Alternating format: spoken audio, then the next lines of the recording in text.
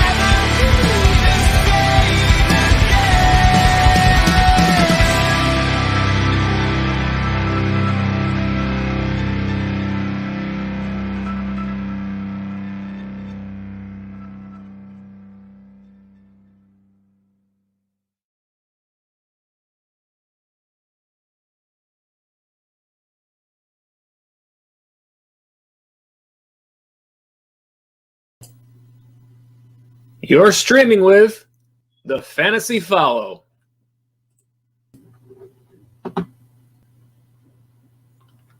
We are on our way to week 7 in fantasy football. This is one of the first weeks where the buys are really tough. We'll get into it. Tuesday waiver, it starts right now. It's a big day of football. You can do this. Make those good decisions. There's never a better time than this week. What's up, everybody? Welcome to the Fantasy Follow. This is the TFF Live Tuesday Waiver Show. We're moving on to week 7. A lot of teams on bye this week. A good week to play that waiver wire and try to make your way through. Get another W in a tough week, especially for those of you that have players that are not in your lineup this week. We got our top 5 waiver wire players to target on tonight's show. Plus, as always, we are here for your fantasy football questions all show long. The live chat is open. We got it pinned in your chat window on YouTube. Feel free to drop us a chat. Even if we are talking about other content, we will get back to those chats as soon as we can. That's what we love to do. If you're watching on replay, please feel free to drop us a comment. We would love to hear your thoughts on all of the fantasy football action. But either way, let's get right into it. We start off tonight with the top 5 waiver wire players to target for week 7 of fantasy football. We'll go ahead and get right into that content, wasting no time. Our number 1 waiver wire player to target this week is D'Ernest Johnson, running back from the Cleveland Browns. Some injury concerns for Cleveland. Of course, Nick Chubb went out with an injury last week. Kareem Hunt went out with injury last week. Nick Chubb was already out. Cleveland playing on Thursday this week. It looks like it's going to be down to D'Ernest Johnson and Demetric Felton in the backfield. Johnson, if you remember last year, had a nice game when he was able to get in there and get some action due to injury. Only currently rostered in 2% of all leagues. Certainly, I think, worth the number 1 spot on this week's list. It's difficult to find running backs that can really impact your team, especially one with a team that is run first and a good running team like Cleveland. You would expect him to get a good amount of the volume here. It's not a great run of matchups for Johnson, but we're really not putting him in this spot because of his matchups. But just to give you an idea, this week on Thursday playing the Denver Broncos, they're currently 28th in terms of fantasy points allowed to the running back spot. So that is 5th fewest. If he does see action beyond this week, it's Pittsburgh, Cincinnati, and New England after that. Pittsburgh at 26, Cincinnati 19, New England at 20. Not a great run of matchups. We do like to look at the matchups always when we're talking about the waiver wire because it obviously makes a difference when you pick up players. If you then go to play them and then look at their matchup, you're like, oh, no, it's a terrible matchup. In this case, we expect Johnston to get the bulk of the volume there. It is, a situation on a good run-first team where there could be some impact there. That's why he earns that number 1 spot on this week's top 5 waiver wire players to target. Next up, we got Marquez Callaway from the New Orleans Saints, currently rostered in 32% of all leagues. A player that created a lot of buzz in the preseason and has been a little bit up and down this year. Marquez Callaway, first of all, the Saints were on bye last week. We're still looking for Jameis Winston to make his way back. No word on when that might be yet. Callaway over the course of this season, up and down, as I said, fantasy points in 5 games, 2, 3, 14, 9, and 25 in week 5. The reason why Marquez Callaway gets the number 2 spot on this list, aside from the fact that so many people are having to deal with buys, we'll talk about the teams that are on bye after we get through the top 5 players here. The reason why Callaway gets this spot is because of the matchups ahead for Callaway, making him a nice streaming option here. The next 4 games for New Orleans: Seattle, Tampa Bay, Atlanta, and Tennessee. In order, the fantasy points that are being allowed to the wide receivers by those teams, they are 10th, 7th, 8th, and 1st in terms of fantasy points allowed to wide receivers. So say no more. You understand why I would put Marquez Callaway in this spot if you're looking for a wide receiver, especially if you like to play the matchups. We want to give you players that not only have done well in the past, because we don't want to just chase the points. We also want to take a look at what might be ahead. We know Callaway has been a little bit up and down, but the situation in terms of matchups is very good in the next 4 weeks. That's why Marquez Callaway earns the number 2 spot on this list this week. Next up, kind of along the same lines, it's Jameis Winston also for the Saints. Again, if you're looking to stream a quarterback, if you're in need of replacement this week, Winston also been a little bit up and down. 2 weeks of real nice games, 27 fantasy points in week 5, 30 fantasy points in week 1. The other weeks, not quite as great, but we're talking about really nice matchups ahead for Winston. Again, same 4 teams: Seattle, Tampa Bay, Atlanta, Tennessee. In terms of fantasy points allowed to the quarterback spot, they are 15th for Seattle, 4th for Tampa Bay, 7th for Atlanta, and 5th for Tennessee. So again, another nice run if you're looking to stream a quarterback, or if you are in need to make up for buys this week or perhaps in future weeks. Jameis Winston is a guy you can look at on your waiver wire, currently rostered in 37% of all leagues. Next up at number 4, another quarterback, we've got Carson Wentz. Wentz been playing a little bit better as of late with the Colts. The last 2 weeks, 23 fantasy points in week 5 and 17 this last game. Again, we're talking about a player that if you're needing to stream a quarterback to make up for buys, we're looking at the matchups here. Wentz, the next 4 games: San Francisco, Tennessee, the New York Jets, and Jacksonville. So again, in order, fantasy points being allowed to the quarterback spot by those teams: San Francisco 11th, Tennessee 5th, the Jets not so good, 4th fewest, and Jacksonville at 12th. So certainly for the next couple of weeks at least, Carson Wentz with some very nice matchups has been playing a little bit better for the Colts. Again, rostered in 35% of all leagues. Look to Wentz if you're in need of streaming a quarterback. And at number 5 from the Chicago Bears, we've got wide receiver Darnell Mooney, currently rostered in 44% of all leagues.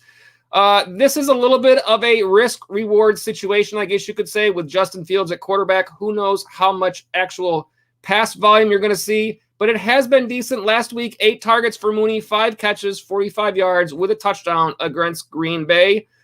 Mooney currently wide receiver 44 overall for the season. Again, taking a look at these matchups ahead for Mooney, the next 4 weeks: Tampa Bay, San Francisco, Pittsburgh, and then a bye. So again, we talk about this in order. Tampa Bay allowing the 7th most fantasy points to the wide receiver spot, San Francisco at 17, and Pittsburgh at 4. So a couple of nice weeks ahead for Darnell Mooney, makes him a possible guy that you can plug in when you're in need based on bye weeks. So those are our top 5 waiver wire players to target for week 7. Here they are. Of course, I have loaded the wrong. This show, does it provide you guys as much humor as it provides me? Because literally, I make these graphics up, I load them all up, I get them ready. I don't delete previous weeks in my files. So basically, I called up last week's top 5 in the overall rundown, because it's really nice to show like one by one and then this whole rundown of everybody at once. So of course, what I loaded is last week's. Anyways, we don't have the rundown. So here they are, 1 through 5. Johnson, Callaway, Winston, Wentz, and Darnell Mooney. Welcome to TFF Live. Oh, these things happen. Anyways, there's your top 5. Let's get to the chats. We got a lot of them here. Save us, chats. Welcome back, everybody. Bill Romanowski is first in the chat. Hi, Bill. How are you? Bill, you say you squeaked out another win, 5-1. Bill, always looking towards that fantasy football championship. Nice work there, Bill. In addition, Bill is certainly one of our top players in the 6 picks game. Let's give you a quick look at the 6 picks for those of you that have not seen it before. This is the thumbnail that we had last week. Again, it was this particular matchup didn't happen because of Christian McCaffrey, but it's basically a game for you guys to play. There's no cost or anything like that. It's 6 fantasy matchups that occur within the same games. You make the picks on the 6 picks video, so you just have to look for that every week in the comments section. Just basically picking the players you think will have a better fantasy scoring day in each of the matchups. Using PPR scoring, we keep those standings all season long, and the picks close at 1 o'clock each Sunday. And these are the standings as they were going in to week 6. We haven't totaled them up yet after that week, but it was Vance going the lead. And again, you can see the numbers. We keep the win percentage. That's how we keep track. Minimum of 2 weeks. We know that some players will play a different amount of weeks. That's why we use win percentage instead of overall win-loss. Michael McFarland in second.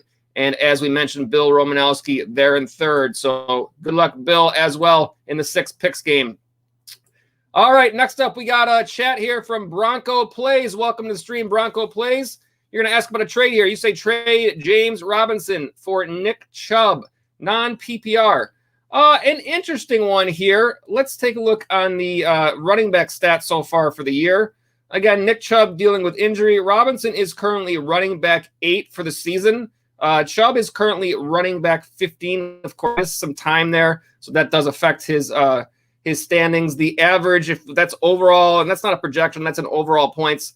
The average fantasy points for each right now, Robinson currently averaging 17.4 for the games he's played, and Chubb at 16.6. If you're looking to pick up Chubb, I certainly like Nick Chubb a whole lot. I like both of these players. I think if they were both healthy, this feels like a little bit of a lateral move to me. I certainly think you can go this way. If you prefer Chubb, you're going to have to probably wait a little bit for injuries. Without taking a look at what could make the difference here, could be the actual matchups towards your playoff time, and I'll see if I can find that out really quick for these players. So let me call up both of these guys and see if there are any differences in terms of the playoffs that might make a difference for you. James Robinson, and we'll take a look at opponents for him. Sometimes when you're getting to a certain point in the season, you are going to want to take a look at in making these trades, if you want to get a player on your team that has favorable matchups down the road. Robinson in the playoff range, 15, 16, 17 weeks. 2 out of those 3 games in green right now, Houston, the Jets, and New England. If I look at the same information for Nick Chubb, let's call it up here, and taking a look at his playoff run. We have nobody in the green, 1 of the 3 in the red, and that is in week 17, your championship week against Pittsburgh. Not a lot of green from here on out for Chubb either. And of course, injury concerns for Chubb. I do think this is kind of a lateral move. I think this might just come down to if you have a personal preference, which with one of these players, if you're simply trying to get them on your team. I don't think this is an unfair trade by any means to either side. I like both. I certainly think you can make this deal. I think Robinson's playoff run is a little bit better. That might be a reason to possibly think about keeping Robinson. But in terms of non-PPR, you would think of Chubb more as the non-PPR player. So I could see you going that way. Of course, always a risk when you're trading for an injured player. So keep that in mind. I don't think this is unfair, Bronco Plays, but I think if you like that move, you can certainly make it. Hope that helps you out there. And hope whichever guy you end up sticking with there, hope they crush it for you the rest of the season. Bill Romanowski with a question. Would you start Tua or Heineke? I have Josh Allen on bye. I liked Taylor Heineke. It's had a couple of down weeks. I actually do have Tua Tagovailoa on my bonus list of waiver wire pickups this week. For those of you that stick around through the show, we'll get those later on in the show. I do the top 5, and then I do also add some bonus names that just missed out on that top 5, but want to give you some extra names. We'll do that a little bit later on. We're not going to do all the content right away because we would rather start getting to all these chats. But Tua got this past week, 329 yards, 2 touchdowns, did have an interception, added a couple of yards on the ground, 22 rushing yards.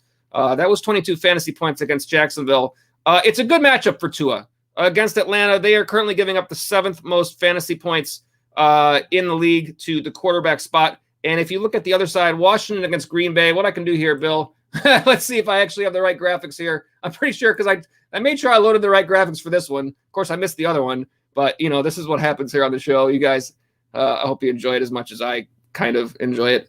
The matchup for Heineke against Green Bay on the left side of your screen there. Green Bay at 17th in terms of fantasy points to the quarterback spot. And then, as I said, for Tua, playing for Miami against Atlanta. You see Atlanta in the green in 7th. I think the matchup play is a little bit better for Tua. I don't particularly have Tua wasn't a player that I was really high on, but I think at this point between Tua and Heineke, they're probably pretty close in terms of that aspect. So I think going with the matchup there certainly does make the difference. Working for Josh Allen on the bye. Hope that helps you out there, Bill. And let me see. I do see you replied there to Bronco plays. Go Broncos.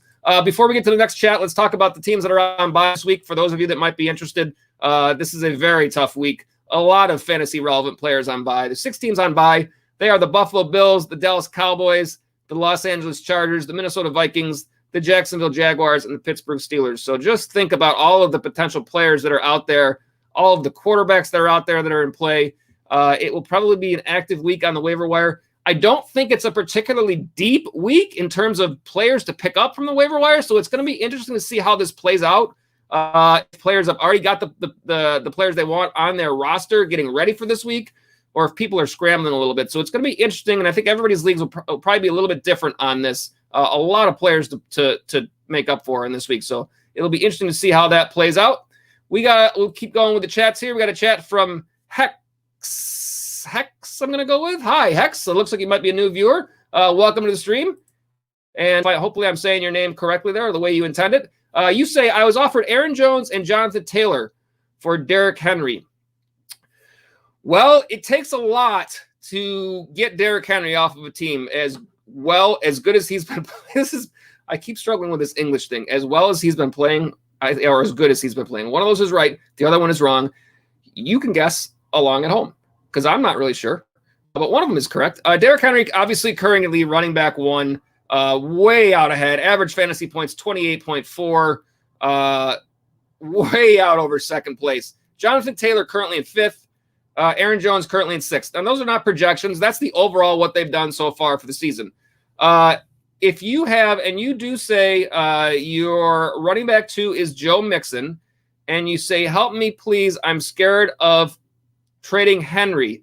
And the next follow-up, I'm going through all your follow-ups here, so I will start jumping around a little bit. Again, I always say this, if I miss anybody's text, it's not a text. If I miss anybody's chats, it's not on purpose, as I do jump around. So just let me know, hey, Joe, you missed mine. Bill Romanowski, thank you for the blooper reel. I should start one. It'd be well worth it at this point. There's some good stuff on there. Hex, you say you're leaning on taking it. I'll go back to your original chat. I'd be hard-pressed not to take this deal. Man, I don't want to trade away Derrick Henry either, but you'd be rolling with Aaron Jones, Jonathan Taylor, and Joe Mixon. I don't know who you're playing as a flex right now, but I know for me personally, I like having a running back in my instant production that way. You would definitely have a great running back core there, and if you're already good at the receiver spot, then you would have a really tough team to beat here.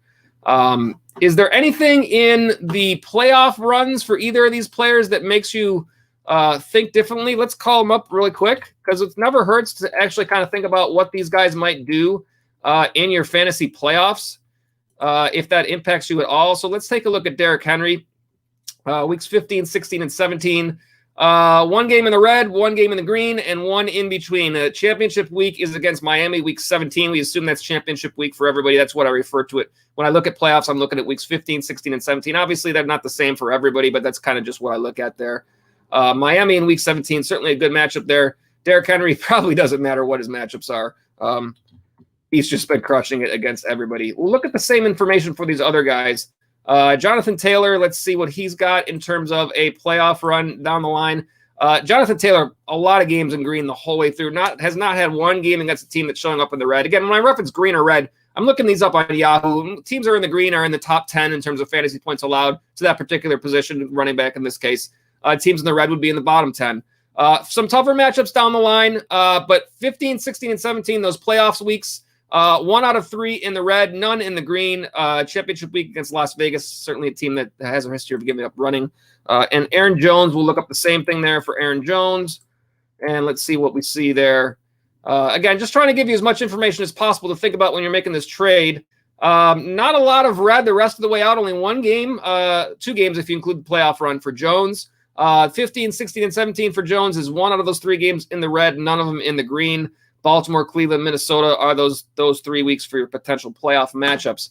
So that's what you have to look at in terms of information for this trade. Well, Hex, this is going to come down to a personal preference probably for you. I'm going to look and see if there are any other follow-ups here, but I mean, you probably picked very high in your draft to get Derrick Henry. You were fortunate to get that pick. You used it on a player that's playing great. I understand that it is very difficult to trade that player away at this point. That being said, Aaron Jones and Jonathan Taylor for Derrick Henry, that's a lot.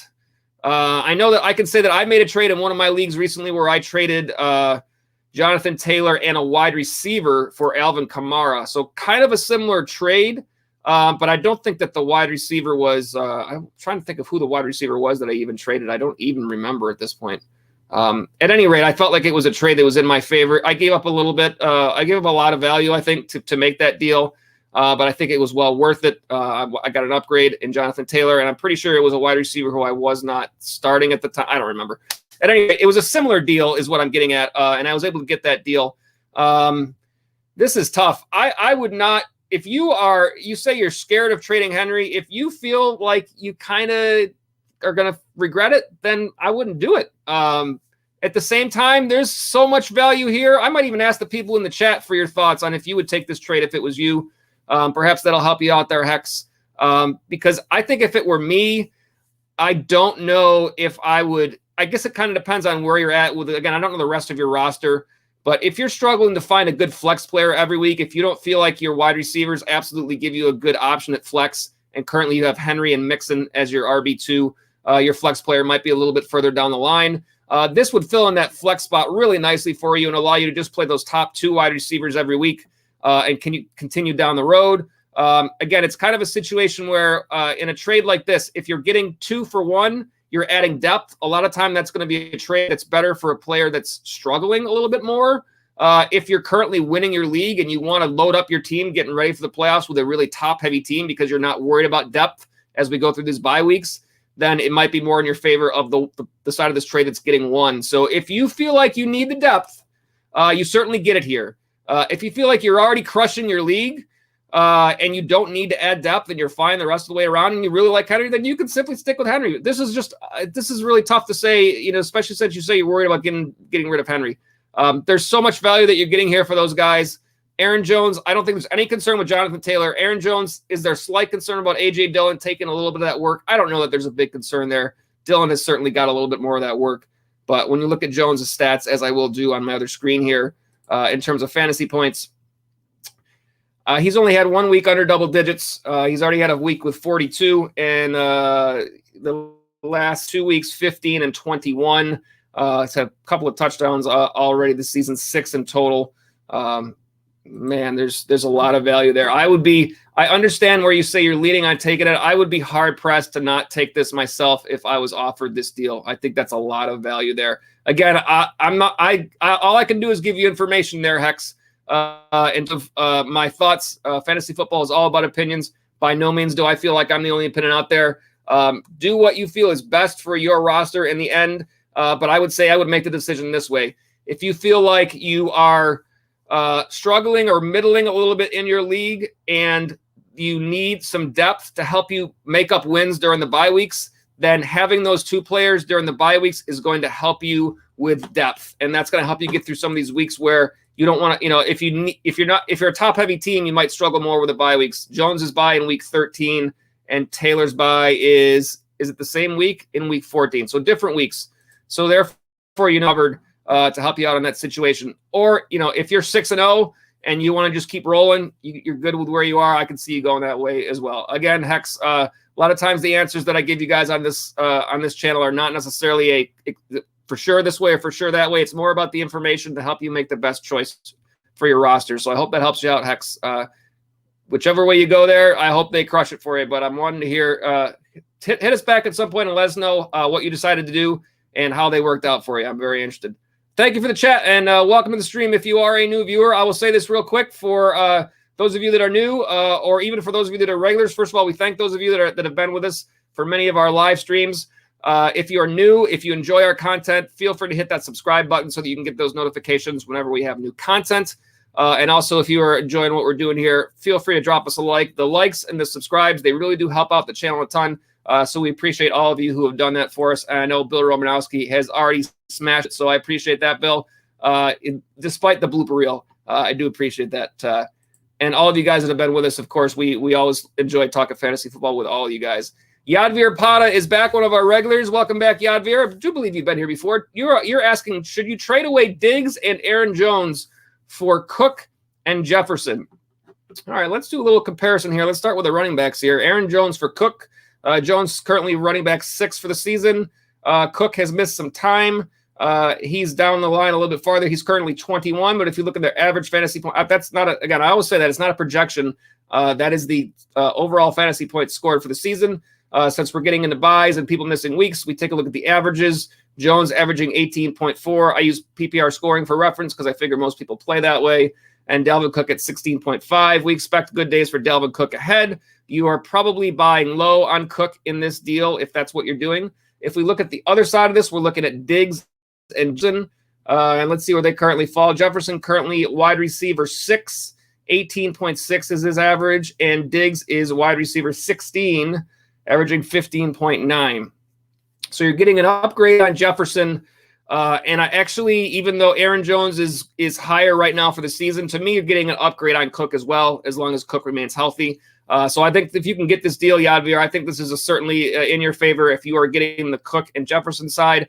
Obviously, you're losing a little bit of diversification on your team in terms of having different teams. You're going to be rolling with 2 players from the same team.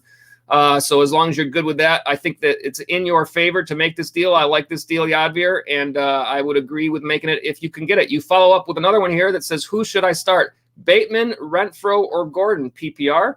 We got some stats to help us out with this. On the left side of your screen, we will start with the wide receivers. They are all wide receivers. So let's take a look at that, and let's look at some matchups. All right, starting with Rashad Bateman for Baltimore. Again, this is a player that I have as a bonus waiver wire pickup this week. We haven't talked about those yet, just outside of my top 5. Home at 1 o'clock on Sunday against Cincinnati. The fantasy points on the left side of your screen allowed to wide receivers, Cincinnati at 21st. Hunter Renfro for Vegas. That is home at 4:05 Sunday against Philly. Philly currently at 29th, so 4th fewest. Not a good matchup there. And Josh Gordon for Kansas City. That's a 1 o'clock Sunday road game against Tennessee. Tennessee number 1 in terms of fantasy points to the wide receiver spot. If you like playing the matchups here, Yadvir, the best matchup is Gordon. Although I don't know if Gordon is looking to be perhaps not in line for the most volume out of all these players that's available. I'm going to look up what Gordon has done since he's been playing here again, just to take a look at the numbers. Tell me, Yadvir, if you mean Melvin Gordon instead of Josh Gordon. I'm assuming it's Josh since you're asking about receivers here. But if you mean Melvin, just drop me a chat and I will revise this. Only 1 target in week 5 against Buffalo for Josh Gordon and no stats in week 6. I don't know that I would trust that matchup, even though it is a very good one based on that. Let me take a look at the comments here and make sure if there is a follow-up here telling me if I'm seeing the wrong person. I don't see any. So I'm going to continue to assume that's Josh Gordon PPR. I think between Bateman and Renfro, I think it was a decent start for Bateman for Baltimore there. I might consider rolling with him. Renfro has been pretty involved in the offense for Las Vegas, but it's not a good matchup against Philly. I don't know that this is going to kind of be whether you want to take. It's a little bit more of a risk when we don't know as much data about a player and we haven't simply seen as many games for Rashad Bateman to know what his involvement in the offense is. It sounds like a lot of experts are looking at Bateman as a potential guy in that Baltimore offense that can be a target leader. If that were the case, then that would help us along this way. We simply just don't know. And what we do know about Hunter Renfro is he has had only 1 game with less than 6 targets this year, and that happened to be last week. And he's had only 1 game with less than double-digit fantasy points this year, and that also happened to be last week. So if you like trusting the volume, the player that has already been there, it's a little bit less risk. You can go with Renfro. I don't think Bateman is a bad choice. Like I said, I do have Rashad Bateman on my bonus list of waiver wire players to pick up this week. He did have 6 targets this last week in his first game, 4 catches, just 29 yards. I would probably, if it were me, I would probably go with the guy that you simply know more about, just more to go on there. And it'd be different if we'd seen Renfro play a whole lot and his targets were really up and down, but he has seemed to be pretty consistent. So that would probably be enough for me to stick with Renfro there. But I don't fault you if you go with Bateman. I think it's between those two. Hope that helps you out there, Yadvir. And as I always say, whichever guy you go with there, I do hope that they crush it for you. All right, let me just make sure there are no follow-ups here. I don't see it. So next up here is from TS. Welcome back to the stream, TS. You say Henry or Ertz for tight end, Booker or Pittman Jr. for flex PPR. All right, let's look at some matchups here. I definitely like Hunter Henry. I've been talking about him quite a bit on recent streams. He's got a very nice run of matchups here, and this week is none different. Home against the New York Jets on the left side of your screen. Fantasy points allowed to the tight end spot. The Jets at 10th, right there at the bottom of the green. And then Zach Ertz now for Arizona. It's going to take me some time to get used to that one. Home against Houston. Fantasy points allowed by Houston. Where do they fall here to the tight end spot? I don't even see them. Let's figure that oh, there they are, second. Wow, matchup is better than I thought it was. To me, the difference here is how quickly does Ertz get worked into that offense in Arizona with already a lot of mouths to feed. I think I probably feel more comfortable going, and this is kind of a similar situation to what we just talked about, the Bateman-Renfro. You kind of feel more comfortable going with what you've seen and what you know already. And Hunter Henry, if you look at what he's been doing there for New England, he's been relatively nicely involved in the offense. He's currently tight end 9 overall for the season. I think certainly a very worthy start at this point. If you look at his target share over the last 4 weeks, 6, 5, 8, and 2 in that order. Not as many targets this last game, but savaged his day with a touchdown. His last 4 weeks in terms of fantasy points, 9, 13, 20, and 11. Again, a nice matchup this week. I probably feel better about going with Henry. It's tough to find consistent production at the tight end spot. When you find a guy that you can reasonably trust there, that Henry's been reasonably involved in that offense, I probably lean towards sticking with him at that one. So for me, I probably go Henry. I certainly think there's potential. It's a really good matchup for Ertz with Arizona, but just don't know exactly what you see out of him in the offense there yet. Booker or Pittman Jr., I think this one's going to be pretty easy for us because I do believe that Pittman is out. I think I just heard that today. Let me look it up for any recent reports, but I do believe he is no, I'm sorry. That was Paris Campbell. Same team, different guy. Pittman is not out. All right, so then let's go ahead and put up some matchups for you. Let's see, fantasy points to the wide receiver spot for both of these guys, and we'll start with Booker is who you I'm sorry, Booker, Devontae Booker. Let's put up running back points first. For the New York Giants, easy. Bill Romanowski, where's that blooper reel? Giants at home against Carolina. A bad matchup here. Very fewest fantasy points allowed at the running back spot. I know I have Devontae Booker in a couple of spots.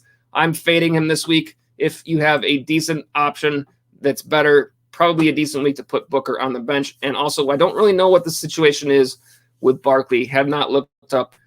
Let's look that up really quick because that's going to help us all, including me, find out if Saquon is expected to play this week. Let's see what we can find out here.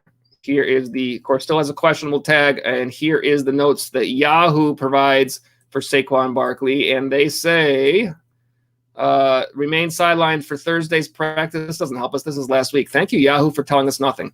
At any rate, we don't know exactly when Saquon Barkley is back. That's the answer there. For the Pittman side of this, that's a road game against San Francisco, Sunday Night Football, 8:20 p.m. San Fran, where do they fall? 17th, right in the midway range. I think I go with Pittman here. I think I stay away from that situation with the Giants. Bad matchup. Don't know what's going on. You can obviously keep an eye on it, see if things change in terms of if Saquon definitely doesn't play. That might change your mind because, of course, it might change your mind. If Saquon's playing, you're not playing Booker here. You're playing Pittman. If Saquon doesn't play, we'll assume he doesn't. It's a really bad matchup. I might stay away if possible. It's PPR. Enough reason to go with Pittman here. I will stick with Pittman for my thoughts on this one and hope that it helps you out. TS, whichever guys you go there, I hope they do crush it for you. Let me see, Yadvir. I didn't see this one before from you, Yadvir. Is Ertz a decent start this week? Well, I guess I kind of answered that one already, but I will again put up the stats. Arizona at home against Houston. It's a really good matchup. It's just a matter of how quickly is Ertz a part of that offense. And I don't know if I would feel comfortable until I actually see what's going to happen starting him. It's a bad week for bye week. So if you needed to start somebody, you certainly can't argue with that matchup. Just obviously understand that you're taking a little bit of a risk on knowing what's going to happen, with his involvement. Let me see if there are any notes at all that help us along the way here. in terms of understanding. This platform I'm looking at here puts him as a boom or bust option in his first game. Let's see if anything is on Yahoo here. On the other side, same thing, just looking for different notes that could help us with information here. I'm all about information. You guys have watched the stream. You know that already. Perhaps Yahoo has something better for us than they gave us on Saquon. That didn't help us out at all. Let's see. Nope, nothing. No updates on Ertz at all. You could certainly take a chance with him. I'm not sure that Arizona's offense was featuring the tight end all that much with Max Williams, other than a couple of times that he may have flashed. So I probably, if you have a better option, I might wait and see on this. But it's a tough week, so you might have a better option. And if you have to go with them, at least it's a good matchup to hope for. It's obviously, as they say, temper your expectations and hope for the best. Hope that helps you out there, Yadvir. Next up is Ryan Graham. Ryan Graham, you say Saquon, Kittle, and Jamar Chase for Kelsey and Nick Chubb in a PPR league. What do you think?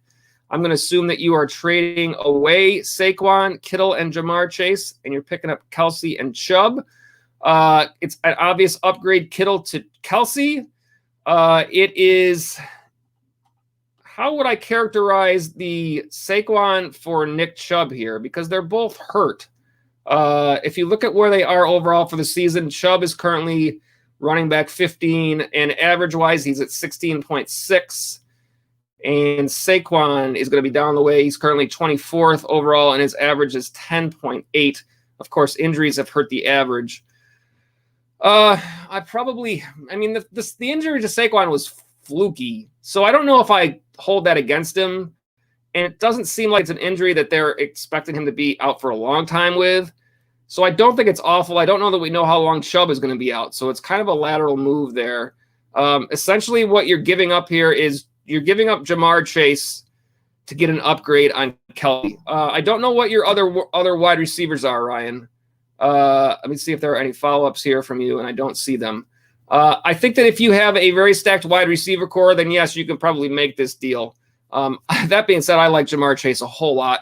I think he is really going to continue to play well fantasy-wise as a rookie this year for the Bengals. I think he's going to continue to be that number one main guy for that offense that will look to pass the ball with Joe Burrow.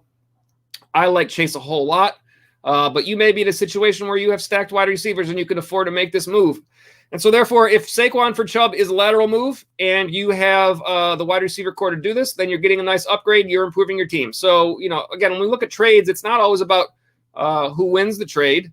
It's about, did you improve your team? And it's possible that this other team you're trading with also is improving their team by making this deal, and that's fine. You don't have to make a trade where you're the only one that wins, but you do want to be improving your team. And I certainly think that as long as that situation that I described is there, where you were already stacked at wide receiver, then this does improve your team. I think you can make this deal, Ryan. Hope that does help you out. And let us know what you end up doing there. I do see a couple of follow-ups here. Let's see. You say you are fine at wide receiver and running back. You say that you have Devontae and Tyreek. Wow. For running back, you got CMC and Eckler. Wow. Then, yeah, absolutely, you can make this deal. Chubb would end up being your flex, and you would end up with a stacked roster adding Kelsey to those other players. Yeah. Why not go for it in that situation? That's very solid. And again, I do like having that running back at flex. So that would certainly do that for you. Right now you're probably playing Chase at your flex. So yeah, I like that a whole lot. And especially if you're already doing well in your league, you're kind of, again, when you trade away in a deal like this, you trade away more players than you take back. That's the type of deal you want to make if you're already doing well and you don't feel like you need the help through the bye weeks. Trades that get you more players back are going to help those of you who are perhaps needing to make up some ground on the rest of your league, because when you have that extra depth, it helps you get through those bye weeks and have potentially steal a few wins where the other player's roster could perhaps be a little better, but if they got guys out, then you kind of make up ground that way through your league. So that's what you're looking to do with these trades. If you're lower down, add the depth. If you're a little higher up, add the top players so that you can get towards your playoffs and then have that top-heavy team. Hope that helps you out there, Ryan. I do see a couple of follow-ups that you were talking with other people here, so I'll go ahead and put those on the screen. This was to Hex. You say if you were an aggressive player who likes to trade, then you were getting a lot of trade value here. If not, I would stick with Henry because of the fact of the matter, he is the best, and it sounds like the rest of your roster is solid. Some decent thoughts there, Ryan. I appreciate that.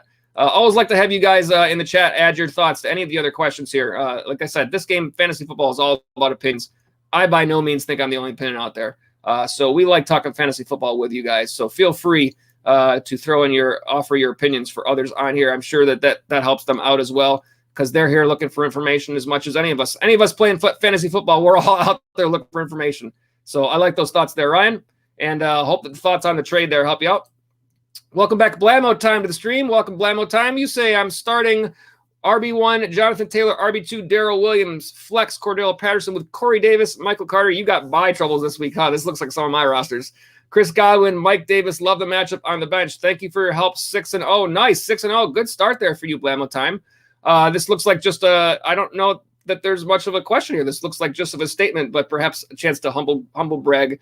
You're 6-0, but yeah, it's very nice to be at that position, at that spot in this part of the year, undefeated. I hope that you can see if you can make those Miami Dolphins not be able to pop that champagne and go for that perfect season this year. Blammo Time, good luck to you. If there was a question that you had there, hit me back up in the chat and just let me know if I wasn't reading that the right way. But at any rate, you don't probably have much questions to ask when you're winning every week, right? That's a good problem to have there. Evan Rosales is back. Evans, you say Mike Williams for CeeDee Lamb. You're looking at I like both of these guys. Clearly, I like CeeDee Lamb going into the year, of course, much more than Mike Williams, who is a big surprise. What we've seen from Williams is some big games and a couple of games that were non-existent.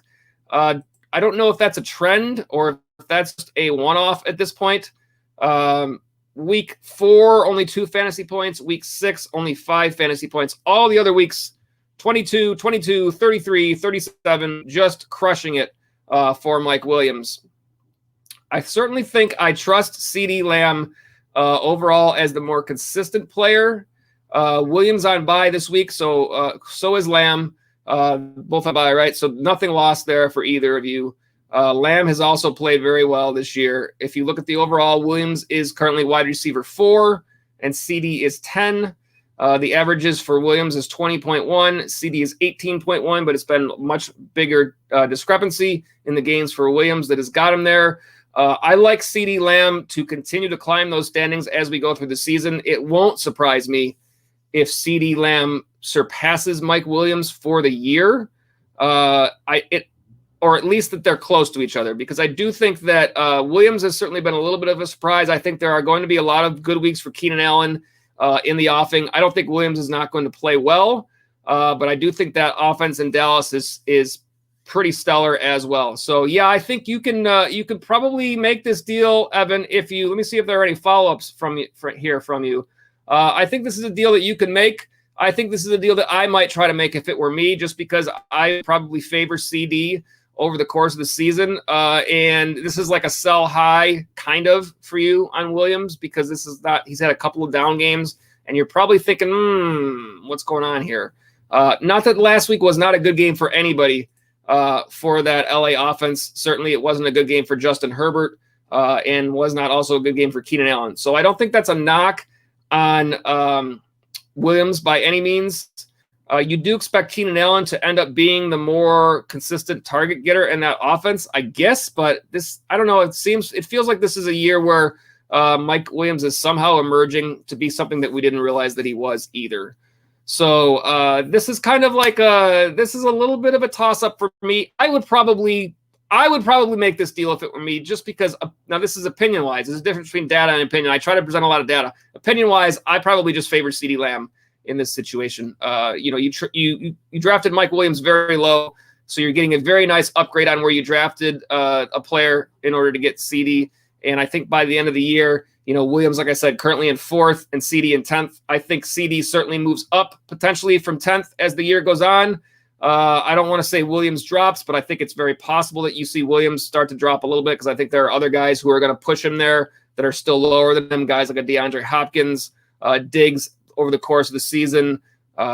It'll be interesting to say the least, but I think this is a deal you can make, and I certainly think it's fair for both sides. But for me, I probably favor CeeDee if it were me here.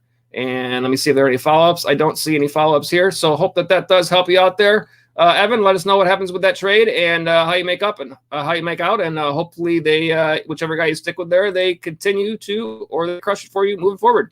Alexander Garcia Osuna, one of our regulars, welcome back. You say, what do I do with CMC? Bill Romanowski jumps in and says, do you have an IR roster spot? That would be, of course, a reasonable question there. I don't think that if I have CMC, I want to do everything that I can to play him. I mean, you were fortunate enough to get the number 1 draft pick in your league. I'm assuming that was a number 1 pick. I think it's probably rare that he wasn't picked number 1 in most leagues. I don't want to get rid of him at this point unless you absolutely have to. You know, getting into weeks like this with buys, this is an opportunity where you could get a deal that would give you more depth if you are a little bit lower down in your standings and you feel like you need to get through these weeks. Obviously, with him continuing to be on injured reserve, you've got a few weeks left before you see anything from him. And I'm going to assume that you were not able to get Chuba Hubbard if you have CMC. My first thought for you, Alexander, let me see if there are any follow-ups from you here. I do see a couple. You follow up here and say, Bill, you have an IR spot, but what can I trade him for, or do I hope for the best after? And let me see anything else here. I don't see anything else here. So back to the original. If it were me, I probably keep him. But, you know, there's nothing wrong with looking around on other teams. I would think what you would want to get here is a 2-for-1 at the very least to add to your depth. You're going to end up taking a step down in running back. If the 2-for-1 is 1 running back and 1 wide receiver, again, it depends on your roster and where you have the need. But the reasons for doing it, if you were going to make the trade, would, again, as I say, be to add depth. If you have been able to make your way through and still get the wins, then it's easier to hold on to them. But if you're in a situation where you need to make up wins in these weeks while we have the buys, then that would be the reason to trade. Because, like I say, having more players, a top-heavy team will struggle more in bye weeks than a team with more depth will. So there's no way to predict who you're going to match up with each week. But in the chance that you do match up with those teams that have bye weeks to deal with that are hurting them, or teams that have also lost players to injury, you have a better chance at getting those wins during those weeks if you have a better spread out team. So in that aspect, it has to be a 2-for-1 at least for me here, Alexander. If it's a 2-for-1, is it a top wide receiver with a lesser running back, or is it a higher up running back with a lesser wide receiver? You could potentially think about trying to find somebody like it's so tough because the guys that are at the top of the list here, they're pretty solidified by this point in the season. There aren't that many guys who have question marks at the wide receiver spot. Can you find someone that you can buy low on that you expect to play better as the season goes on? Perhaps a guy like a CeeDee Lamb that we talked about earlier. I certainly think that DK Metcalf is a tremendous buy low candidate right now. I think that teams that have DK are worried about Russell Wilson. But again, that might not necessarily help you out that much because you need somebody that is going to pick it up. I think DeAndre Hopkins remains a buy low candidate, although I would love to see him have more targets than he has. Again, this is kind of as I talk this through, this kind of is making my point about holding on to him. Like I'm looking at a host of players on my other screen here and struggling to come up with players that I feel like are a reasonable option for you to make a deal with here. It's going to come down to the other teams in your league. Is there another team that has a tremendous amount, when they say trade your strength that you can work with? If they are very strong at wide receiver, then you could perhaps get one of their top guys and target that team. That would be what I would think about here. Let me see if I do see a couple follow-ups here down at the bottom. Again, as I jump around, I'm not meaning to miss anybody. I will scroll back up and try to keep these in order. You follow up and say, yeah, he was number 1. I don't have bye weeks for running back until week 11 when Henderson and Javonte Williams have Marlon Mack stashed, hoping he gets traded. Did Ronald Jones, but I traded him for Debo after week 1. That was a very nice Ronald Jones for Debo. Nicely done there. And let me just read this again. Don't have bye weeks until week 11, so you're good on the bye weeks. I think that actually, really, to me, I mean, what I'm seeing here in everything that I see is I would think your best bet is to try to work a trade for Chuba Hubbard and see if you can give up very little, understanding that you've only probably got a few more weeks to use him. If you're already good at running back and you don't have to make that deal, then you just sit it out and wait. And when he comes back, then you hope that you have a stacked team at that point. That would be kind of the way I would look at this. I would hate to get rid of CMC if it's not necessary. I would feel like I would really need to be in a bind in order to do that. If you are, even in midway point of your standings for the season, I would probably try to stick with him. If you're very low down or you're pushing the fact that you're a couple games out of that playoff spot, then I would consider starting to make that move in order to get that depth to try to make up those games during the bye weeks. Again, it's not so much your bye weeks that you're worried about as it is the players that you're playing against. You want to take advantage of when you hit up against those players. I guess it does make a difference for your bye weeks as well, obviously. But yeah, if it were me, I'd probably hang on to him if you can and try to fill that role with Chuba Hubbard if possible. Hope that helps you out there, Alexander, and hope that works out for you in the long run. Hit us back up and let us know if you're making your way towards those playoffs as the year goes on. Evan Healy is back with us, Buffalo Sabres fan on the stream here. Another nice win for the Buffalo Sabres tonight. How's that, Evan? Can't believe that there. Unless you just have a picture of Jack Eichel and you're really not a Sabres fan and you're hoping to pick up Jack Eichel in a trade this year. I guess that's also possible. But either way, you say, I traded Nick Chubb, Scary Terry, and Tyler Higbee for Jonathan Taylor and Chris Godwin. I have Saquon, Henderson, Devontae Adams, Hockenson, Marvin Jones, and Waddle. And you say, did I win? All right, let's take another closer look. You traded away Chubb, Terry, and Higbee. Terry's been a little bit on a downslide there. The whole offense for Washington has been. Chubb is injured, and Higbee is just a middle-of-the-road tight end. You picked up Jonathan Taylor, who's playing awesome right now, who's currently running back 5. So you went from Taylor to Chubb. You went from Chubb to Taylor. Average-wise right now, Taylor at 18.9 for the year and Chubb at 16.6. If you take out those first couple of bad weeks for Taylor, certainly his average would be higher. You got Chris Godwin, who is, to me, probably overall, I see Chris Godwin as a little bit of a step down from Terry McLaurin, but I don't know if Terry McLaurin is really producing what we hope for right now. Currently wide receiver 18, averaging 15.6. Godwin is wide receiver 22, averaging 15.2. So in terms of stats, pretty close, kind of a lateral move there. And Higbee, you're never starting if you have TJ Hockenson except for 1 week. I know I'm probably never. TJ Hockenson's a player I like a whole lot. I would probably be trying to play him all the time anyways.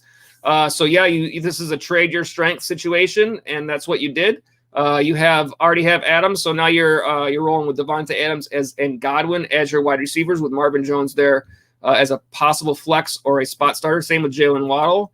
And you are rolling with Saquon and Taylor. I think you did well. I like that move. We don't know what's going to happen with Nick Chubb. We know what Jonathan Taylor is doing right now. Again, a great run of matchups for Taylor throughout this season here. Godwin in that offense at Tampa Bay with Tom Brady there I would think is going to be fine. I'd be shocked if he's not. So yeah, I think you've done well in this trade. I think you have a nice run of players looking towards the rest of the season. Let me see if there are any follow-ups from you, Evan. I do see one here. You say also, should I start Hubbard or Waddle this week? Let's look at some matchups to help you out with this one. Chuba Hubbard, I'm just waiting for him to have a big game. Hasn't happened yet. He's played okay, but not great. This week we have got Carolina at the Giants. Perhaps this is it in terms of the numbers here. The Giants, fantasy points, the running back spot in 7th.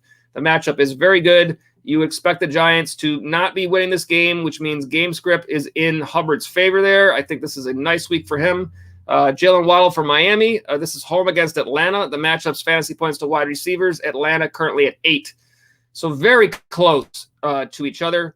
When we talk about these decisions amongst players, I always talk about these 4 factors, and that is ability, volume, matchup, and game script in that order. The volume edge here to me, you're gonna trust Chuba Hubbard to get the volume. Jalen Waddle, yes, has had some good games, has had some up and down games. But I think if you have the choice between the running back who you expect to get all the work with a good matchup and a wide receiver who also has a good matchup, but at the same time, looking at Waddle's targets, it has kind of an up and down. 6 games he's played, the targets go 5, 8, 13, 4, 6, 13. A lot of turnover in that offense you're talking about Jacoby Brissett for some of those games and Tua for some of the others. A great game this last week, 2 touchdowns, 29 fantasy points for Waddle. Is this a chase the point situation? I don't know. Me personally, I like Hubbard. If this is PPR, it might swing you towards Waddle. I don't know if you said if this is PPR. Let me see if that's down here any farther. I don't think I see that. Also, you are 4-2, and it's a 10-team PPR. And you say, no, you're a Sabre fan. All right, that's nice to know. I'm also up here in Buffalo. I don't know if you're in Buffalo or not, but I'm in Buffalo, so I'm Bills Mafia as well. I always say that. Fantasy football is totally different. I like Chuba Hubbard. I'm waiting for him to have that breakout game. I think game script against the Giants is certainly in his favor this week. In terms of Miami and Atlanta, I don't know which way game script might go there. I don't know if I don't trust Tua all that much. I know he had a great game this last week. He does have a good matchup this week. I think either one of those guys are startable. If you had, you have two good options, I guess is what I'm trying to say to go with there. Me personally, I like Chuba. I've been trying to start Chuba a bunch already, and it hasn't turned into the big games that I'm hoping for yet. So I might be a little higher on him than perhaps I should be, but that remains to be seen kind of. I don't think either one of them are bad, but I think you go with the guy. The volume for Hubbard is more, I think, predictable than it is for Waddle. But keep an eye on your reports. If Devontae Parker misses more time, then certainly that might change your mind a little bit. And if it's PPR, that also might change your mind a little bit. I hope that helps you out there a little bit, Evan, with that decision. Again, opinions are that's what this game is all about. My opinion on Chuba might be more just me than it is data based. So take that into consideration when you make that choice. But hopefully, whichever guy you go there, they crush it. Let's see here. Booker might as well be a Jet. You never know what's going to happen there. Both teams kind of in New York, sort of in New York. Josiah Clunk is back with us. Welcome back, Josiah Clunk. Hurting bad at running back. Start Michael Carter or Eli Mitchell this week. This is what we're talking about with these bye weeks. This is really rough. I know I'm starting Michael Carter in a couple of spots, not by choice, because I don't have anything else to do. The Jets at New England. Fantasy points to the running back spot on the left side of your screen. New England in 20th. Not a great matchup. Eli Mitchell for San Fran against Indianapolis. Indianapolis fourth fewest. What has Eli Mitchell done in the past couple of weeks in that offense? Has he got enough volume to make you comfortable? I'm going to look that up right now to see what we think about that. He is not far up the list. Michael Carter is currently running back 45.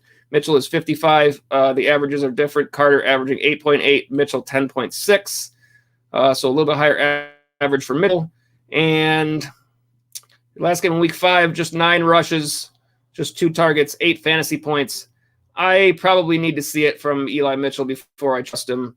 At least we have seen some touchdowns for Michael Carter in the past couple of weeks. He's been double digits each of his last 2 games, 10 points in week 4, 15 points in week 5, touchdowns scored in each. The rush volume is not great, 13 in those games. I'll probably go with Carter in this one, but it's like you said, it's a tough choice. This is what happens in these bye weeks, but I'll probably roll with Carter in this situation there. Hope that helps you out there, Josiah. Whichever guy you go with, hope they crush it for you. John Hernandez Gleaton is here. Welcome to the stream. I think you might be a new viewer, so welcome, John Hernandez Gleaton. You say got offered Aaron Jones and Darrell Henderson for Derrick Henry. What do you think? I lost Carson to IR, but I also have Gaskin and Murray. I think you are depth-wise getting way more depth here than where you're at right now because depth-wise, I don't trust Gaskin at this point or Murray. I don't think Gaskin, we saw that one big week, and that is it. Carson, we don't know what's going to happen coming back here. So if you are in need of the depth, again, this is similar to the other situation that we had, although not quite nearly as much value. So if this helps you out here, Hex, if you're still on the stream, in terms of what your trade is that you were offered. We had an earlier, John, just to let you know, we had an earlier chat, if you didn't see it, from someone who was offered Aaron Jones and Jonathan Taylor for Derrick Henry. So nearly as much value, not quite as much for you, but still not a bad offer. I don't think it's an unfair offer because Aaron Jones is playing great, and I like Darrell Henderson a whole lot as well. Jones currently is running back 6 for the year, averaging 18.4 fantasy points. Henderson is running back 13, averaging 18.2 at this point. Henry is tough. I mean, you want to have Henry on your team right now as well as he's playing. But I don't think this is a situation, again, John, where we've got a lot of bye weeks coming up. If you are struggling in the standings, then adding 2 players for your 1 player and adding that depth is going to give you a better chance to survive bye weeks and a better chance to steal wins that might get you back in the hunt in your league. So that would be the way I would look at it here. If you are already crushing your league, then you can certainly stick with Henry and feel good about that as you move forward.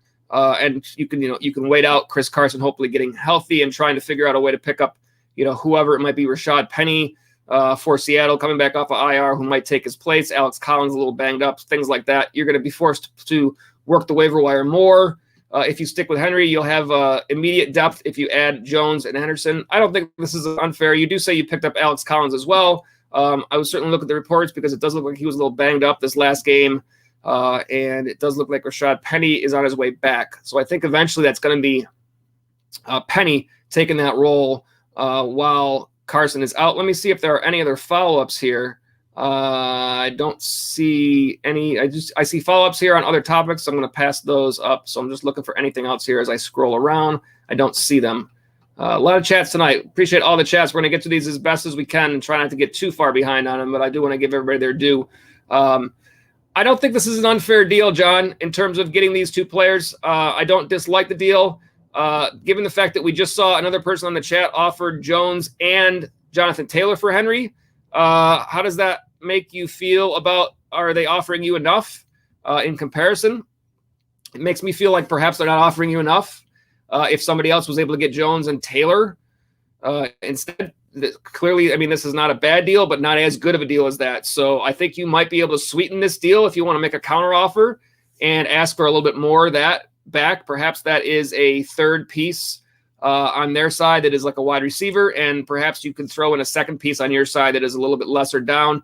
You might be able to swing an upgrade to one of your wide receivers by doing so. In other words, pick a lower down wide receiver on your roster and ask for a higher up wide receiver on theirs in addition. And that way you're getting like a 3-for-2, gives you even more depth, and it also gives you an upgrade at another position. Obviously, when you talk about trades, the best player in this trade is obviously Derrick Henry. So you're not getting an upgrade at either of those running back spots. You're getting more depth. So I don't think it's unreasonable to ask and try to get an upgrade at another spot in return. That would be my thought here, is that it doesn't have to be huge players. It might just be taking your flex wide receiver and upgrading to a wide receiver 2 from the roster. Perhaps they have the depth on their side to do that. And if they still value Henry, they may still make that deal. Those would be my thoughts there on John, on your trade. If you can see if you can add that to it. If you feel like you're getting enough value, I think you can hit accept here.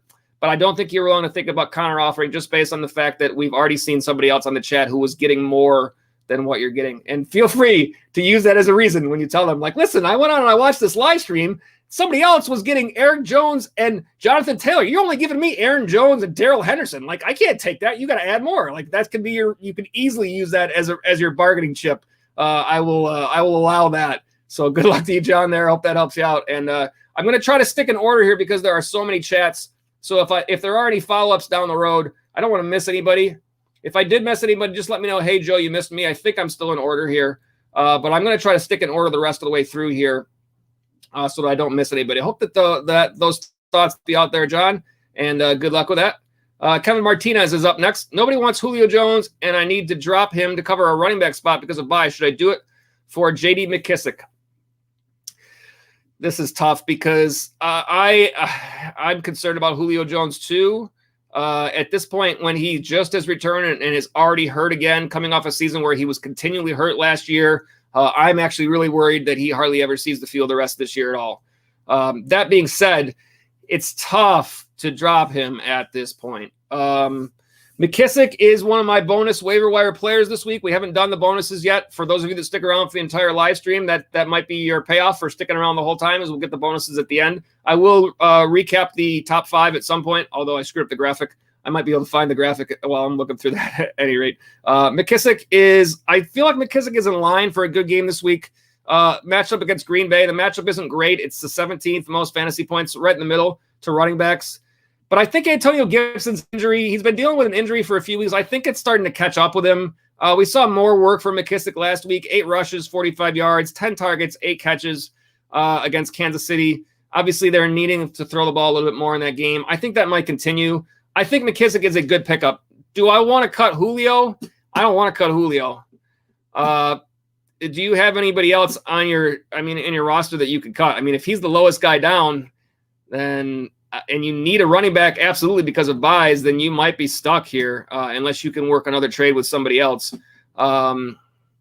that sucks to have to cut Julio. But at this point, I don't know that I expect him to play this week. Somebody's clearly going to pick him up off the waiver wire, even though nobody will trade for him. Those people are going to jump on him as soon as he's cut. So he'll be gone for you, and you'll get back J.D. McKissic. If you were trading with another team, Julio Jones for J.D. McKissic, you probably wouldn't make that deal, which is why it sucks that you're dealing with the bye. Do that this week. Have you got a second defense that you can cut and try to figure that out later on, something like that, where it might be a better option, or a second tight end that you could try to somehow work out? That would be my thoughts. Is there's any way that you can keep Julio? If not, sometimes you're faced with these decisions. You got to have players. So that might be that. It might just be something that you have to do. I hope not, but I hope that helps you out there, Kevin. I would hate to cut Julio, but I understand. I have a roster literally where I have enough players to fill my starters, and I think everybody else but one, I think, says bye next to their name on my bench. And if my couple of those starters are Galladay and Julio Jones, it's the same exact situation. Neither one of them are probably going to play. I'm going to be in a really bad spot at that point, but that happens in these bye weeks. So good luck to you, Kevin. Hope that helps you out. I hope you don't have to cut Julio.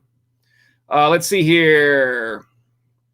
Follow-up from John about Alexander. You can trade CMC for a high 2 regards to him being injured, in your opinion. Appreciate the opinions there, John, to help out there. Let me see what is up next here. LeBron's brain is back with us. I traded Chubb and Taylor for CD, McCaffrey, Gibson before last week. Should I feel like a moron or feel good after the Chubb injury? You're going to feel good when McCaffrey returns, provided he's healthy. Gibson, I think, is dealing with being a little banged up. I don't know if that's going to continue. I think Washington might be better off to sit him down and let him heal, because I don't know that it's getting better as he continues to try to play. And CeeDee Lamb is going to play well. If you needed the help at wide receiver, then you have no reason to feel like a moron here, because you've upgraded your wide receivers. McCaffrey should be a nice upgrade for you, especially if this is PPR. Chubb is a little, obviously a little bit banged up. He'll be back, I'm sure. But to me, like, Chubb for Gibson is a little bit of a downgrade, but Taylor for McCaffrey should be a little bit of an upgrade. You're fine there. You upgrade your wide receivers. This is one that's going to shake its way out throughout the rest of the season. It's only one weekend. Give this one time to shake out LeBron's brain, and I think you're going to find that you're fine at the end. This is part of the risk when you make trades. This is why we play fantasy football. We love to do this. We want to try to do what we can and figure a way to make our teams better. Sometimes it works, sometimes it doesn't. But I don't think you're in a bad spot here. CeeDee Lamb's going to continue to play well. McCaffrey's going to be back. Hopefully you have backup like in a Chuba Hubbard while he's out. And Gibson, we just have to hope that he is not having to deal with this injury any longer for him to work its way through. But even so, Gibson and Chubb both being hurt, it's still a lateral move. So just hope for McCaffrey to be back soon. Hope that helps you out there, LeBron's brain. Let me see who is up next here. You said this must be an 8-man league. I think you're referring to one of the other chats here. Let me see who's next here. JT Movin is up next. Welcome back, JT Movin. You say, I've already got Gronk, and my running back 2 is Devontae Parker. I think you mean wide receiver 2 is Devontae Parker. Would you trade Schultz and Mike Davis for Joe Mixon? Well, we don't know if Gronk is back this week, but Schultz is on a bye. So either way, you trading Schultz is not going to hurt you for this week. Joe Mixon is a clear upgrade to Mike Davis. So if you see a report that says Gronk is on his way back, you're still going to have to fill in. You're going to have to fill in probably this week either way for a tight end, which is going to be rough, but that's what happens in bye weeks. Your running back 2 is Devontae. I'm wondering if you mean JT Moving. If you're still on the stream, I know I'm a little bit behind on these chats. I'm going to try to catch up. If you're still on the stream, tell me if you mean that your running back 2 is Devontae Booker. I feel like that's what you probably meant by this, because you're looking to get a running back upgrade. I'm guessing that is actually what you meant here. So yeah, in that situation, that's the spot you're really looking to improve, and Joe Mixon would definitely be an improvement. It's a bad matchup for Booker if that's what you have. And Mike Davis is a decent matchup, but Joe Mixon is going to be way better season long than Mike Davis. And Gronk is probably going to be fine for you. I think you can make this deal. I think you're giving away, considering that, if Gronk is your perceived starter, you're giving away very little for the tight end. You're just giving away Mike Davis. It's basically Mike Davis for Joe Mixon. If you can make this deal, I make this deal, JT Moving. I hope that helps you out. That doesn't. It improves your running back 2 spot. Then you've still got Booker to. Now, come on with the light. Like it's only been a little over an hour, and this time I actually have the light plugged in. Those of you that have been on this Tuesday waiver stream recent weeks, like the light would go out, and we were on for like more than 4 hours. So I plugged it in this week so that it wouldn't turn off the light in the background, and now it's off. So now we're stuck with no light for the rest of the way. This is just this is becoming like a tradition on the Tuesday show, is the light turns off. So that's unfortunate. But what are we going to do? We don't have a choice at this point. So we got no light anymore. And it's not going to turn back on its own, I'm pretty sure. So, oh, well, JT moving. You got the prize of being the person that had your chat on the screen when the light went out. I should start giving away a prize for that. Hope that helps you out. Let me see what else is here. Kevin Martinez, this was in response to an earlier one. Tyreek Hill, McLaurin, Jamar Chase, Keenan Allen. I'm scrolling up, Kevin, to see what that was about Julio. Nobody wants Julio Jones. So if you have to cut Julio Jones, and Julio Jones is not starting on your team at all, probably with the rest of these guys, it's just too bad that you can't find a trade anywhere for him, but I understand. You have no real need for him. I don't know what the bye weeks are for these guys, but I'm not starting Julio over any of these guys. So, yeah, it could be that we're on our way to seeing Julio Jones being cut by a lot of people at this point. That's very possible, and some of that might happen once we see the results from this waiver run. Let me see. LeBron's Brain says, what do you think about CD for Ridley and Edmonds? Scroll back up here. I think Ridley you would expect to be a step up from CD overall for this whole season, and Chase Edmonds has been very consistent. I think you could certainly do this. I think you're probably – I'm looking at your other one to see if this relates to – I'm not even sure if this might be a different league than your other question that you asked, because you said that you traded this is different. No, it's the same. You picked up CD.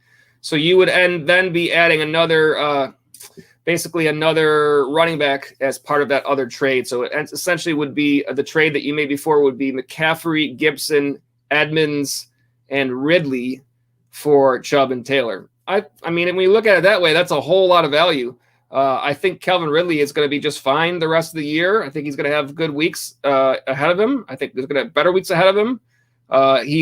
CD Lamb is currently wide receiver 10, averaging 18.1, and Calvin Ridley is currently, 48, but he's missed time, averaging 14.6. So he's probably going to pick it up over the course of time. I don't think bad deal. I think Chase Edmonds has been just fine. I think he will continue to be just fine in that offense for Arizona. So yeah, I think you could make this deal. I like CD. I might consider keeping CD if you feel like you have enough already at running back, and you are right now at running back have, where did I see it? You have McCaffrey and Gibson. So it's decent. I don't think you're ever going to start Edmonds over Gibson unless Gibson is injured. So McCaffrey and Gibson are going to be your starters there. And CD, Ridley is also going to start. I'm not sure that you will, other than bye weeks, be starting Edmonds all that much. So essentially this will be a CD for Ridley deal. And it's just up to how you feel about, is Ridley an upgrade on CD? I don't know. I think it could be by the time the year's over, but I don't think it necessarily is. I think they're close. I might stick with CD in that situation. You know what you got there. Hope that helps you out there, LeBron's Brain. And Kevin Martinez, again, I'm going to order, said you have Landry in the IR spot.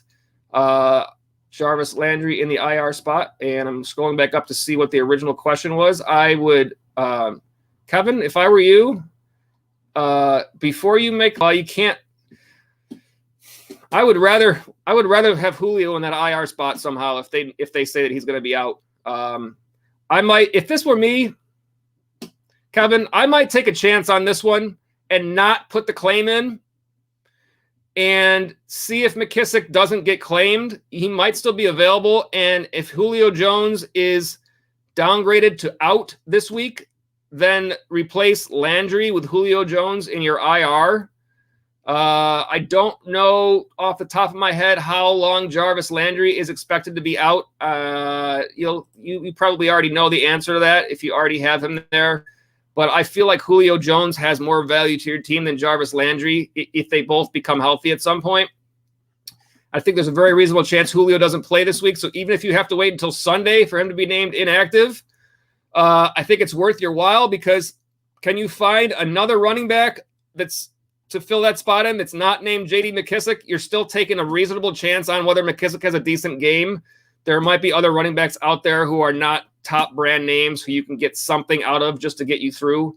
I might feel better about that than having to cut Julio, Kevin. I'm glad that you said that about the IR. That would be my thought. I would wait on that claim and see what happens. You know your league well. If you feel like your league is very active, but you can kind of take a look at who's out there for different running backs in your league and see if there's anything that you can do to get around this that allows you to wait. Perhaps somebody in the league cuts another one of their running backs to make a claim this week, and they're able to pick them up when the Saturday waivers come through, whatever the case may be. That's the way I'm looking at this one, Kevin. I hope that does help you out. Those would be my thoughts there. Bill Romanowski, congrats to Blammo Time on the 6-0 start. Very nice. We got Bamboo here. Welcome, Bamboo. Should I trade Keenan Allen for Miles Sanders? If you're trading away Keenan Allen, I would look for more value than Miles Sanders. I don't think Miles Sanders has turned out. He is, in terms of draft capital, was drafted high enough to warrant this. But in terms of what he's done this year, he's currently the running back 30. He's averaging 9.9 for the year. Philadelphia's offense has just not utilized him enough. Keenan Allen has been very consistent, and I think we'll have better days ahead. Sanders only has 2 games in double digits for the year in PPR scoring format, and Keenan Allen, in terms of what he's done so far, he's currently wide receiver 25. You expect him to move up that list, especially when you're talking about a good offense and a good quarterback. I don't think that the Philadelphia offense is anywhere near what the LA offense is. Keenan Allen has had no weeks less digits fantasy points. Of course, you would like to get more from him than you've potentially gotten by now, but the targets have pretty much been there with the exception of this last game. I think he's going to be just fine. I would be far more hesitant on Miles Sanders in this trade. Perhaps you really need a running back because that's, perhaps why you're making this deal. If that's the case, I might try to see what else is available in the league on other teams and potentially target a different team and a different running back. I just don't think there's enough value there in Miles Sanders to make this deal. I think Keenan Allen is the safer person to keep on your roster and also has the better return the rest of the season, in my opinion. Hope that helps you out there, Bamboo. Cash Money Wilson is back with us. You say I traded Devontae Smith. And thank you for the chat, Bamboo. By the way, thank you everybody for the chats. If I in my trying to get through these chats quickly so that we don't fall behind, if I don't thank anybody for the chats, thank everybody for the chats because we appreciate you. You guys make the show. So again, thank you for being here. And again, for those of you, I said it before, if you're new, be sure to hit that subscribe button, get those notifications for when we have new content. And if you're enjoying what we're doing, feel free to drop us a like. The likes and the subscribes, they really do help out the channel a ton. Now that we've covered that, Cash Money Wilson, I traded Devontae Smith and Mike Davis for Mike Williams and Devin Singletary. Wondering if you think I won or lost in this trade. I was higher on Devontae Smith early on than I have been lately. The Philly offense has not been looking great. There's starting to be some, I've heard local thoughts about Philly, Philly fans wanting Jalen Hurts to sit the bench. I don't agree with that at all. But Mike Davis for Devin Singletary is a slight downgrade, but Mike Davis is not really a for sure starter. I think he's a flex in your roster at best right now. Potentially not starting at all if you have better options. Mike Williams, for what he's done this season, data-wise, is a clear upgrade on Devontae Smith. You hope that this last game that did not go well for LA doesn't continue that way. Certainly, with as well as he played so far, you wouldn't expect that. I think you won this trade simply because I don't think without knowing the rest of your roster, you're probably not playing Mike Davis unless you have bye weeks to worry about. You're also probably not playing Devin Singletary, in terms of what your roster looks like, unless this is a super deep league. That's my guess. Mike Williams, in that case, it's just simply Mike Williams for Devontae Smith with a couple of bench pieces thrown in there. And the clear upgrade is there for Williams. So yeah, I think you did fine. I think you just hope that this last week, it sucks to make a trade. And then the first week you get a guy, I'm assuming was this last week for you. And all of a sudden he's just like, pfft. So that's no good, but hopefully that turns around and you got to figure it will. LA on bye this week. So nothing you can do with them this week. But yeah, I think you did fine there, Cash Money. Thank you for the chat. Let me see here. Blammo Time says, I was wondering if I should put Mike Davis as RB2 and pass on Darrell Williams. He has a scary matchup, and Godwin might be a flex. Let's take a look at matchups here. My instinct is to go with Williams over Davis because of volume. You expect Williams to have, especially after we've seen it already for one game now, we might have been a little concerned about what he would do with that Kansas City offense, and he had a nice week. So I'm not concerned with that anymore. I think Mike Davis, of anybody, is going to lose more volume to Cordell Patterson. then Darrell Williams will lose to Jerick McKinnon. I don't think he's losing much volume there. I wouldn't be worried about that. But in terms of the matchups, Atlanta, let's see, on the road against Miami, and Miami is sitting at, where are they? 4th most fantasy points for the running back spot. Darrell Williams for Kansas City. That is on the road against Tennessee. Tennessee really good in terms of fantasy points allowed to wide receivers. And where are they on this list? I'm looking around, and they are 22nd. Again, I always talk about these 4 factors: ability, volume, matchup, game script, in that order. Volume before matchup. So I'm going to take a guy that I feel more comfortable with in most situations, having more of the volume, and even if the matchup is not quite as great. And I think that is the situation here. I think going into the season, we expected Mike Davis to get all of the work in Atlanta. Little did we know that Cordarrelle Patterson was going to be Julio Jones Part 2 for the Atlanta offense. And that, to me, is where the volume goes away for Mike Davis. That is why I'm looking at stats on the other screen as we talk. Cordarrelle Patterson currently running back 10 for the year, and Mike Davis is way down at running back 34, averaging 11.4, and Cordarrelle averaging 20.4. I think I probably stick with Williams here if it's me. Godwin could be your flex, and Godwin in the matchup there is Tampa Bay home against Chicago, 425 on Sunday, and this is the wide receiver point. So Chicago is sitting where? 13th. Certainly a better matchup. I don't think you're wrong to play Godwin no matter who you play. I might consider. I have Mike Davis at least one spot this year, and I think I have to play him this week, and I don't feel good about it. I might play, if I were you, I might play Darrell Williams and Chris Godwin and just sit Mike Davis completely here if it were me. I don't know if you'll end up going with that choice, but perhaps hearing me say that, changes your mind on how you were thinking or reinforces what you were potentially thinking there. But Mike Davis's fantasy points this year, PPR, 10, 13, 11, 11, 12. Steady, but just steady. I would expect Darrell Williams to be in better shape than that. I don't know. That's just my gut on that one. I'm wondering if I could find Darrell Williams real quick to see what he did. I don't know specifically what he did last week off the top of my head. I'm scrolling around to see if I can find him. I found Jerick McKinnon, so I'm way too far down at this point. Darrell Williams here he is. Last week, 21 rush attempts.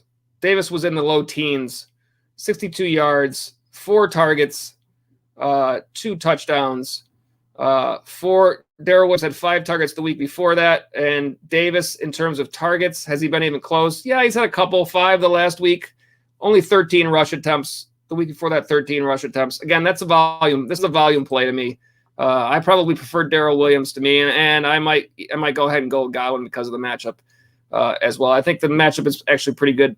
This is kind of a coin flip, but I think to me, let's put it this way: if this is 2 out of 3, I think you're okay with Williams, and then picking between the other 2 for that flex person. I think you're fine to do that. If you like the matchup better, then like we said, the matchup for Atlanta is probably the best of the matchups there against Miami at number 4. Also, you got to feel that Atlanta has a chance to be winning that game. It might be close, might not necessarily be game script, but I could see it going that way.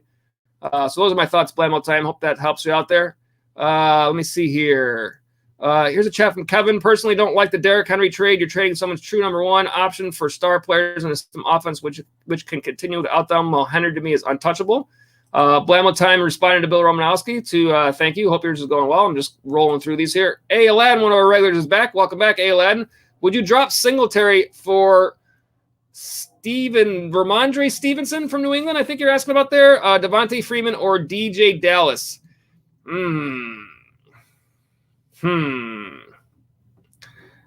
My instinct is no. I don't know how much you can trust Ramondre Stevenson. You've already got 2 other backs in that backfield between Damian Harris and Brandon Bolden that are both getting play. The Baltimore backfield, Le'Veon Bell now, Devontae Freeman, Latavius Murray, Tyson Williams, too many people there to know. How are you going to figure out when to play him? DJ Dallas for, I'm assuming, still Seattle, right? DJ Dallas with Seattle.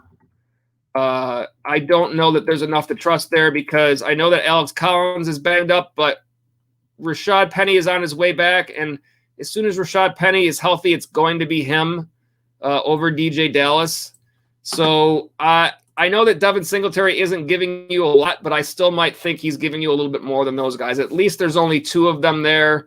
It's still a reasonably high-powered offense, although I know it's not a running offense. Singletary is currently running back 37. I don't think any one of those other guys are anywhere near that number if I have to scroll around. Tyson Williams is 53.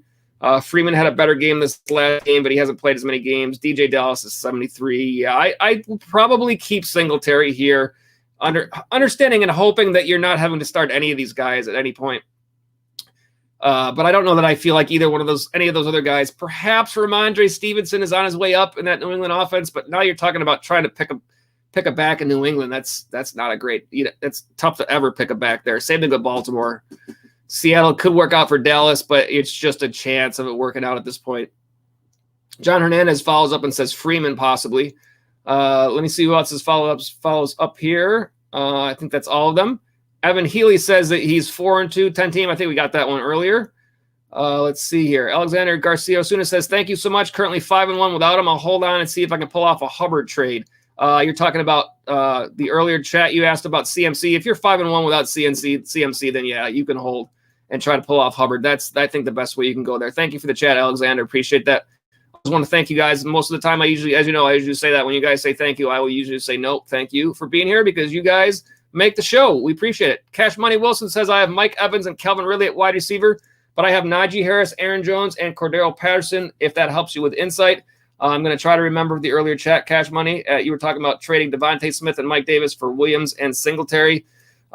So let's see. You traded away Davis, and you already had somebody else in Atlanta offense, which diversifies you a little bit more, which also helps. Harris Jones, and you're good there with Patterson as your flex. So Mike Williams, Evans, Ridley, three nice options there. Yeah, I think you're in good shape, Cash Money. As always, continue with those 6 picks. I think you're in good shape there. Hope that helps you out there, Cash Money Wilson. I'm trying not to fall too far behind. We got a lot of chats tonight, so I'm rolling through these as best as we can. Thank you guys for all being here tonight. We do have some more waiver wire bonus players to look at, as well as we talked about our top 5 waiver wires players before. I'll go ahead and recap those again shortly. Let me get a few more, and then I'll jump to that for a second, and then jump back over for those of you that might be new viewers that are looking for waiver wire information tonight. Mark Yasko, I want to say Yasko. Let me know if I said that right, Mark. Is here. Welcome. I think you are a new viewer, so welcome to the stream. You say I traded Gibson and Devontae Smith for Zeke and Antonio Brown. Good trade? Yes, absolutely. It's an upgrade to Zeke for sure. And right now, even though I like Devontae Smith a whole lot, Antonio Brown is outplaying him by a lot for this year. Antonio Brown currently wide receiver 15. Yes, it might be tough from time to time because there are a lot of mouths to feed there, but the Philadelphia offense has not put out what we wanted to see. Devontae Smith at 39, Devontae averaging 11.3, and let's see here, Antonio averaging 19.1. And it's a clear upgrade from Zeke to Gibson. So yes, Mark, I think you definitely did well there. Nice work on your part. Thank you for the chat. Fantasy Football Stats guys here, one of our regulars. Welcome back. Start 4, and one must be a tight end. You say Higbee, Ertz, Allen Robinson, T.Y. Hilton, Brennan. Is this a trick question, Fantasy Football Stats guy? I don't want to start any of these guys. This is not an easy one here. One must be a tight end. Well, that's Higbee for sure. Let's put up some stats, some numbers. Higbee for the Rams. Let's see where are we at here. Rams home against Detroit. Detroit fantasy points to the tight ends, 20th. Ertz for Arizona. Houston is at 2. I know it's a better matchup, but I want to see it first. I don't know what he's going to do in that offense. I don't know how much they're going to work him in there. I want to see it hurts. I want to see it hurts. See it first for Ertz before I trust playing him at this point. On the other side, taking a look at matchups based on the guys that you have there. Unfortunately, I think you're going to have to start Allen Robinson. It hasn't been good for Chicago. Let's see here. Tampa Bay. It's a road game. Tampa currently 7th in terms of fantasy points to wide receivers, so that's a good matchup for you there. Let's see here. T.Y. Hilton is banged up, and I don't know if he will play this week, so you may not be able to start him at all. If that's the case, then it's going to be Higbee, Robinson, Ayuk, and Ertz, and there's no questions there. I would probably start Ty over Ertz if I could. I don't want 2 tight ends if I can avoid that. Indianapolis, San Fran. San Fran, the matchup is 17th. Not a bad matchup. Brandon Ayuk, yuck. San Fran, Indy. I don't know how we can trust Ayuk, but its matchup's okay. 9th. Full PPR, you say that is a rough one for you there. Let me see. You're starting Eli and Carter this week. I can understand. This is a tough bye week for you. Yeah.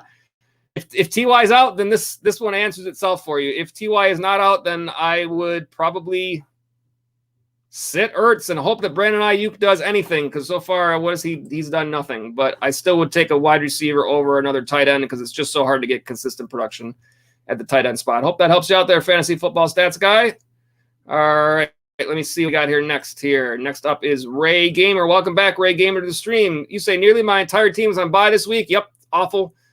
Pick 2 wide receivers to add: Tim Patrick, Sterling Shepard for sure, Marquez Callaway, and Christian Kirk. Also, you got Saints defense versus Seahawks or Ravens defense versus Cincinnati.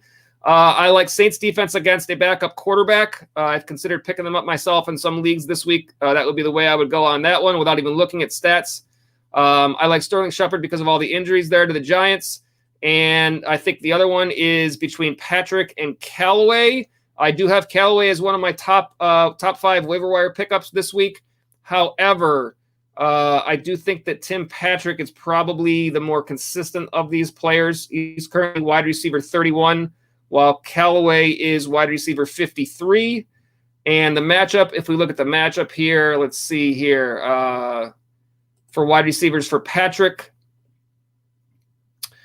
where are we at here? The matchup for Denver. It's Cleveland. That's a Thursday night game. I hate Thursday night games, are always rough. And the matchup with Cleveland is currently, where do they fall? Don't even see them. Wide receivers. Why am I not seeing? 5th most fantasy points to wide receivers. So they're up. I might go with Patrick here in this one. Patrick and Shepard. I think Callaway is a reasonable thought, but I think you trust the guy who's played, had shown more throughout the year so far. So I'll take Patrick and Shepard here, Ray Gamer. Hopefully that helps you out. Let me see. Probably won't be able to get Pat's defense. I think Saints defense will be just fine.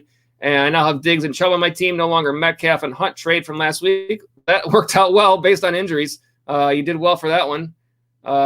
And Ray Gamer says, and if I can't I'm skipping around a little bit. And if I can't any defense, would you literally either not play a tight end or not play defense? No, I wouldn't do that. I might have to go with tight end. There's no good tight ends available at all other than Uzama. This is going to be one of those weeks where a lot of people are going to be dealing with this. I'm going to be dealing with the same thing. So I think you need to, and you say get any.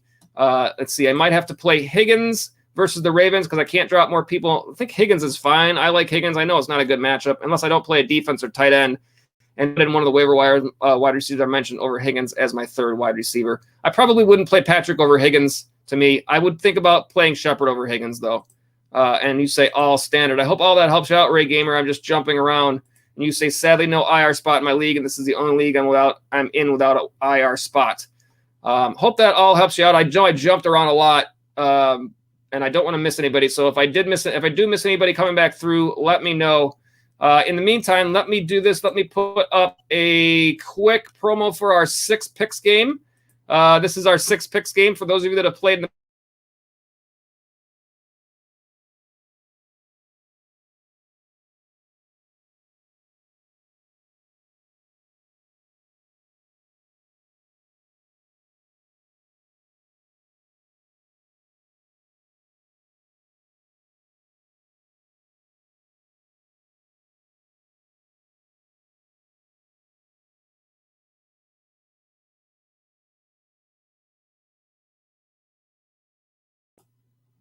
All right, I'm back here for a second. Sorry about that, guys. There, I'm back. Let me get this other. While I put the 6 picks up here, I still have a comment up on the screen, which I did not intend to do. So let me see if I can remove that comment. There it is. All right, 6 picks. For those of you that haven't seen it yet, that's a game that's on our channel. I just want to talk about that real quick. We don't have this week's video up there for you, but it's really simple. It's just a game for you guys to play. If you enjoy playing that game, you're basically making picks to 6 fantasy matchups that all occur within the same games on that video itself. You saw the thumbnail that was from last week using PPR scoring. We keep those standings all season long, and those picks close at 1 o'clock on Sunday each week. And the current leaderboard at minimum 2 weeks, this was going into Week 6, we haven't tabulated the new results yet. So Vansco, you see the leader there. You see the numbers. We go by win percentage. And Michael McFarland in second, Bill Romanowski in third. So check that out for those of you that haven't had a chance to play. Did want to hit that information up real quick, and then we will jump back over to the chats. Actually, before we jump back to the chats, let me go through real quick and refresh all the top 5. I don't have the overall graphic, but I have these individually. I do want to run, just for those of you that are jumping in, to take a look at the waiver wire names that we had. We talked about these already, so I'll give you these really quick. This is our top 5 on the waiver wire this week. Some bonus ads to talk about later on. We'll do those later on after we get through more of the chats. Dearness Johnson from the Cleveland Browns is our number 1 waiver wire pick with Hunt and Chubb out. At the running back spot, we got Marquez Callaway at number 2 from the New Orleans Saints. Really good matchups ahead for Callaway in upcoming weeks. Seattle, 10th most fantasy points to wide receivers. Tampa, 7th most. Then Atlanta, 8th. And Tennessee, 1st. That's why Callaway is in second. Jameis Winston, same reason. Good run of matchups. Seattle, 15th. Tampa Bay, 4th. Atlanta, 7th. Tennessee, 5th in terms of fantasy points to quarterbacks. Carson Wentz at 4th. Another possible streamer at quarterback if you need it. San Francisco, the matchup, 11th in terms of fantasy points to quarterbacks. Then Tennessee, 5th in back-to-back weeks. And number 5 is Darnell Mooney, again for Chicago. Good matchups in a row. Tampa this week, 7th most fantasy points allowed to wide receivers. Then San Francisco at 17. Then Pittsburgh at 4. And then a bye week. So those are our top 5. I did want to hit those real quick, and then we'll jump right back to the chats. And I think that I left off with Trilly Seb. Again, if I miss anybody in the chats, just drop me a chat that says, hey, Joe, you missed mine, and I'll go back and find it as I do scroll around. I don't think that I missed anybody. But just let me know. Trilly Seb is up next. Diggs and Miles Sanders for Adams. Who is winning that? Adams, absolutely, because Miles Sanders right now, I don't know how much you can even start him at this point. Just the production has not really been there. Without me actually looking at numbers, that's just my instinct reaction to that. Currently, Sanders is sitting at running back 30 for the year. You certainly did not expect Miles Sanders to be that far down the list. Was he going to be top 10? Who knows? But was he going to be 30th? I don't know about that. He's only had 2 weeks in double digits, just not getting enough of the run game action there. Kenneth Gainwell has gotten a bunch. Diggs will be fine once the season is all said and done, but Devontae Adams is one of your top guys at wide receiver. The top player in that trade is Devontae Adams. And giving up Sanders wasn't giving up all that much to get that upgrade from Diggs to Adams.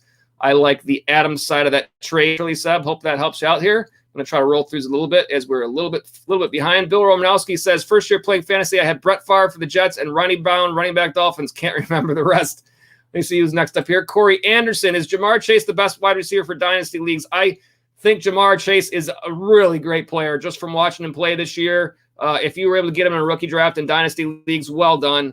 To me, I don't personally play dynasty. I have some thoughts on them. I don't necessarily have as much experience in how dynasty works, but in terms of my overall thoughts, I think dynasty leagues you are building your team on wide receivers because they're the players that you have around for the longest amount of time out of anybody, aside from quarterbacks. So if you're able to get those top wide receivers and they pan out like Jamar Chase is looking like he is, then you've got a solid player for a long time to continue building your team around. So I don't know how you can go wrong with Jamar Chase at this point, especially if he continues to show what he's shown and is able to stay healthy and play for a long time. Then I think Jamar Chase has got to be up there. I can't disagree with that at all, Cody. Thank you for the chat, Cody. Up next is Kashif Mustafa. Let me know if I said those right, Kashif. I think I got those right, and I do think you're a return viewer as well. You say I got offered CMC for Swift, 1-for-1 in PPR. Do I accept it? Your running backs are Zeke, Najee, and Jonathan Taylor. Yeah. I don't know what else I can say about this. Yes, you run and hit that button with both hands, slamming a fist on it as fast as you can. Yes. Because guess what? If CMC is out for a few more weeks, so what? You got Zeke, Najee, and Jonathan Taylor. I don't know how much you're starting Swift anyways with those other guys right now, other than in bye weeks. I know Swift has played pretty well, but you got all of the wide receivers, basically. I mean, Swift right now is wide receiver 7. But you got Zeke is currently 4. You got Najee is currently 3. You got Taylor is currently 5. So CMC is going to be back and healthy at some point. You can sit on that and wait. Then yes, absolutely. There is no question that you make this deal that you were offered. And if you ever wanted to make deals and trade away some of these top guys and get a top name wide receiver, you have the options to do that as well. So yes, this is an absolute. Hope that helps you out there, Kashif. Thank you for the chat. STR3. I still don't know if I'm saying that right or if it's straight gaming. Either way, welcome back. I'm just going to start calling you gaming, I think is what I'm going to call you. Just traded Jalen Hurts and Devontae Booker for Calvin Ridley. Thoughts? If you have another quarterback on your team, then you won. If you are stuck now, streaming quarterbacks because of this move, I do like Jalen Hurts a lot as a fantasy player, but we are starting to hear rumblings out of Philadelphia that they are not happy with him in terms of regular football. I don't think it's a Jalen Hurts problem. I think it's a play calling issue with Philadelphia. I don't think that's going well for them. I think Hurts is just fine. Again, he had not a very good game this last week and still did fine for you fantasy wise. He is currently quarterback 5 for the year. He's just fine. I have him in, I think, one spot. I traded him away in one spot as well. But getting back Calvin Ridley is a huge win for you, especially if you were weak at wide receiver. Calvin Ridley is going to move up that standings board on overall points for the year throughout the year. I think he will be fine, and Devontae Booker will not be playing shortly as soon as Saquon Barkley is back. So Ridley is the side that you want of this trade. And also you said, should I pick up Dearness Johnson or T.Y. Hilton from waivers? I would go Dearness Johnson for sure this week. All the volume probably for Dearness, most of the volume perhaps for Demetric Felton might get some of it for Cincinnati. For Cleveland. T.Y. Hilton looked to be a little bit banged up already. T.Y. Hilton would be the more long-term play if you need somebody for the entire season. But if you're looking for somebody for this week, perhaps filling in a bye week this week, Dearness Johnson is the better pickup there. Hope that helps you out there. For the person I'm going to call gaming, it's like the one-name thing, just like, I guess MJ, Michael Jordan is not. Michael would be the way it goes on that. But anyways, hope that helps you out there, and good luck with whichever way. We got Vansco back, one of our regulars. The bye-apocalypse has struck. And I'm down Zeke, Jefferson, and Claypool. I did prepare for this, and I have Tim Patrick, Jacoby Myers, Rondell Moore, and Tyler Lockett. Just need to pick who to play. Got some numbers for you, Vansco. See if it helps you out. Fantasy points to the wide receiver spot. Always good for this here on the stream. Starting with Tim Patrick, Denver. Where are we? Against Cleveland. Cleveland currently sits at 5th most fantasy points to the wide receiver spot. Patrick has been pretty consistent this year. Jacoby Myers for New England. Against the Jets are at 3rd fewest fantasy points to the wide receiver spot. Rondell Moore for the Arizona Cardinals against Houston. Houston currently at 28th, 5th fewest game script there. They're rarely giving up passing when every team is running against them. And Tyler Lockett for Seattle, boom or bust against New Orleans. New Orleans currently, where do they sit? 13th. With a backup quarterback, Geno Smith, and a guy that I already feel is boomer bust, and Tyler Lockett. He's probably the name guy out of these guys. You might have to play him. Probably Patrick here. I'm not sure how many guys you need out of these 4 guys. If you're needing to fill in for 3, then the guy I leave on the bench here is probably Rondell Moore, just because I don't think it's consistent enough to know when in that offense when he's going to get his opportunities and when he is not. I don't love Tyler Lockett in any week, but you probably have to go with him here. If it's only 2, it's probably Patrick for sure, and then possibly between Jacoby Myers and Tyler Lockett for the other one. But if it's 3, I think probably Moore is the guy I would think about having on the bench here. Hope that helps you out there, Vansco. Get your way through those bye weeks. And you follow up saying it's a league where you can only roster 4 running backs. Considering dropping Javonte Williams for J.D. McKissick, do you think it's worth the risk for a 1-week flex? No, not really. If you can get by this week without doing that, I don't dislike J.D. McKissick this week. Like, if you absolutely need a running back this week. But no, I mean, Denver's playing, so it's not like, I mean, you could play Javonte Williams. Is the matchup any good? I don't know. Let me check the matchup numbers. Cleveland sits where? Next to last. I understand that, but overall season, unless we find out that Antonio Gibson is more hurt than we think, I think you're better off with Javonte Williams there. I would not drop Williams for McKissick. I would think about trying to figure out something else you can do anyway around that. Dropping, I don't know, a defense or a kicker and picking one up later, or figuring out a 2-for-1 trade. But I don't think I would want to drop Javonte Williams. If that were the case, I'd favor making a trade with Javonte Williams somehow if you feel like he's the person that you're going to drop, because I think that's not enough. I said this earlier with an earlier one. If somebody offered you in a trade J.D. McKissick for Javonte Williams, would you take it? That's what you have to ask yourself. The answer to that is probably no, and that's essentially what you would be doing here. And Javonte Williams would instantly be picked up from another team. So I don't think I would do that, Vansco. But you know your roster, as I always say, better as best as anybody. So sometimes you have to make these decisions. but I think you're giving up a lot there. Hope that helps there, Vansco. Ray Gamer is up next. I'm going to get to the next one that I'm laughing at after Ray Gamers. Would you trade Keenan Allen or Higgins at all? If so, who would you trade for, running back or wide receiver? I think if you're looking for one-for-one trades, your best bet is usually going a wide receiver for a running back instead of a wide receiver for a wide receiver. I think it's tough to get value, with wide receiver for wide receiver. I feel like Keenan Allen provides you more for the rest of the season than Higgins does. I don't dislike Higgins, but I like Keenan Allen a whole lot. I think he's been very consistent, but I don't think he's shown his ceiling yet. And if that were the case, you would probably get more value by offering Keenan Allen for a trade. But he'd also be the player that I would rather have for the rest of the season on my roster.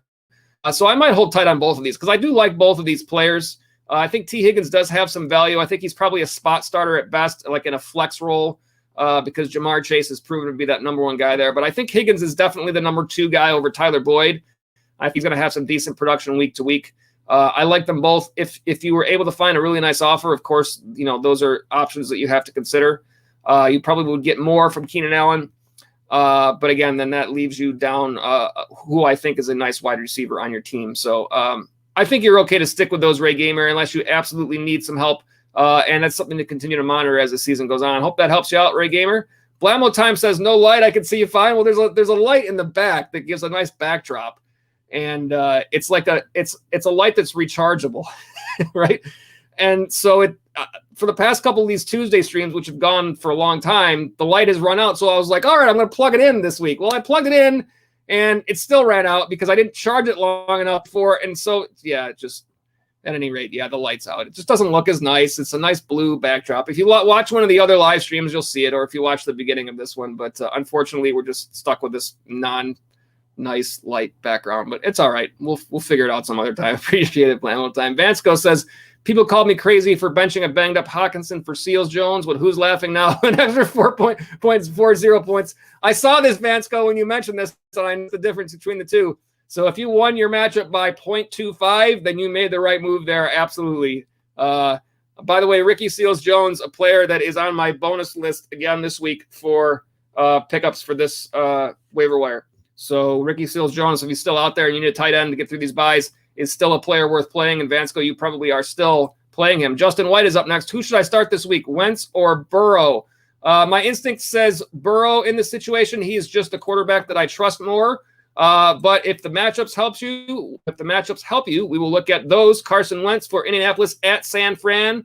Left side of your screen, fantasy points allowed to the quarterback spot. San Fran sits at number 11. Joe Burrow for Cincinnati on the road at Baltimore. Tougher matchup. Baltimore currently sits at 22. In this situation, we talk about the four factors: ability, volume, matchup, and game script.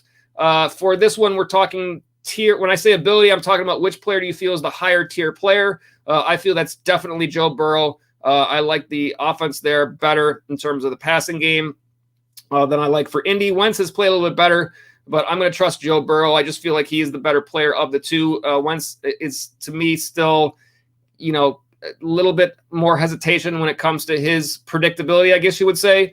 So, Justin, if it helps you, I think I like Joe Burrow. Just overall, the player that you trust more of those two. Hope that helps you out. Cash Money Wilson, and I didn't have a horrible week on 6 picks either. That is good to go. Justin jumps back in. Would Damian Harris be a good pickup right now? Yes. If you have Damian Harris on your waiver wire, you go and get him right now. And Vansco agrees that he should absolutely be rostered. Hope that helps you out there, Justin. I'm rolling through these a little bit as possible. 'Tis the season when people have to drop useful players in order to navigate the bye. I agree with that. Hector Gonzalez, should I drop Amon-Ra St. Brown for Michael Gallup? If you don't need him this week, you're probably – I don't know what Gallup's volume is going to be in that offense for Dallas, but I would think it's going to be more predictable than Amon-Ra St. Brown's will be for Detroit. I just don't know when Gallup will be back. So I might say you might be able to wait on Gallup because I'm not sure. You might know more than I do if he's returning from IR this week. I honestly don't know if I've seen anything saying that he is or isn't. If I call him up really quick, of course, my computer doesn't cooperate, and I can't call him up. So that seems to always be the case. Here it is, Michael Gallup. Thanks, computer.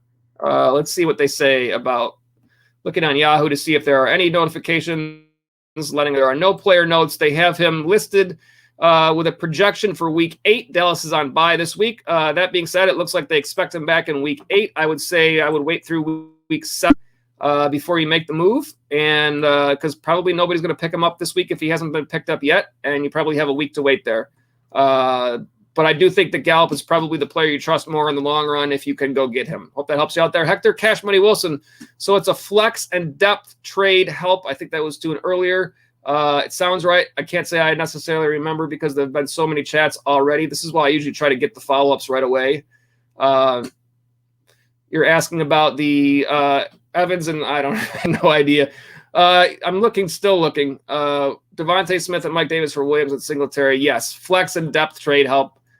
Yeah, but it's good because Mike Williams at your flex for as well as he's played all year. Who can argue with that at this point? So I think hopefully I'm looking at the chat correctly there, Cash Money Wilson. I hope that helps you out there. Ryan Hayes is here. Ryan Hayes, welcome. Looks like he might be a new viewer. DeAndre Swift and Adam Thielen for Austin Eckler. I'm good at wide receiver. I have Tony, Ridley, Cooks, and Debo. My other running backs are CMC, Jacobs, and Chuba.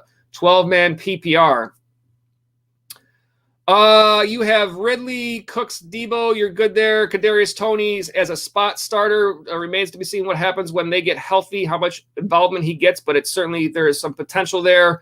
I like what you're thinking here with Eckler. I would certainly in a PPR league be interested in getting him. If it's 12-man, it's a little bit deeper league, but you're still in pretty good shape.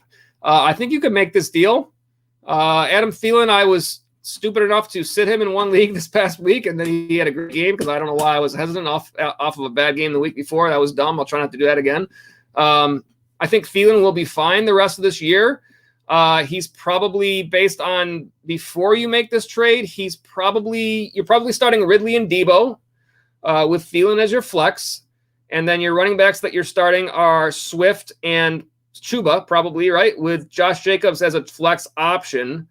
And when CMC comes back, you're definitely starting CMC pre-trade. You're starting CMC and Swift, and now instead you're starting CMC and Eckler. That's a huge upgrade to me when you have some depth at wide receiver to work with. So I think it's a fair offer on both sides. I think that the team that you are offering this to is getting a nice deal as well. So I think it's a good trade offer. It's not like you're trying to just win the trade.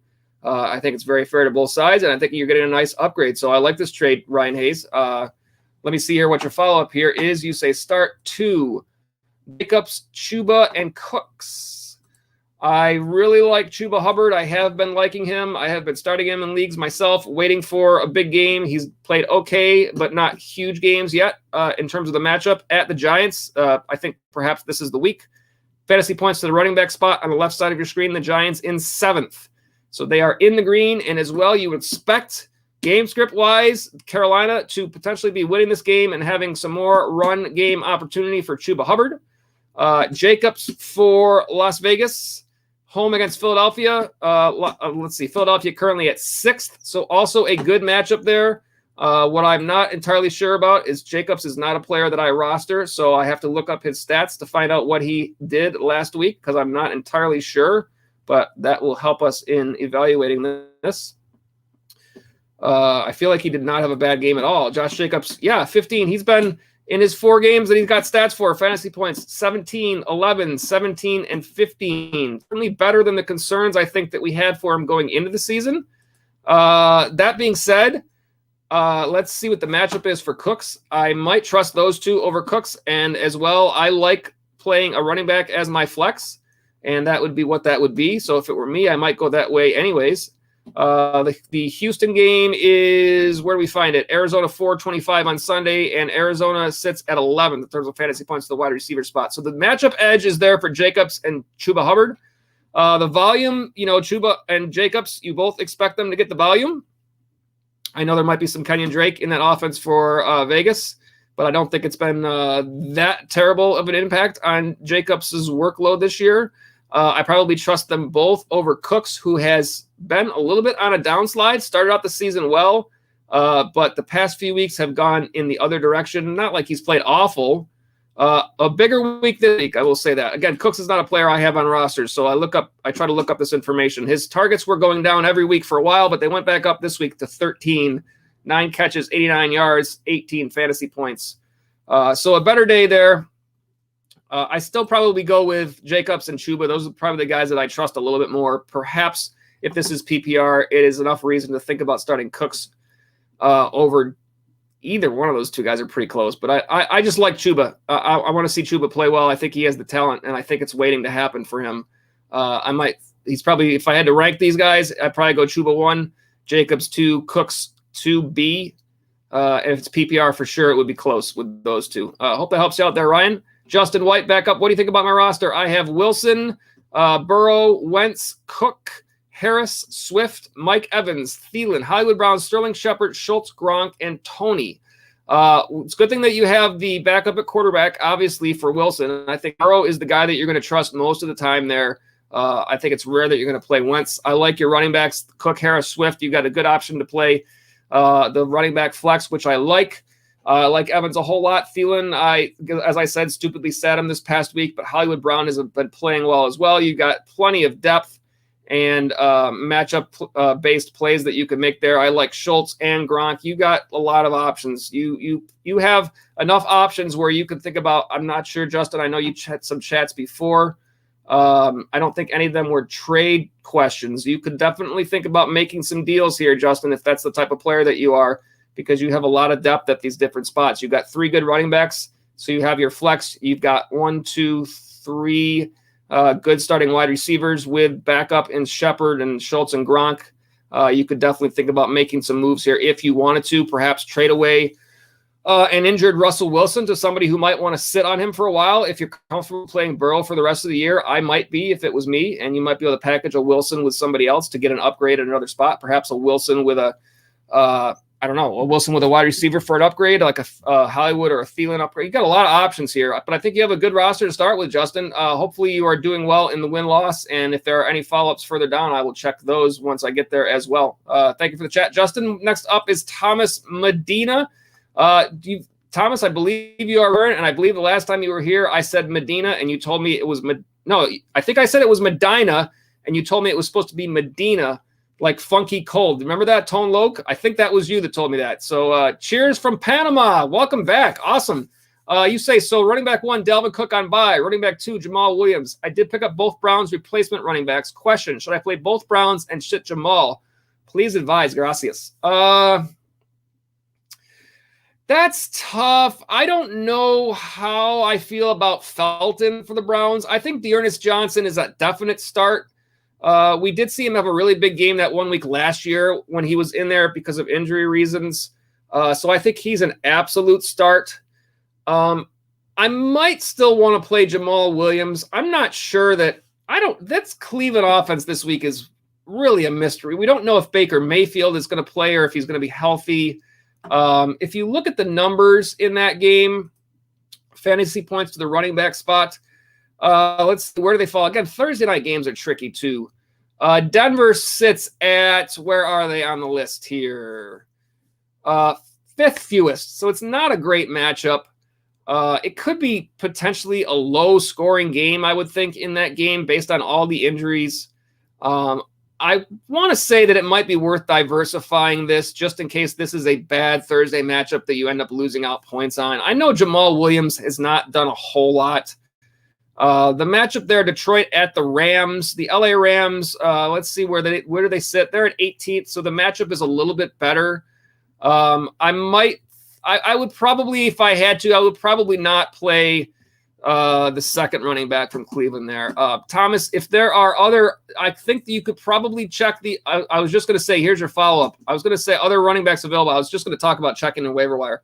Hines, McNichols, McKinnon, PPR, 16 people. So that's tough. I was going to bring up JD McKissick, but it looks like he's probably not available. Fantasy points to running backs. Would this be a decent week for Hines on the road at San Fran? 16th in terms of fantasy points to the running back. Hines is a game script play. Do I think Indy is not winning as easily as San Fran and they have to throw the ball more? Are they perhaps trailing? Possibly. I don't know. McNichols, I don't know if I want to ever try to trust to figure out what's going to happen in Tennessee there when Derrick Henry is running over everybody. So that's a tough one. And McKinnon with Darrell Williams in Kansas City. I don't know that McKinnon did enough this last week to make me think that it's worth my while. Let me look that up really quick. Out of these players, I think that if you were going to go for somebody else, just typing in. Now, of course, when I type in on my computer, what I want to see doesn't pop up. And thank you, computer, for doing nothing for me. Really appreciate that. So I can't look up Jerick McKinnon right now, even though I tried. I think my instinct says out of these players here that the guy that I would think about starting, I think that Nyheim Hines, if you were just to compare Nyheim Hines to Demetric Felton, if it was just those two and you said, who do I start? I would absolutely say Nyheim Hines. Would it be Nyheim Hines over Jamal Williams? It might be. Let's see where they fall right now. Hines currently, I'm looking, let's see, where is he on the list right now? Nyheim Hines is currently, he's not in the top 20. Jamal Williams is 26th. And for some reason, I cannot find Nyheim Hines. Perhaps when he's 47th. That being said, I guess Jamal Williams probably would get the start above Hines. Hines has had a few bad games in a row. He's had a couple of decent games. Jamal Williams seems to get some of the work pretty much consistently every week. Bad game last week, but he's had a little bit more production. I think I want to diversify, so I don't think I think the answer that I'm looking for here, Thomas, is I don't think I want both Cleveland players just in case that's a bad Thursday game. So I think I diversify at the very least.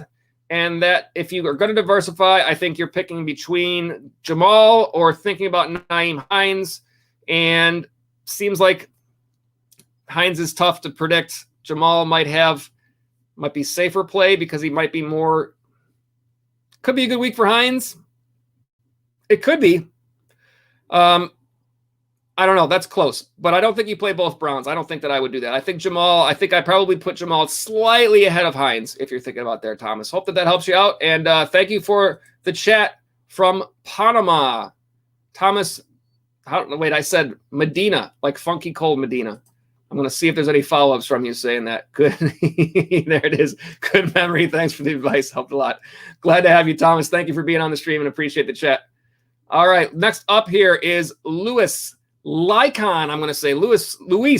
I bet you that's Luis. Tell me if I said that right, Luis. And I'm going with Lycon. Tell me if I said the last name right. I try to get these right when I can. Doesn't always happen, but I try my best. You say hi. I say hi. You say, who should I pick if my quarterback has a bye? Tua or Matt Ryan? Interesting here. Let's take a look at the matchups to see if this will help you out. Starting with Tua. I do like Tua. I have him as a bonus pickup this week off the waiver wire. We haven't done the bonus names yet, but I do have him there because of the matchup, Atlanta. Where did the matchups go? I thought I put them up, but they're not there. Matchups to the quarterback spot. Atlanta is playing against Miami Sunday at 1 Eastern time. Miami currently sits at 10th in terms of fantasy points. I'm sorry. This is the same game. Perfect. Miami is at 10th, so that's the matchup for Matt Ryan. Atlanta is at 7th. That's the matchup for Tua. Of the two, who do I trust more? I don't trust either one of them a whole lot. Tua played better last week. He was returning from injury. I think he's okay health-wise, it seems. In terms of the numbers he put up last week, 329 through the air, 22 fantasy points, a nice Tua. For Matt Ryan, he is higher overall for the year, clearly. But I want to see what he's done recently. He had a bad start. 7 fantasy points the first week, but since that 19, 16, 29, 22, I probably just trust Matt Ryan more. I just am not all that high on Tua. It's, he did have a better game. That offense in Miami, I don't know. A couple of he had 17 in week 1 and then he got hurt. I just probably think Matt Ryan might be the safer choice here. Perhaps Tua has a nice ceiling, but I don't know if his floor is as safe as Matt Ryan. And it does look like the offense in Atlanta, there's plenty of weapons there. Cordero Patterson, Calvin Ridley, even Kyle Pitts now. Would you take those over the weapons that Miami has? Jalen Waddle, whoever, name your backfield player, whoever that might be. Devontae Parker, if he's available, Mike Gesicki. I might take the Atlanta weapons a little bit better in that one. I think probably Matt Ryan would be my choice in this one. I can't say that I love either of them a whole lot, but I probably feel a little bit safer with Matt Ryan. I just feel like either one of these can go the wrong way easily as well. But I hope that helps you out there, Luis. I think Matt Ryan would be just my slight lean. You say yes, so it looks like I said the name right. So I'm glad about that. Thank you, Luis, for the chat, and hope that does help you out there. And I hope that whichever guy you pick, I hope they crush it for you. Vansco says, in one league, I'm going to have to flex Pittman, Javonte Williams, or roll the dice with Allen Robinson against Tampa Bay. It's a good matchup. It is a good matchup, and I've got Darnell Mooney as my number 5 waiver wire pickup this week in terms of the top 5 because of that matchup. Tampa Bay giving up the 7th most fantasy points to the wide receiver spot on the left side of your screen there. But I just don't trust Allen Robinson yet until something better happens there. Indy, the matchup with San Fran matchup is middle of the road, 17th volume. It's a volume play. Javonte Williams for Denver. Running back matchup against Cleveland. Cleveland next to last, but I still probably trust Javonte Williams over. I just can't do Allen Robinson yet. As Bill Romanowski said on the Sunday pregame show, can't do it. Can't coach with him. Can't win with him. I want winners. Thank you, Bill, for the. I'm going to continue to use that quote after you used that the other day. I appreciate that. Hope that helps you out, Vansco. I would, if you have a better option, or if you have anything close to an option over Allen Robinson, I'm probably the same thing. Just let me see what Allen Robinson did last week, just out of curiosity. I feel like he had a little bit better day, but still not what you want at all. Let me see where the numbers are. He's way down. He's currently wide receiver 54. Tell me who of you picked him as the 54th wide receiver in your draft. I don't think any of you did. 7 targets last week, still under double digits. He's only had 2 games above double digits. I think I said a bum. I think I meant above, but I didn't mean to call him a bum. I don't want to say that about anybody. But you certainly hope for a little bit more production, let's say. I would stay away from Robinson if possible. Thanks, Vansco, for the chat. Bam Bo is here. Welcome, Bam Bo. Looks like it might be a new viewer. In half PPR, I was offered Lockett and Myers for Keenan. I'm really, really scared on this one. I have no idea. Half PPR, you say Kamara, Keenan, or this is a different question. So let me answer this question first. I am not high, for those of you that are regular viewers, I am not high on Tyler Lockett. I have not been all year. I think he is just way too boom or bust. And that was before the injury to Russell Wilson, and now with Geno Smith. I think Lockett has some big games, but I know I had him on a couple of rosters last year, and just that whole last year, because of that, has made me have the outlook that I have on him now.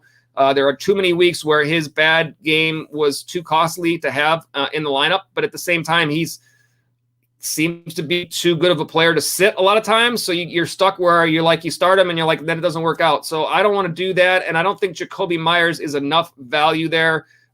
This is a 2-for-1. It looks like, unless you absolutely need the depth at wide receiver. To me, a lot of times the way to evaluate a trade is who's the best player in the trade. And that's for sure Keenan Allen among these players that you've listed here. For sure, Keenan Allen, the best player in this trade. I would keep Keenan Allen if I were you. I think there are better days ahead. At the least, it's not like the last game wasn't great, but he's been pretty level, even though he hasn't had huge games yet. You expect he's going to have some big games. So if he can give you big games and have a nice, safe floor along with that, and compare that to Tyler Lockett, that we're talking about big games, and then here's the floor, whoop, nothing. So we don't want that. I think Jacoby Myers has been a decent player, but basically, most likely the person in your league probably picked up Jacoby Myers off the waiver wire at some point. And they're just looking to turn that into something for them on a buy low. I would not make this deal if I were you, Bambo. I would keep Keenan Allen, and you can always work your waiver wire if you need to add depth at the wide receiver spot, and you could find players on the waiver wire with equal value or close to what Jacoby Myers is probably giving you. If that's the case, if you have an equal player on the waiver wire to Myers, then all you're trading here is Lockett for Keenan Allen, and I don't think you probably wouldn't make that deal if you were offered it, if it was a 1-for-1, and that's what it would be. So I would definitely not want to get rid of Keenan Allen if I were you, Bambo. I hope that helps you out here. And I'm going to I see your follow-up. I'm going to stay in order here. I will hit that after this next one. Thanks, Bambo, for the chat. Amir A. You say, I'm welcome, Amir A. You say Sam Darnold, Ryan Tannehill, or Jameis Winston for this week. This is, unfortunately, I am in a situation similar to this where I am starting Ryan Tannehill this week because of the matchup.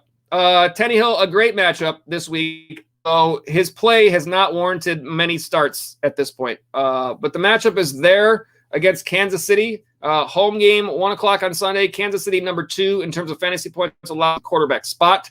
Compare that to the other matchups. Darnold for Carolina against the Giants. The Giants sit at, where do they fall here? 6th, so also a good matchup there. Perhaps Darnold has earned the nod over Tannehill, perhaps. Jameis Winston, this is a really good matchup here against Seattle. It's not as high in number-wise, 15, but I do think that Jameis has been playing. I don't know if I want to say he's been playing better than Tannehill, but I might have to say that because Tannehill has just been super frustrating this year. These guys are all kind of even. I probably let me see what Sam Darnold has done the last couple of weeks, because I know there was a bad game in there a couple of weeks back, but what did he do this last week? Did he turn it around at all? I feel like he did not really have that great of a game this last week either. He had those couple of really big games that made us take a look at him, and then it didn't go so well. Yeah, 9 points in week 5, 16 points in week 6. Probably not going to take Darnold over Tannehill, which means it's between, as hard as that is to say, I actually started Justin Fields over Ryan Tannehill this past week in one of my leagues. That's how bad it's been in trusting Tannehill. But with the matchup, if there's ever going to be a week that he's actually going to have a good week, this is it. I could definitely see Tannehill is currently quarterback 19. Winston is 23 with a bye week. The averages are Tannehill 16.7 and Winston 18.6. Winston had 27 in the last game.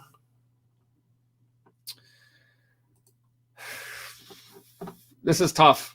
I think the matchup is there for Tannehill, but it'd be nice if he had done anything this season. He's done next to nothing. That might be enough to make you feel more comfortable starting Winston. We know that Winston can have these games where it goes the wrong way. But so far, Tannehill hasn't really shown us much going the right way, and at least Winston has.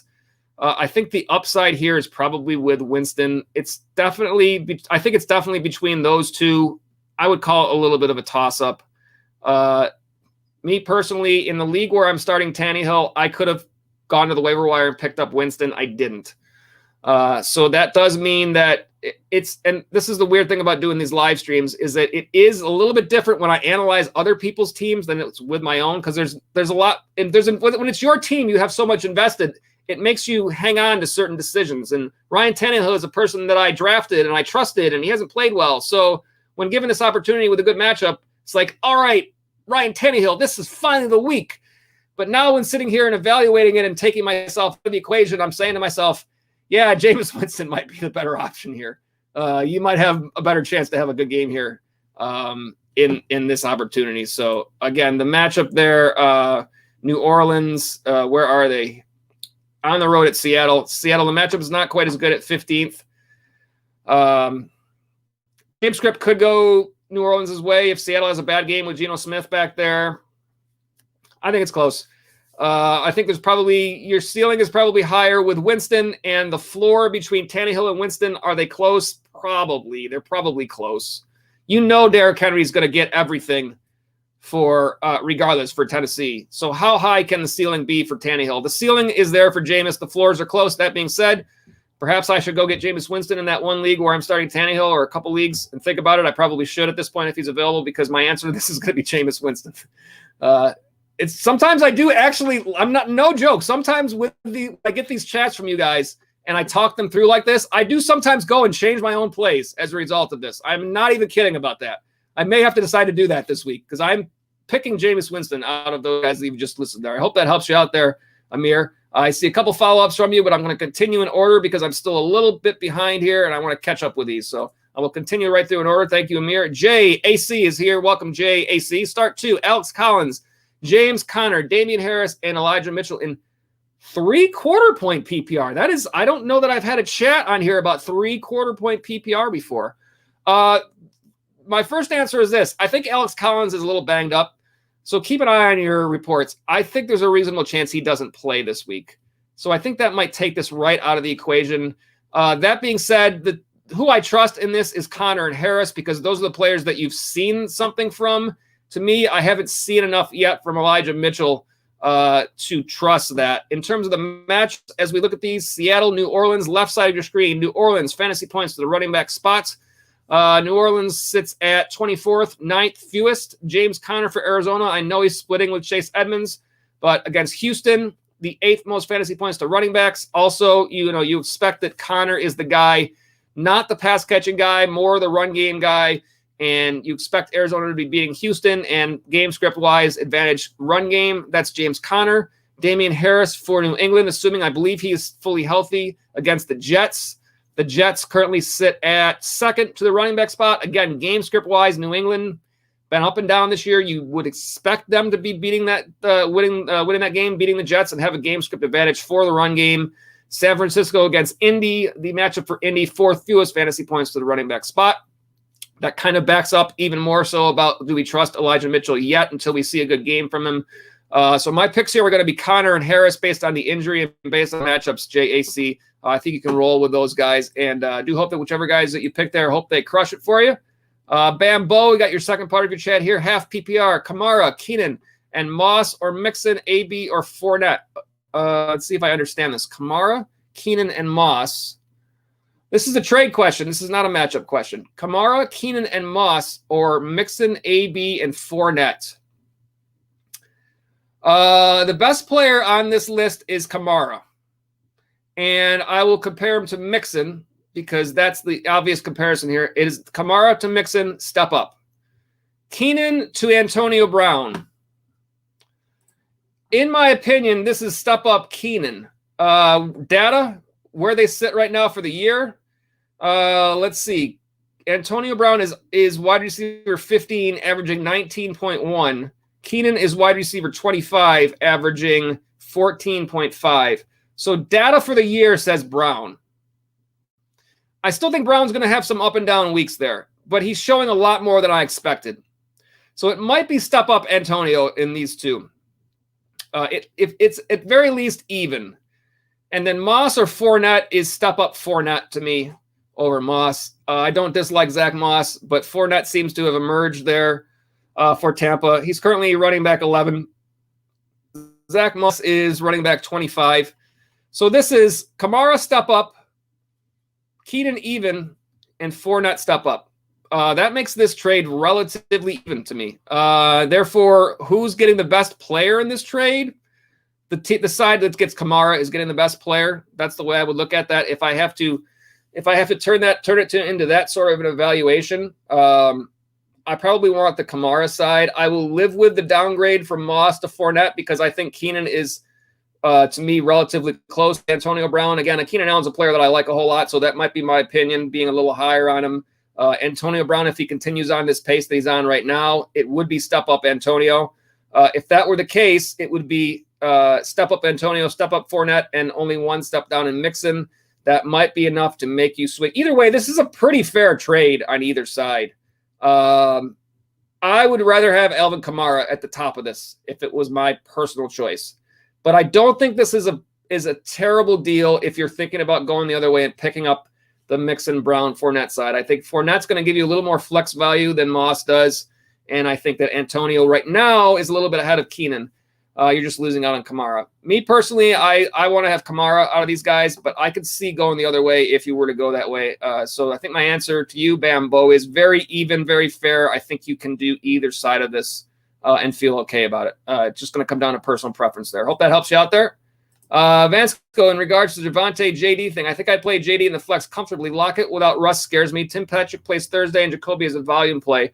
I agree it's probably not worth it to lose Javonte for a possible win this week, but wins are big. I would agree with that as well. Vansco, you follow up by saying that Darnell Mooney is there on the wire, but the Bears offense, is he worth a play over Patrick? I think he is this week because of the matchup, Lockett or Jacoby. I could drop more, but I have a Kyler stack. It's just an important week. I would very much favor dropping Rondale Moore over dropping Javonte Williams. I think Javonte Williams is going to have much more consistent value for you throughout the year than Rondale Moore is. I think it's going to be if you were faced in upcoming weeks with the question of do you start Javonte Williams, I think you're going to be way more comfortable with saying yes to that than in any week when you ask that same question about Rondale Moore. Are you going to be comfortable starting him and feeling like you're getting consistent volume from him? So I think of those two, I think that Moore seems to be the guy that would be, to me, a little bit lower and a little bit more droppable. With the Bears thing, I absolutely understand that. The stats that I looked up for Moody, the reason that I've got him in the top 5, he did see 8 targets last week. His targets have been okay all year. His fantasy points have been a little bit up and down. I don't know if I trust. I don't know which. It's hard to trust anybody in that offense. I do think he's playable. Do you play him over Patrick? Let's compare the numbers real quick. Patrick for that Denver. Again, this is the Thursday night game, so Cleveland is a better matchup at 5. Lockett is so boomer bust. I almost don't even consider Lockett anymore, especially with backup quarterback. I don't think I can consider Lockett in this equation. Of course, he could have a good game, but I just feel like there's way more of a chance that this is on the bust side of his potentials. And then New England against the Jets. The Jets currently 3rd fewest. That's probably because a lot of times they're losing and then teams are just running the ball against them. This is a tough one. I think that probably Mooney out of these choices, I probably like Mooney better in terms of your original. Would I like Mooney better than JD? I think if you were to drop Rondale Moore and get JD, does that mean you don't have to start any of those receivers? Are you then going to be able to start Devontae and JD? Is that where we're at? I'm not even sure where we're at on this, but these are all really close and none of them are great. I mean, I included Darnell Mooney, but that doesn't take these other options into consideration because Tim Patrick, I don't believe it's still rostered under 50%. When I do the waiver wire, it's only players that are rostered under 50%. The best matchup there is for Patrick. And where do they sit right now? Is Patrick higher up than Mooney overall for the year? Probably. Tim Patrick is currently wide receiver 31. Darnell Mooney is currently wide receiver 44. For what it's worth, Rondale Moore is wide receiver 41, despite that huge week that he had. Jacoby Myers is currently wide receiver 34. And I do understand that you're saying that he is a volume play. If you're hesitant about Darnell Mooney, to me, the next in line there is probably Patrick because of the matchup against Cleveland. And next step to that, I would go Myers. A lot of choices. None of them are great there. Hope that helps you out there, Vansco. But the part of that I absolutely feel the strongest about is the Moore thing. Like I think Javonte Williams has way more volume to your team. I mean, imagine like I said, we never want to see anybody get hurt, but imagine if there was a Melvin Gordon injury, Javonte Williams is now the guy there. There's not really a situation in Arizona that Rondale Moore is going to be the guy at any point this season. There's just too much fluctuation of targets in that offense right now. For Moore. He'll have some good weeks here and there, but how are you ever going to predict when to start him? That's my thoughts on that. Hope that helps you out there, Vansco. Amir A, Herbert, Zeke, Cook, Tyreek, DK, Pitts, Swift at flex, bench, MT, Fant, Pittman, Robinson, Chuba Hubbard, and Madison. What to fix? Madison's cuttable at this point. With Dalvin Cook back, Madison is not going to give you any value on your team. You can cut and pick up off the waiver wire if you're looking for a spot starter. DK is question mark with Geno Smith right now. Herbert on bye this week. Who are you playing? I don't see a backup quarterback here. So if you have to cut to pick up a backup quarterback, to me, you could cut Alexander Madison here. And you're taking a look at the different backups on the waiver wire. The ones that I've talked about so far today are Jameis Winston, Carson Wentz, Tua Tagovailoa. Those are the guys that I see most obviously that are currently rostered in less than 50% of all leagues that have good matchups. Zeke and Cook. I see your Madison. Madison is your handcuff. I understand that. But I don't know who else you cut at this point. You have James Robinson. You got a lot of good running backs. Zeke, Cook, Robinson, Chuba. You don't really need. Yeah, I mean, I can see why you would keep Madison as a handcuff, but I don't know that you necessarily need him. Tyreek, DK, Pitts, Swift at flex. So you have another running back. Your running backs are Zeke, Cook, Swift, Robinson, and you're stacked at running back. Pitts is a great tight end, is looking better and better as the year goes on. Michael Thomas, who knows what he's going to be. What to fix is an upgrade at receiver. An upgrade at receiver is what I see here. I think you can get one. You've got so many good running backs. If you wanted to part with one and package like a DK Metcalf with, let's say, Swift, whoever gets you the most value based on the running backs that you have, or how as high as you want to go. If you want to trade a higher up guy like a Zeke, you can get a higher wide receiver guy name back than that. But I think that right now you're stuck starting Tyreek and DK Metcalf with a backup quarterback. We don't know what Michael Thomas is going to be. That offense is going to be different than it was before when he was playing there.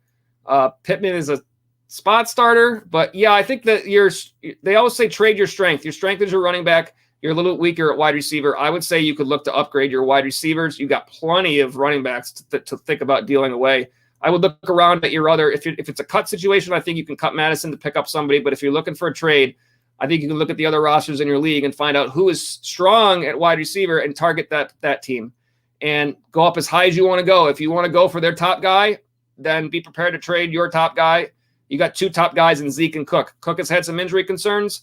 Perhaps that's the guy you want to think about moving because then you're perhaps taking that injury worry away a little bit. But I do think that's if you were looking for the way you phrased it, what to fix, that would be what I would look at there. Amir, hope that helps you out there.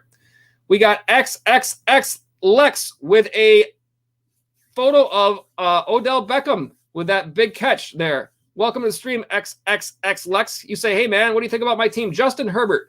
You only draft players named Justin? Oh, no, Jerry Jeudy got you. Zeke, Clyde, Edwards-Helaire, Kittle, Hunt, Mike Davis, Galladay, Pittman, Waddle, Pollard, Gainwell. Many injuries, IR. Yes, I do see that. You say, who should I drop or add?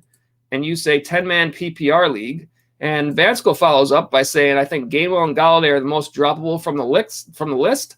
I think I would probably agree with that. I don't know what's going on with Galladay's health at this point. That's tough. Gainwell, I don't know. That's a weird, like, the whole Philadelphia thing is weird right now. I don't think it's going well with that team, unfortunately. I had higher hopes for a lot of the players on that team this year than what's happened. Where would you want to upgrade? You're fine at quarterback. You might be able to use a second receiver. That's a little bit of an upgrade. Zeke, your Clyde Edwards-Helaire. Hopefully you've been able to back yourself up by perhaps getting Darrell Williams. Kareem Hunt is out. Yeah, your injuries are hurting you right now. Oof. And you got Zeke out this week. This is going to be a rough week for you, I'm sure. I think that you're strong at running back. You should be strong at running back, except for the injuries. Unfortunately, this might be one of those years where sometimes the injuries get you in fantasy football, and there's not much you can do about that. This is looking unfortunate here. Jerry Jeudy, I think, is back and playing a little bit more, at least. CEH should be back off of IR at some point. Kittle is on IR, should be back at some point. Man, rough. You're stuck playing Herbert, Jefferson.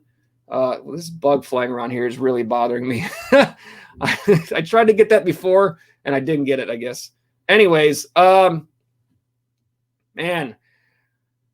you felt way better about this team starting the year than what's happened since then. Right now, you've got Herbert on bye, so this week I don't see a backup quarterback. You're starting Jefferson and Jerry Jeudy as your receivers. Your running backs are Zeke's on bye. You're starting. You get start Hunt. You're starting Mike Davis and Tony Pollard's on bye. You actually are starting kind of Gainwell based on this. Dearness Johnson, I would go for sure this week to try to get Dearness Johnson. If you have your waiver priority, it's probably going to take a high one to get him, but at least that gets you through this week for your Kareem Hunt, potentially another week if Chubb is still out. I would definitely try to do that. I don't know. I'm sure Darrell Williams is already gone, so there's nothing you can really do there. You need a tight end this week. I think Ricky Seals-Jones is a good option at tight end. Who can you cut? I mean, if you could pick up So the thing is this is a 1 week deal. You could probably go Dearness Johnson and cut Kenneth Gainwell, and in order to get your tight end, who would you cut next? Yeah, it could be Galladay. It probably has to be Galladay because I don't know if Galladay's going to play this week. But you need a tight end and you need a quarterback. Rough. This is rough. I hope you have IR spots because otherwise you're going to be stuck cutting somebody that you don't really want to. But yeah, otherwise you might have to just cut somebody that's hurt. What a bad situation. Let us know, Lex, how this works out for you. I don't have a lot of good answers for you because you've been hit by the injuries, probably worse than most teams in your league have. And that's an unfortunate situation. We never want to see anybody get hurt. There's just not much you can do when that happens. Justin Jefferson is on bye this week also. So you don't have a Justin Jefferson. This might be a good week not to watch football, Lex. Perhaps there's some golf on Sunday, something like that. This might be a good week to just kind of be like, yeah, I'm going to see what else I can watch for the day on Sunday. Not the fantasy roster.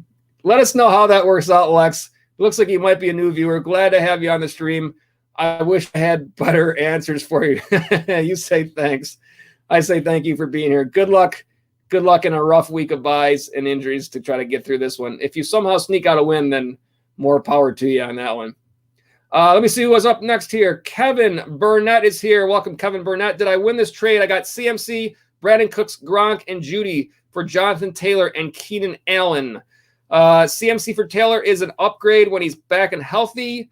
Allen is an upgrade over Cooks. You did solidify what I'm assuming you needed, a tight end spot, assuming Gronk is healthy. The situation with this deal is you added depth, which is good, but you got players that are Jerry Jeudy has been hurt. I think he's healthy now, but the other Cooks is the only one that's really solidified himself as healthy this year. We don't really know CMC and Gronk. Assuming that they get back in time, before you've lost a couple of weeks without them, you're going to be fine in the long run because Cooks played well. Cooks is actually probably ahead of Keenan Allen overall for the season. Yeah, he's wide receiver 17, and Keenan Allen is wide receiver 25. I think that will turn around. I think Keenan Allen will be ahead of him at the time the season is over.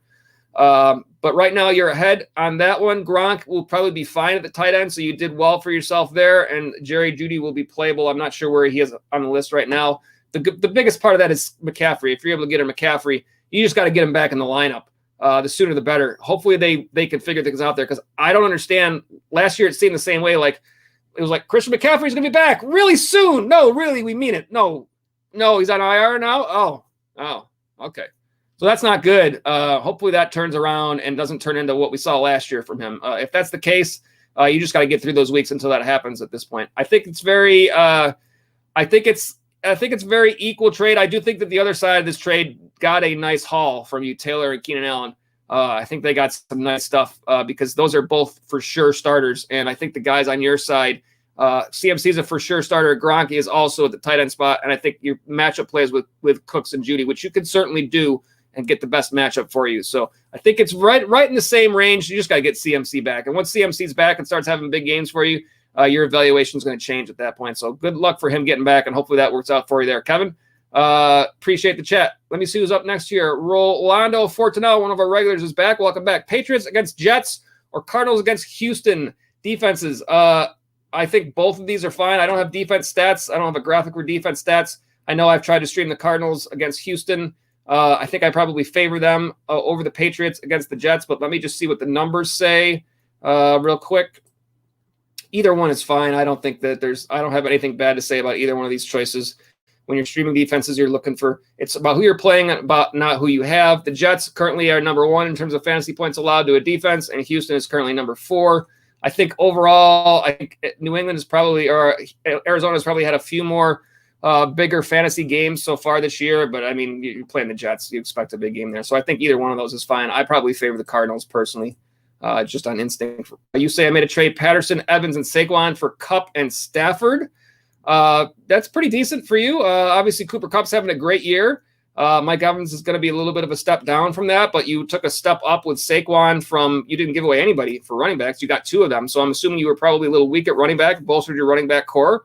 If that's the case, you did well. And Saquon, you just got to hope for him to be back and healthy again, which hopefully that will be soon. So, these trades on face value without knowing the rest of your roster look differently than when you look at the roster itself. That's why my first thought is you probably needed to bolster your running backs.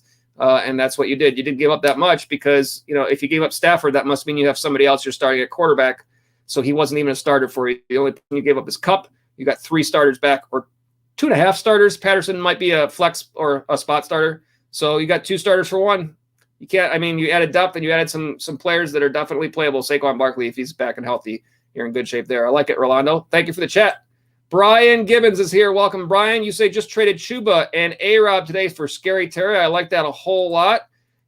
You say took A-Rob in the 2nd round. I understand that, but at this point, what are you going to do? It's just not happening. Terry McLaurin has been just okay. I'd like to see him have a little more production than he's had so far, but he's currently wide receiver 18. And Allen Robinson, let's see, scrolling. Oh, there he is, wide receiver 54. 54. Not what you were looking for. Chuba Hubbard's going to be around only for a couple more weeks. You got Scary Terry, hopefully, considering that he stays healthy for the rest of the year. In terms of where they were drafted, I think McLaurin and Robinson, I can't remember their exact ADPs, but I would assume they were in the same range. So you gave up a guy that you picked up off the waiver wire, most likely, that once McCaffrey's back won't be playing that much, and you got an upgrade from Robertson to Terry. I like the deal. I wish I could make that sort of a deal myself for the places where I'm stuck with Allen Robinson. So I say good work there to you, Brian, and thank you for the chat. Vansco, I've been trying to get rid of A-Rob since week 3. I'd have better luck selling water to the sea. I like that. So does Bill. That's a good one. Oh, man. Mark Yasko is here. Would you start Dearness Johnson or Damian Harris? I will look at the matchups, but my instinct says Dearness Johnson here right away. Let me see the matchups here. Cleveland on Thursday against Denver. Fantasy points to the running back spot on the left side of your screen. Denver currently sits at fewest, but it's Cleveland run first team. You expect them to get all the volume. This is a volume play. New England against the Jets. The Jets are 2nd most, and Damian Harris, you would expect to be the running back here. That's a better play than my instinct thought at first look. It's a little bit of a sneaky play. You would think that you can trust Damian Harris based on what he's done all year long. And what do you know about Dearness Johnson? Not much, other than the fact that he had a really nice game last year when he was forced to play because of injuries. Harris had 100 yards last week. He's had 100-yard games twice.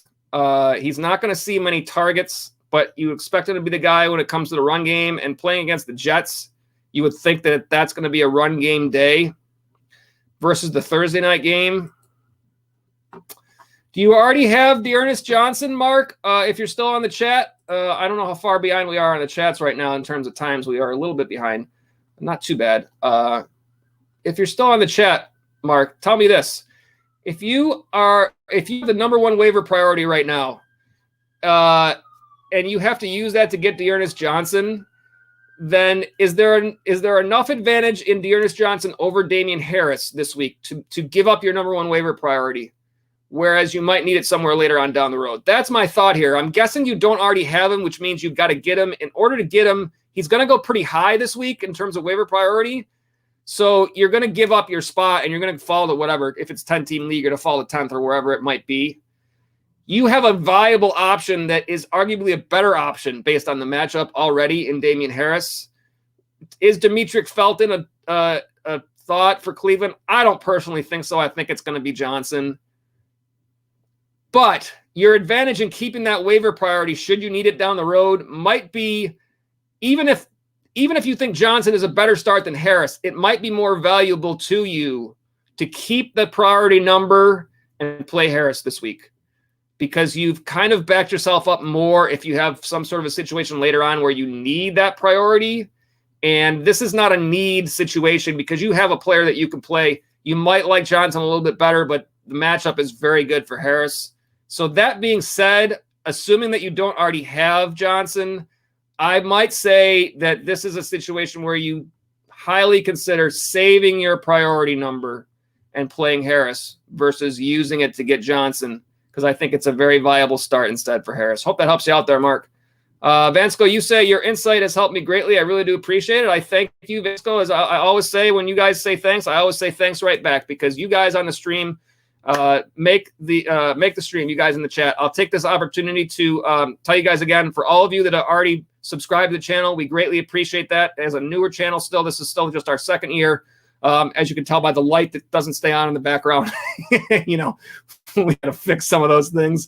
But we appreciate helping us grow. For those of you that might be new, if you enjoy our content, feel free to drop us a like. If you haven't done so yet, feel free to subscribe to the channel so you can get those notifications for when we have new content. The likes, the subscribes, they really do help out the channel a ton. So I try to take that opportunity to thank all of you guys that are here. It definitely does help us out a whole lot, and we do enjoy talking fantasy football with you guys. So I usually will say that in response to all of your guys' thanks. But I appreciate it, Vansco. Vansco, you say, I need to start 3, 2 receivers and 1 flex. That might be in response to an earlier one, which I can't remember, but I probably already answered it. Hopefully, Vansco, if I didn't, then I'm scrolling around to see what it was. But I think I probably did say, yeah, because this was for 3. You're down Zeke, Jefferson, and Claypool, and I think I gave you everybody but Rondell Moore. I'm not even sure.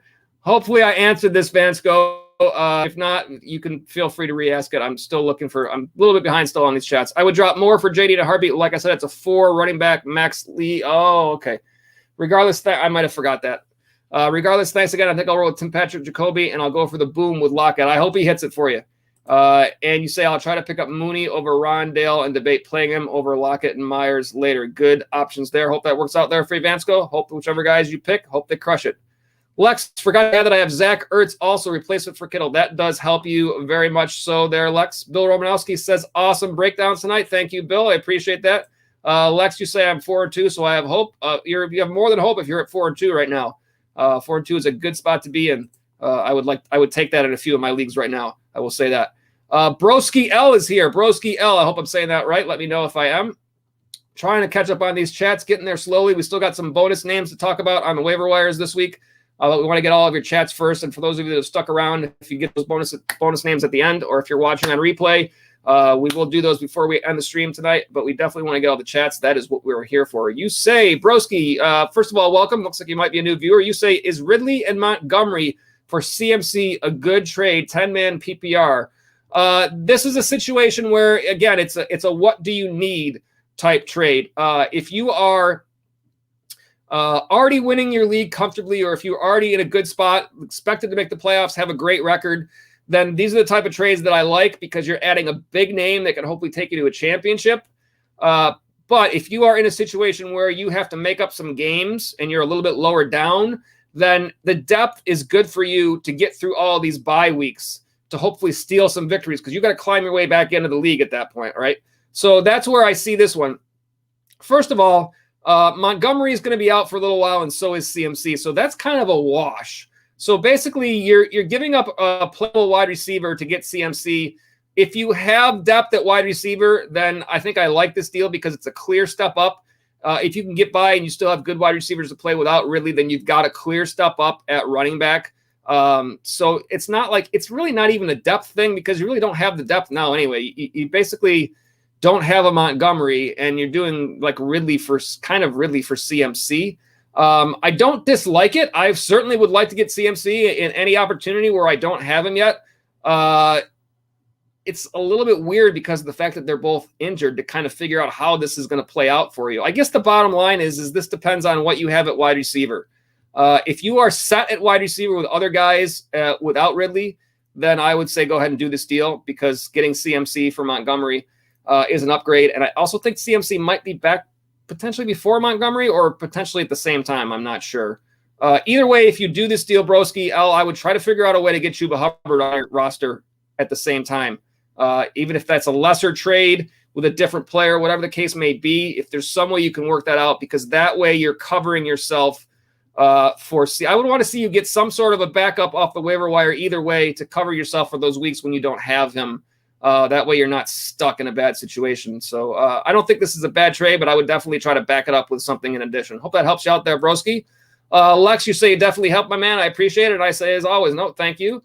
Kevin Burnett, I really hope this is actually going to happen because I've been hoping he's been back for a little while. Gronk is back this week. That'd be a huge help to me, as well as some of you guys as well. So I definitely hope that he is back. I'm going to be looking for those same reports to try to figure out my own rosters. Thank you, Kevin, for the chat there. Lex says here, luckily going against the 1-5 team that is also getting hit with a hard bye week. There are so many. I mean, when you're talking about Buffalo, Dallas, Chargers, Minnesota, Jacksonville, Pittsburgh, just think about all the fantasy relevant players that takes out of play this week.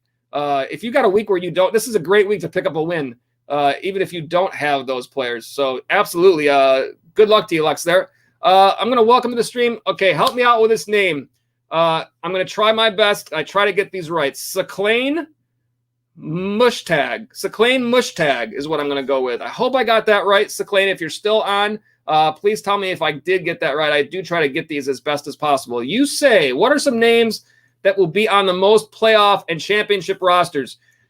Right now, if I took a look on my other screen at the way you're going to look at this is players that were undervalued in the draft that have done well more than what people thought they were going to do this year. That's what I would want to look at there. Players, like if you look at it position by position, the first one we're going to look at is quarterback. Jalen Hurts is currently quarterback 5. That's quite a bit higher than where he was drafted. He's certainly a guy that's going to help you out. The rest of the guys that are up there are guys that were drafted high. Justin Herbert is a little bit lower. Perhaps Matthew Stafford. Perhaps Tom Brady, the way he's going right now. Those are players that are a little bit lower in terms of where they were drafted. That would make them winning players. At the running back spot, we'll take a look at who has overproduced from what you expected from them. Cordell Patterson has been one of those guys. I would say Kareem Hunt for sure has been one of those guys. The injury is going to hurt him now. That will make a difference. I think those are probably the first two names that stick out for me. At the wide receiver spot, it's clearly Mike Williams. Mike Williams is a league winner right now. For where you drafted him, just think about what round he went in your draft. He's currently wide receiver 4. That's after a bad game. So he's well overproduced. Cooper Kupp is another name that's well overproduced where he's drafted. He's currently wide receiver 1. Jamar Chase for the Bengals. We see more players really at the wide receiver spot that have made an impact this year, but a rookie like Chase for Cincinnati has been great. Adebo Samuel, currently wide receiver 8. Brandon Ayuk was the guy that was being drafted first among wide receivers for San Francisco. And look at what Deebo Samuel has done compared to Ayuk. So there are several players there who have made a little bit more of an impact on the wide receiver side. Tight end is more about, unfortunately, finding players there is tough. But right now you've seen players that weren't even drafted make an impact. Dalton Schultz, Dawson Knox. Knox is now out with injury, so we'll see what happens there. Of course, you got the big names like Travis Kelce, who is going to be on – Travis Kelce most likely is going to be on league championship rosters just about every year. But you're looking at guys that have made an impact, considering that if you pick somebody in a later round that really crushes it, then that does nothing but help. If your other players that you drafted simply produce where they're supposed to for where you got them, then you're going to be on a league championship team. Mike Williams right now is pretty much the main guy at the tight end spot. Schultz, Knox, even – I would say even like a guy like Hunter Henry or Rob Gronkowski who are overproducing are definitely going to help you. At the running back spot, I think it's going to there's still a little bit of this shaking out to happen. Clearly, if you have Derrick Henry, right now you're in good shape. But I think some more things are going to shake out at the running back spot here that we still don't know yet. Does Austin Eckler continue to be, right now he's running back 2. And I'm talking in PPR format. If you took a shot on him towards the end of the first round, I mean, he's definitely paid off over some of the other guys that might have been drafted in that range. So it just remains to be seen. But you're looking at those guys that have really turned in more value than you ever expected them to. And for sure, like guys like Mike Williams, and if he is able to continue with Cordell Patterson, if you've been able to add those guys to other guys on your roster and even somehow work trades that help you, improve your team along the way, that's what ends up winning the league for you. Thank you for the chat. I'm going to see if there are any follow-ups here. I don't see. I do see a follow-up here. Austin Eckler being the RB2 after a horrible game is laughable. Eckler is going to be amazing after the bye week. Saclan, thank you for that. I appreciate that. I try to get these right. Saclan, I'm going to assume is the right way to say that. So I do thank you for that. On future streams, I will try to remember and get it right because I really do try to get these names right for each of you. So appreciate you being on the stream. Looks like you might be a new viewer. Glad to have you here and look forward to seeing you on future streams as well. Kevin Burnett, same with Judy being back this week. That is good news as well. Now your running back are Zeke and CMC, and wide receiver are Cooks and A.J. Brown. Here's a note about A.J. Brown. This is the first chance I think I've had to mention this. This is information that is new to me that I hadn't seen anywhere else yet. Obviously, the concerns about his injuries, the way things have been going with Tennessee, Tannehill, all these things have been in play. Again, I'm in Buffalo here. I'm Bills Mafia. Fantasy football is completely different. But one thing with the Bills playing Tennessee this past week that I did hear that was new information to me was that A.J. Brown apparently in some sort of I don't think it was a press conference, but I think it was some sort of a talking to a reporter or something. Sounds like he mentioned something. This came out along the broadcast with the Bills game this past week, that A.J. Brown does not expect to get his full complement of snaps and whatnot until week 10 this year because of his hamstring injury. So apparently Tennessee is trying to kind of keep him on a pitch count for a few weeks. I would not have had any way to know that if it weren't for, I think I heard that on the radio broadcast for the Bills this week. So that is something to really think about and kind of monitor, because that changes not only the way you look at Brown in terms of whether or not you start him, it also changes the way you look at him in terms of whether or not you try to trade either for him or trade him away.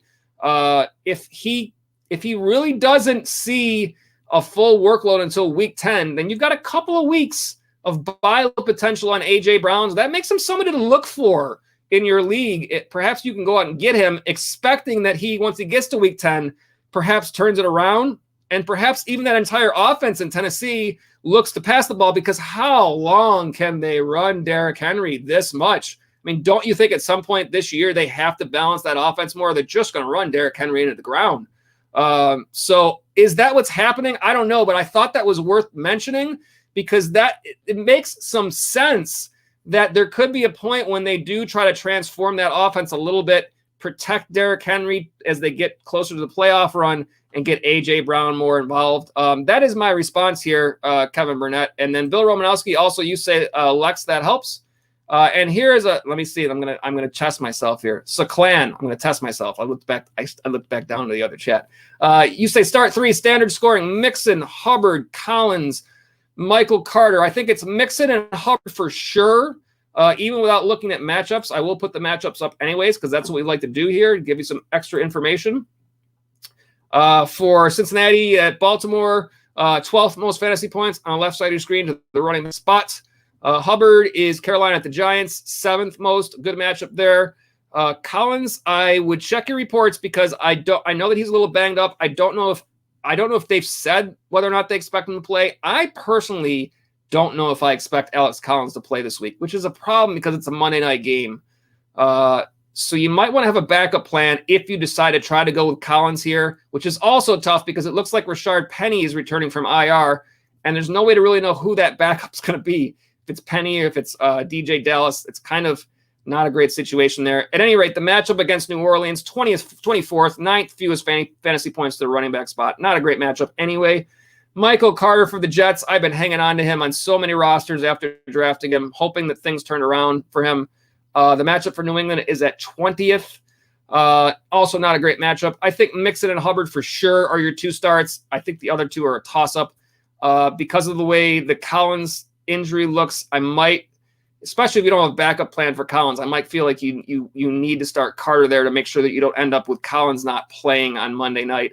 You don't want a 0 in that case. If you can back yourself up with whoever the potential backup would be in Seattle, then you can help yourself if you don't decide to go with Carter. It's not a great matchup either way, really, there. So in that case, I might feel a little bit safer with just playing Carter there, and just in case there's a problem with Collins not being fully healthy. Hope that helps you out, Saklan.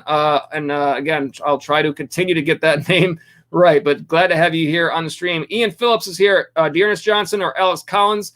I think Dearness Johnson for sure in that one. The matchup is not great for either of them.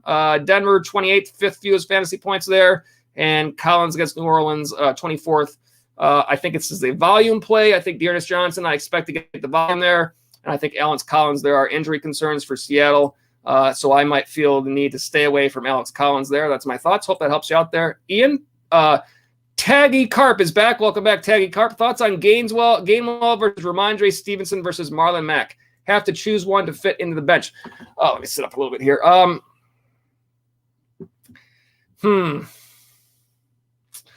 Well, my thoughts are this. It looks like you're asking this as not a potential starter, but more as just someone to stash, if that's the case. I don't know that any of these has a super clear reason to stash other than Mac asking for a trade. It doesn't look like it's happening anymore. I thought that Gainwell had the most upside until things just like it's complete question mark now in Philly there. Ramondre Stevenson, we've heard a little bit about there for New England with some potential, but I don't know, is that just because of injury or who is he going to take away game time from? Is he more of I can't say that I'm super familiar with whether or not he's a run guy or a pass catcher out of the backfield guy, but in terms of targets, like he had 3 targets last game and 5 rushes. So perhaps he's more a guy they want to use as a pass catcher over Brandon Bolden, who is the other guy in that lineup.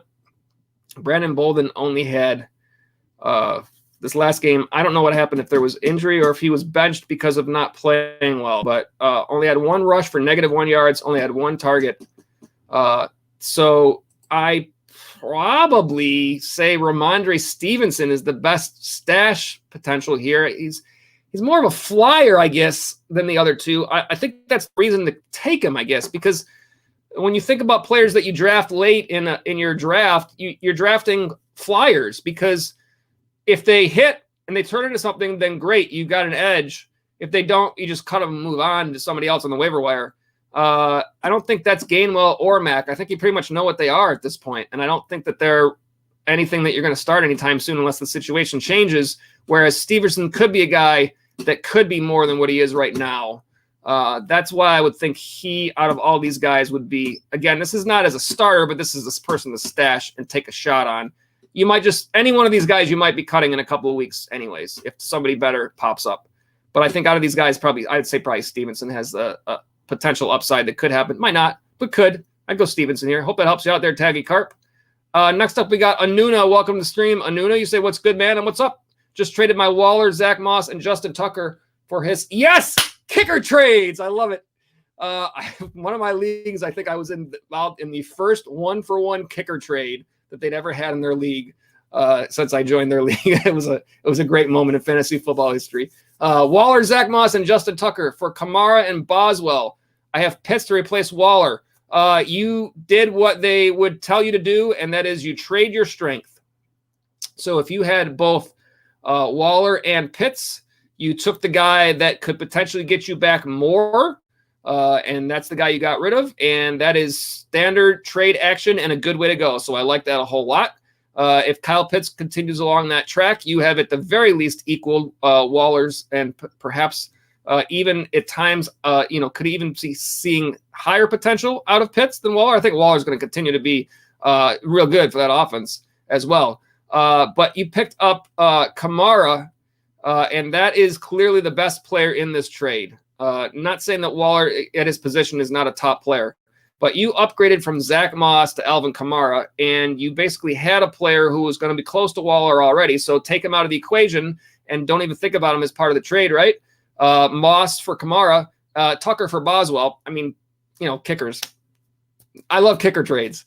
But if you ever wanted to stream a kicker and you needed to, and look for a kicker that has a matchup, like I don't know why the matchups that they show you are in green for kickers. I don't know. It's just data, right? But if it's there, I'm like, all right, this guy's got a matchup. It shows up in green. All right, give me that guy. And sometimes it works out. What more can you do? This is what fantasy football is, right? You got the best player in the trade. You have a player to replace the best player on the players that you gave up. That's pretty close. Huge win, Anuna. I think that's a huge win for you. Well done, and hope that they continue to crush it for you. I will say that I went out and I traded for Alvin Kamara in one of my leagues as well this year, and I was very happy with that pickup too. So nicely done, and hope they crush it for you throughout the rest of the season, Anuna. And it looks like you might be a new viewer, so welcome to the stream as well. Trying to get a little bit caught up on these chats. We're getting a little closer. Had a lot of good chats so far. 3 hours into the stream at this point on your Tuesday waiver night. So we appreciate all you guys for being here. Ryan Boy, I'm going to say Boy. I hope I say that right. If you're still on here, tell me if I said that correctly. And looks like you might be new as well, so welcome, Ryan. McCaffrey for Calvin Ridley and Chase Edmonds. I'm curious if you are saying that you are picking up. I'm going to take this as though you are trying to acquire McCaffrey and you're giving up Ridley and Edmonds. Yeah, I think that's certainly in terms of value. I think the McCaffrey side probably has the edge here. Chase Edmonds has certainly been very consistent, but Christian McCaffrey is the number one pick in fantasy football.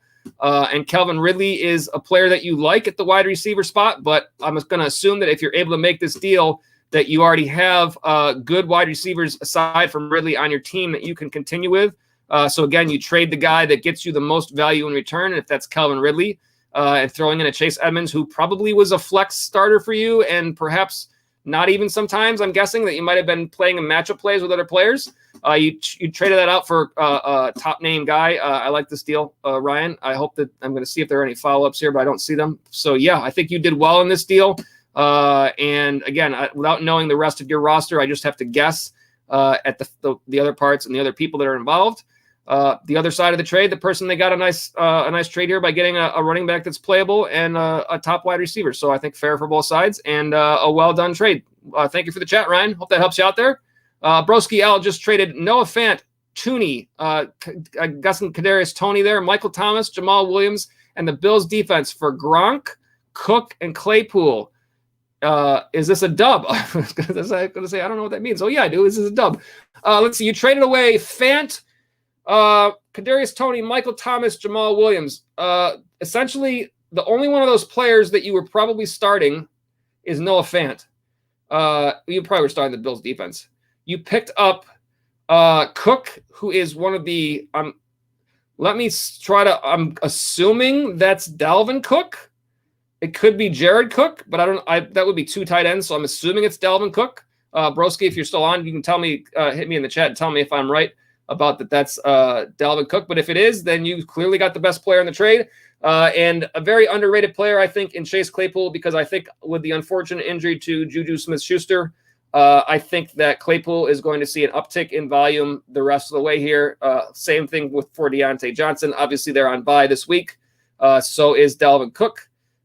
This is probably what allowed you to make this deal, because this player that you're trading with was probably hurting for they probably figured neither one of these guys that were going to play this week, Gronk, Cook, or Claypool. And you gave him a Fant that's playing, you gave him a Toney that's playing, a Michael Thomas that's not yet, but a Jamal Williams that is. So yeah, your bye weeks, a bye week situation for somebody else in your league resulted in you picking up these guys. I think it's well done. I know Fant has been playing well, but Gronk played well before he got hurt. Dalvin Cook is a clear win. I mean, the only running back you traded away is Jamal Williams. You upgraded from Jamal Williams to Dalvin Cook, and I actually think Michael Thomas to Chase Claypool this year is probably going to be about even. I don't expect I hope Michael Thomas plays well, but I don't have expectations for Michael Thomas to be what he was in past years. I think that offense is just simply different than it was before. And who knows about his injury concerns of where he's at. So, I mean, hopefully he returns and is healthy. We just don't know that yet. You know that Chase Claypool right now is, I believe, healthy, right? Yeah, this is a good deal. This is good. I like it. Nicely done, broski. Hope that those guys crush it for you. Vansco is here. I skipped this one, Saklan. I had that one from you before, so I'm going to keep going in order again. I don't ever mean to miss anybody, but sometimes it happens when I scroll around. If I do, just hit me up with a chat that says, "Hey, Joe, you missed mine." It's not intentional, but sometimes it happens. Vansco, I wish I would have drafted Darrell Henderson in a couple more leagues. I tried to draft Darrell Henderson in a lot of spots. I'm very happy with that so far. I hope that continues. I don't have Cooper Kupp in any of my leagues this year. I do have Robert Woods. Well done. Anyway, Henderson in a couple more leagues, but I shy away from drafting players from my favorite team. I never want to be doubly disappointed that they had a bad day, laughing out loud. I definitely agree with that sentiment. Absolutely, Vansco.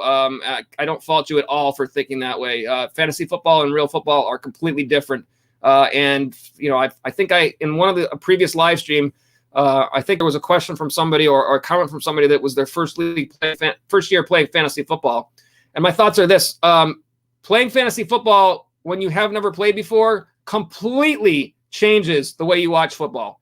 I think probably most of you would agree with that. And that's part of probably what we all love about this is that who would have ever thought before, when they were just watching games because they liked watching the games, they wanted to see close games, they're rooting on their favorite team or cheering for whoever, who would have thought that all of a sudden you would know all this information about all these different players?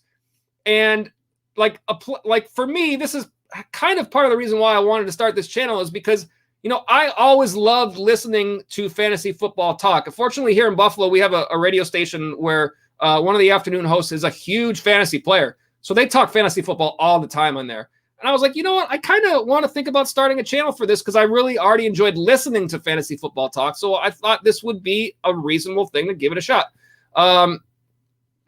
But before any of us started playing, think back to before any of you started playing fantasy football, how you watched the game versus how you watch it now, whether it be the knowledge that you have on other players or what you know about injuries, or just simply if you might watch Sunday Ticket now, whereas before you just watched your team, but now you have all these different games on your screen and whatnot. It just changes the way you watch everything. I really do think like a lot of what has happened in recent years with the I don't know if ratings is the right thing to say, but just the way the NFL is watched by viewers, I feel like is impacted by fantasy football more than people realize or understand. Perhaps the NFL understands it. You got to figure they probably know the way these things are going on. When you look at I always wonder when you look at like bye weeks, like we have right now, like is there ever any thought when they're putting together the schedule about how fantasy football is impacted by the bye weeks? Because I find it curious that all of these teams with huge fantasy names on their roster are all on bye in the same week. Buffalo, Dallas, the Chargers, Minnesota, Jacksonville, Pittsburgh. Do you know how many fantasy relevant players that is among 6 teams? And I think they said this is the only week where there are 6 teams on bye. Do you find that curious? Like, is there a reason why that is, that all of these, because then all of those players are available in all these other weeks, like just that one week that all these fantasy relevant players aren't here? Like, I don't know if there's anything to that, but I certainly think, I mean, why wouldn't they take these things into consideration? They have to understand how much people love playing this game. And I don't know if it's just a certain set of people, if it's not the overall, like perhaps the overall majority of people that watch football, it is not about fantasy football. But I think there is a good number of people, a good portion of those viewers that more and more, that's what this is about watching it. And it's like Vansco said, it's like, you're rooting on your team, but then there's this other side that's completely different. And that's kind of the way I look at it there. So yeah, I definitely agree with your thoughts there, Vansco. You still want to see your team play well. But this is a whole different deal. Saklan is back. Thank you for answering my questions. I liked and subscribed. I thank you very much for that, Saklan. Glad to have you and glad to have all of you that are on the chat with us. We appreciate all of you guys being here. We got one of our regulars back, Ilias Giftopoulos. You say Debo or DK Metcalf in PPR and Daryl Henderson or Fournette. Let's put some matchups. I have instinct reaction to these right away, but I also have matchup numbers for you. I'll give you my instincts first. Debo's been playing too well. DK's got a backup quarterback. Debo. That's instinct. I'm going to look at data because the data might say something otherwise. Instinct, Daryl Henderson, I like a whole lot. Fournette has been, seems to be the guy that's emerging there in Tampa Bay, but my instinct says Henderson. That being said, we'll look up matchups for both and see if I'm thinking the right way or if I should be thinking otherwise. San Fran against Indy, left side of your screen. Fantasy points to the wide receiver spot is San Fran is currently where? Middle of the road, 17th. DK, Monday night against New Orleans. New Orleans sits where? 13th. A little bit higher, not a lot, just a little bit. If Russell Wilson were there, I might pick DK. But I don't think I can with a backup quarterback. Not that I don't think DK will play well. It's just I'm not sure I trust where that's going right now. I want to see what happened last week to be sure, because I can't say I'm entirely sure of what the targets look like for Metcalf. So I'm calling up on my other screen. It's a little slow here. Let's see what we got here. 7 targets last week, which is still pretty decent. 6 catches, 58 yards, no touchdowns, 12 fantasy points. Debo is coming off a bye, and his targets, the least he's had is 8 every single week. I got to pick Debo there. He hasn't been under double digits in any of his games. Despite the matchup being slightly better, I'm going to take the volume and the not, well, I guess it kind of still is a backup quarterback. I'm still going to take Debo there. And then the other side of that is Henderson and Fournette. So let's get some running back numbers up here for you. Rams home against Detroit. Detroit, the running game. Let's see. Number 1 in terms of fantasy points to the running back spot. I like a whole lot. And Tampa Bay against Chicago. Chicago is currently 21st. So the volume I would think is there for Henderson. The matchup is a clear edge there. I think Debo and Darrell Henderson are 2 fine starts there for you, Ilias. Hope that whichever guys you choose, hope they crush it for you. Thank you for the chat. Next up is Jonathan Patino. Welcome, Jonathan. I think you might be a new viewer. Glad to have you. You say traded Chubb and Jefferson for A.J. Brown and CMC. Did I win this trade? I see a second one here from you, Jonathan. I'll do that one separately. I think that, obviously with Chubb being hurt right now, CMC is an upgrade to Chubb, even if Chubb were healthy. CMC is also hurt, clearly. So neither one of them is helping you out a whole lot right now. But when they're both back and hopefully both healthy, CMC is an upgrade there. Jefferson for A.J. Brown. Right now, Jefferson has the edge in that one. Overall for the year, do I think it's going to stay that way necessarily? Not necessarily. Jefferson currently wide receiver 6. He's averaging 18.6. A.J. Brown is currently way down the list, and he's missed some time. He's currently wide receiver 65. He's averaging 9.1. One of the things that I just mentioned, if you heard, Jonathan, was about I heard the radio report from this last week's game against Buffalo that AJ does not expect to get a full complement of snaps, targets, however you want to put it, until week 10. That was the report that I heard on the radio. I don't know that I would have even heard that otherwise if it hadn't been for the fact that they were playing Buffalo. It was a Buffalo radio. And so that might impact your thoughts on Brown in that potentially after week 10, it kind of picks it up more like what you expect at that point. And you would think if Julio continues to struggle with injuries even more so, that could be possible. So I think that even though right now it looks like a step down from Jefferson to Brown, I think there's a chance that he turns it around. That being said, if that's the case, that's what you're hoping for in this trade. When you pair that along with the upgrade that you got in CMC once they are both healthy, I think that makes this a good trade for you. Yeah, I would think that you got the win here. I don't think the other side did poorly either, though. And sometimes that's how trades are, is that both sides can dull. So yeah, it's like, especially when it's a 2-for-2 trade, like one side gets an upgrade at receiver, the other side gets an upgrade at running back. So it looks like you got the upgrade at running back. They got the upgrade at receiver, and could that turn around? Yes. And that's what you're hoping for. And if that happens, that it's a clear win for you. So yeah, I think you're in good shape there on that. And your second question here says also, should I start Herbert or Mooney at flex? I absolutely would. I'll answer this with instinct first before I look at matchups. Absolutely Herbert. Assuming that he is the starter this week. I don't know what the situation is for Damian Williams right now. He was out based on protocol. So I don't know what that situation is. But if it's Herbert and he's the one getting the volume, then it's definite, because I still feel like Chicago is going to try to protect Justin Fields and lean on the run game. It's Tampa Bay, tough against the run, 25th, 8th fewest fantasy points there on the left side of your screen to running backs. Mooney, it is a good matchup for the pass game. The passing numbers in the same matchup here. Tampa Bay, 7th most fantasy points to the wide receiver spot. That being said, I just think in that Chicago offense, if you had to forget who the players are, if you just had to say what part of that offense do you trust more, the run game or the pass game, you'd probably say the run game. So despite the fact that the matchup is not as good, I think I take the Herbert side as a volume play. I don't dislike Mooney. I do have Mooney as one of my top 5 waiver wire pickups this week.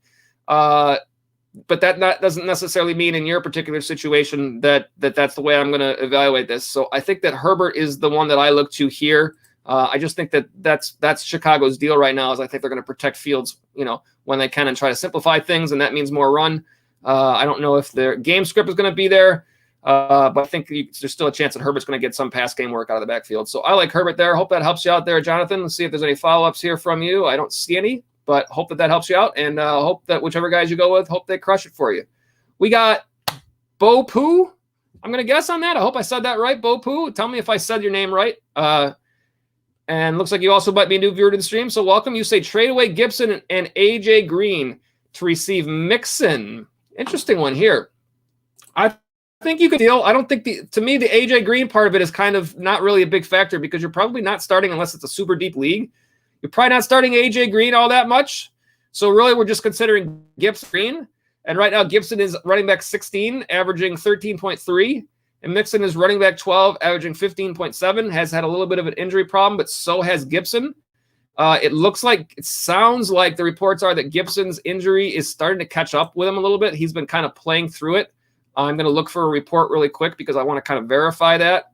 But that's, I think, is what I've been hearing. Gibson. So I'm looking on here for Yahoo reports. And of course, Yahoo puts all these extra stuff on the screen that I don't want. Show me Antonio Gibson. He's questionable again this week, but he has been questionable. And here is the report. This is from yesterday. Ron Rivera said Antonio Gibson underwent an MRI at his injured shin. Gibson was sidelined during the fourth quarter of the last loss to the Chiefs. Spent much of the game cycling in and out and on the bike, getting treatment. Not good. Gibson drafters should emotionally prepare themselves for an absence. How long that absence will be is anyone's guess in a seemingly lost season for Washington. That's not a good report. Jared Patterson, who would likely handle most early down touches in Gibson's absence, should be a top waiver wire ad this week. Also interesting. That being said, if you are looking to make this trade, please make sure that the person you're trying to trade with doesn't watch this live stream on replay to hear those things that I just said, because you should probably make this deal based on that report. That's not a good report. So you are not only taking a step up in terms of where Mixon is in the standings this year, but perhaps Gibson is more hurt than we know. This would be a good opportunity to make this deal. How do I say your name? Bopu? That's my guess on that. 14-man league. Yeah, I think this is an opportunity for you. I think you're thinking the right way here on this.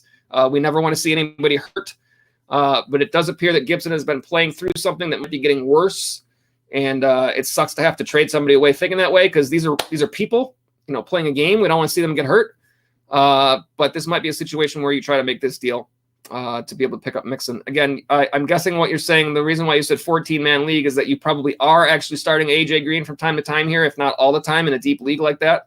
But if you have the depth at wide receiver that allows you to do this, you're getting an upgrade here by picking up Mixon. So I think this is a good deal for you to make, and you're also protecting yourself against the fact that Gibson could miss some time. So I like the deal here, Bopu, and good luck with it. And you say thanks, appreciate it, and I say no, as always. Thanks you. I say thank you for being on the stream. Appreciate you guys. All right, let's see. Let me go back up and try to keep these in order. We got caught up a little bit, but we got another slew of chats, so not a problem. We will continue along these lines here. Rapid Z's here. Welcome back, Rapid Z. Would you trade McCaffrey for Aaron Jones? Straight up, if you are able to keep McCaffrey and deal with him being out for a few weeks, then no. If you need somebody absolutely right away, that would be the only reason why I would think about doing this. And even so, I don't think it can be one for one. I think you have to add somebody to this deal on the other side, because I think you're giving up too much value there for Aaron Jones. The person on the other side is getting a whole lot there. It's an upgrade for McCaffrey for sure, unless for some reason this injury turns into something worse than what it is and it lingers for much longer than expected. So no, I don't think I would do this deal straight up unless you absolutely need somebody right now and you have some sort of. I don't even know if I would. McCaffrey's too valuable. Jones has played well, sure. Jones is running back 6 for the year, but he's not Christian McCaffrey.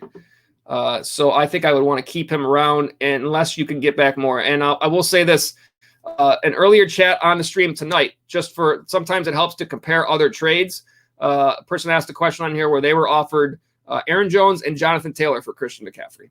Right? That was the deal, right, guys in the chat that saw it. I'm not going to scroll all the way back up, but if I'm losing my mind and that wasn't it, then I'm losing my mind. But I'm positive that was the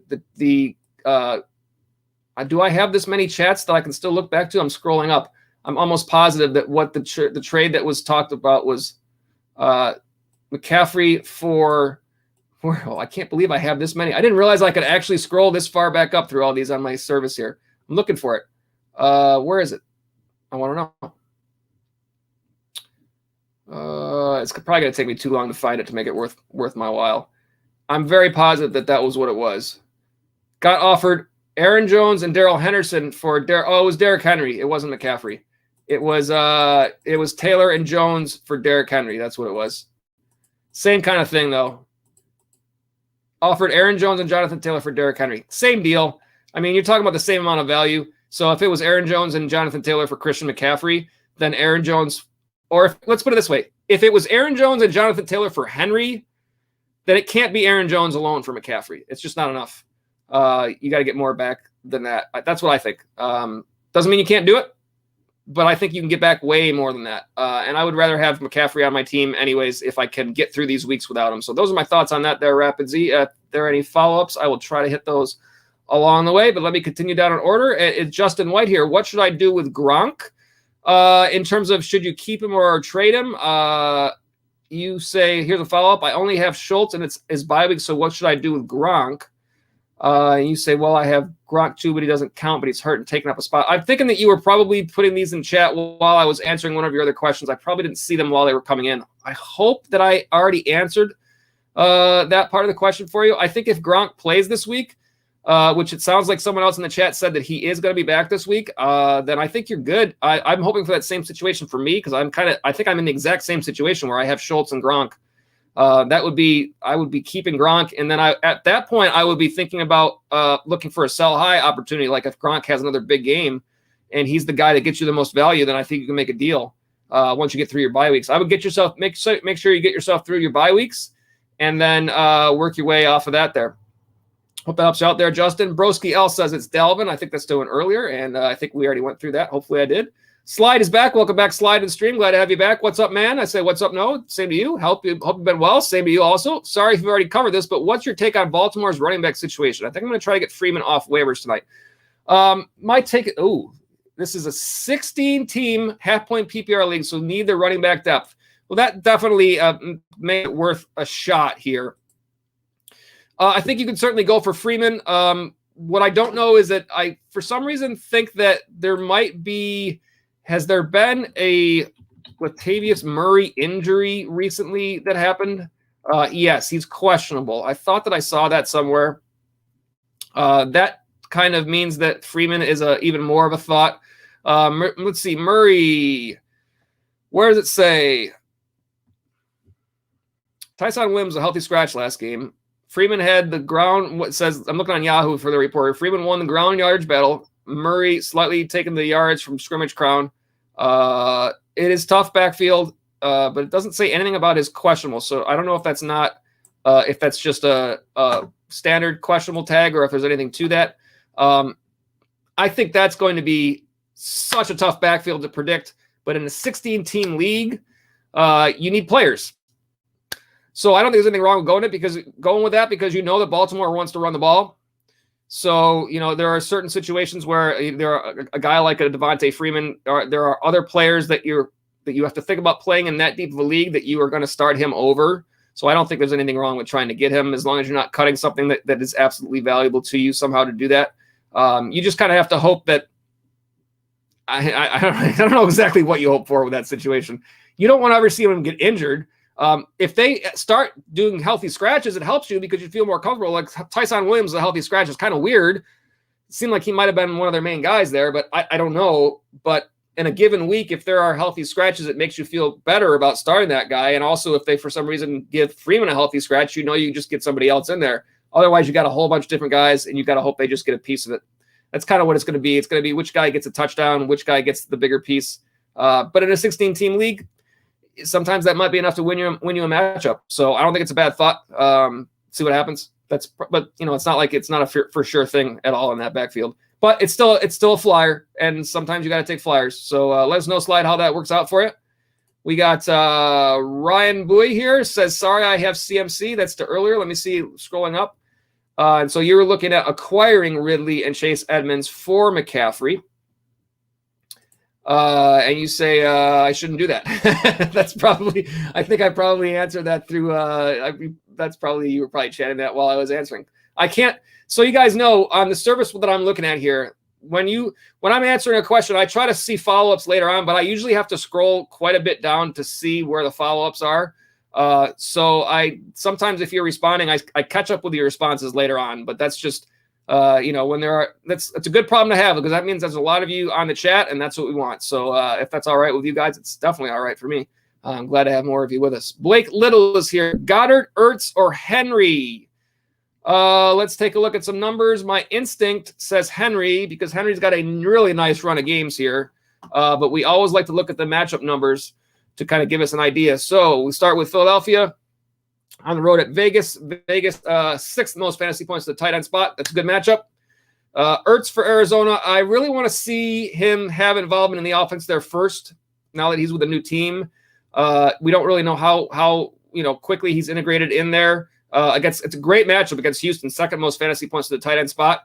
But I just feel like I don't know that you want to wait. I don't know that you want to go after that yet until you see, because I'm not sure how much Arizona really was using that tight end spot before when it was Max Williams.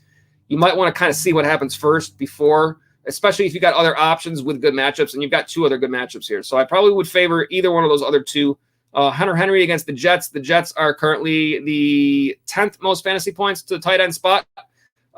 Dallas, to me, of these three, or even of these two, as I narrowed it down, Goddard, to me, like, you'd expect the volume to be there. Perhaps with Hunter Henry, you're always concerned that Jonnu Smith gets some of the volume, but it's pretty much been Hunter Henry in the past few weeks. He's been playing well.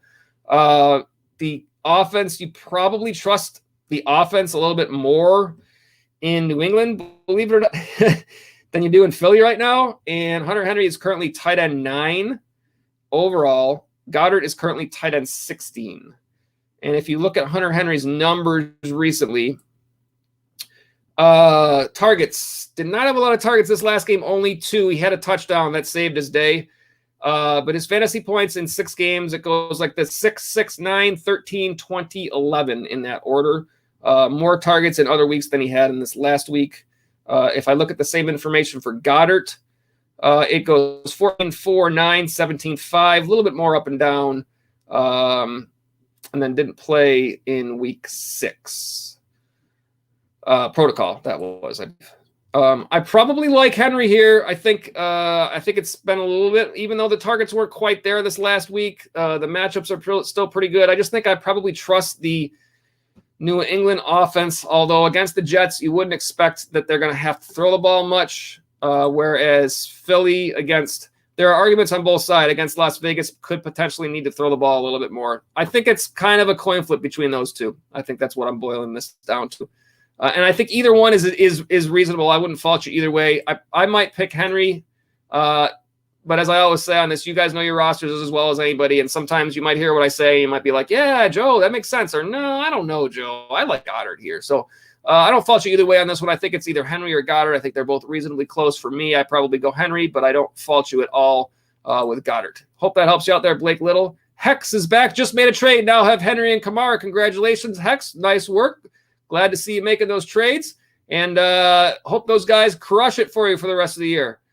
Nice going. Always good to get those. Feels good when you get a trade, right, Hex? Glad to hear it. James Kazi is here. Welcome back, James Kazi, one of our regulars. Sorry I missed last stream. You don't have to be sorry at all, James. Glad to have you back. I'm going to hit your follow-ups before I know I'm skipping a little bit, but I'll go back to that next one. Pick 2, rest of season, Cordero Patterson, Darren Williams, Miles Sanders, Jacoby Myers, T. Higgins. I don't think I'm going to pick Darren Williams because I think he's injury-based that he's in there right now. I think that once CEH is back, I don't think that's going to continue. I'm very concerned with Miles Sanders. I don't know what's going on with that offense. Jacoby Myers, I think, has been seeing fairly reasonable production right along. I think out of these guys, it's Cordell Patterson is first. I know there was a lot of trepidation. Is that the right word? Because in the past, Cordell Patterson were like, oh, yeah, and Corlin is no, he's not. He's not. But this year he's like he is for some reason. Atlanta, loves him. So his production has been pretty steady, and I don't know that's going away at all. So I think that's the first one that you got to pick. And then out of the rest of these guys, it's kind of tough. I don't think it's Williams because I think once CEH is back, it's not going to be him. You would think it would have been Miles Sanders, but things haven't been going that well there. So that brings the other two into play. Jacoby Myers is currently wide receiver 34. His volume has been pretty good. Targets throughout the season right now, 9, 6, 14, 12, 5, and 6. Those are his targets in those games. Only one game with less than double-digit fantasy points. T. Higgins has been a little bit hurt. I personally like T. Higgins, but he's clearly Jamar Chase is the main guy in that offense. Higgins will probably be the number 2 guy over Boyd once the season is all said and done. I think he will be fine. His last 2 games since returning from injury, 7 targets and 6 targets. I like Higgins, but to me, you know, the targets for Myers seems to be the number one pass catcher in terms of targets and volume there for New England. It seems he's pretty clearly established in that role. I would probably pick Myers as second in this over Miles Sanders. That could change. Hopefully, for those of you that roster Miles Sanders, that does change because you probably drafted him a little bit higher than it needs to be for where he's at. But I think right now it looks like Patterson and then probably Myers is next. And James, next up, you say, or Allen Robinson. No, not Allen Robinson. I'll do any option that you have that's better than Allen Robinson right now is an option worth taking. It's just not there. Just can't do it until we see it happen, and hopefully it happens at some point, but it's not happening right now. For this week start, A.J. Brown, McLaurin, Sanders, Jacoby Myers, Darren Williams, or Fournette. This is a matchup opportunity for us to take a look at some of these. For A.J. Brown, the matchup is pretty good, it seems, against Kansas City. Kansas City currently sits at, for points to wide receivers, not as good as I thought, 22nd. It seems like the defense has allowed more passing games there against Kansas City. Terry McLaurin for Washington is up against Green Bay, and Green Bay at 25th, so 8th fewest. The matchup is a little bit worse there. Miles Sanders, we'll look at Myers first and stay on the wide receiver side. Myers for New England against the Jets, 3rd fewest. And then we'll go over to the running back side for the next part of it. Sanders, Philadelphia against Las Vegas. Las Vegas 13th there on the left side of your screen. Fantasy points to running backs. Darren Williams is my instinct choice here against Tennessee. The matchup number doesn't say it's as great. Where does Tennessee fall? 22nd. And then Leonard Fournette for Tampa against Chicago. And then Chicago, where do they fall? Let's see here, 21st. To me, I think Darren Williams kind of proved himself last week in terms of getting the volume with CEH out there. I think he is the choice here based on volume. I know the matchup isn't all that great. I'm not sure how many of these guys, James, that you need to start. I'm going to assume there it is, 2 players for the above question. I was going to assume that anyways, something like that. So that being said, I would start with Darren Williams. And then after that, if you like A.J. Brown to turn it around, then he's the next one that I have the instinct for here. But other than that, I think Leonard Fournette has proved himself in recent weeks. Leonard Fournette for Tampa Bay currently is running back 11. That's pretty good. That means that your flex is going to be these might both be flexes, or that might be one starter and one flex on either. But it couldn't be that because then it would have to be one wide receiver. Fournette, he's only had one game with less than double digits. His last 2 games, fantasy points 21 and 31. The matchup I know not as great, but it seems like he's kind of taken over that top spot in that backfield there. I like A.J. Brown. I like Terry McLaurin, but there are kind of some concerns on both, I would say, at this point. The matchup for McLaurin, I just want to go back and look at that again. Washington, Green Bay. The matchup is not all that much better. If you're going to start a receiver, if you want to start a receiver out of all those guys, it's probably A.J. Brown. But if you're comfortable going with 2 running backs there, I think it's Williams and Fournette would be my choices there. Hope that helps you out there, James. And hope that whichever guys you go there, I hope that they crush it for you. All right, I'm going to scroll back up here. I know I jumped over one on the way through here, and it is this one from Kazap. Welcome, Kazap, to the stream. You say 12-man PPR. I got Edmonds, Gibson, Harris, and Collins at running back, and my wide receivers are Diggs, Ridley, Tony, Bateman, and Michael Thomas. Any trade suggestions? Desperate for a running back. Yeah, I can see that. Well, when they talk about trades, they always say that. Let me see if there are any follow-ups here as well. You do say or waiver wire suggestions. I think that might be your better option here because they always say trade your strength.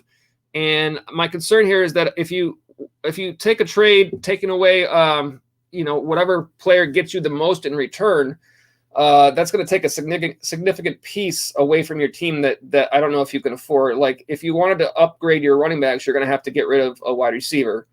And if you get rid of a Diggs or a Ridley, then you're stuck kind of hoping that Michael Thomas returns close to his form. And that might be the key to this for you, Kazap, is waiting out to see what Michael Thomas is when he returns, because that makes your roster a whole lot different here, right? If Michael Thomas is anything close to the Michael Thomas he's been in past years, now you have depth. But until that happens, you're kind of still like hoping for depth. Edmonds has been relatively steady, and Gibson now has injury concerns. That's the biggest problem. Otherwise, you might be all right. Damian Harris is probably going to get you by. He's got an okay matchup this week. Alex Collins, I think, has some injury concerns, so that's a problem. It's 12-man, so it's going to be tough. The only suggestion in terms of trade would be, thinking about this, what are you going to do with these wide receivers? But if you are also asking about waiver wires, then I would say this. Let's do this, because I did see another chat about the waiver wire as well from MB that we haven't covered yet. Let me go through, because we've been on for a while since we originally did. I mean, the title of this show is Tuesday Waiver, Waiver Tuesday. You think I would know the title of my own show. Waiver Tuesday. And at the beginning of the show, I did the top 5 waiver wire pickups. It's been quite a while. So those of you that are on the stream, potentially all of you have joined the stream since we did that. So I'm going to pick up the chats where I left off shortly. But first, let me go through real quick, and let's give you the waiver wire pickups. And I will do this. I will give you the top 5, and I haven't given out the bonus players yet. So I'll give out the bonus players also. We'll do that all at once. That way, those of you that want to see it, we'll go through these. This is the top 5 waiver wire players that I have for week 7.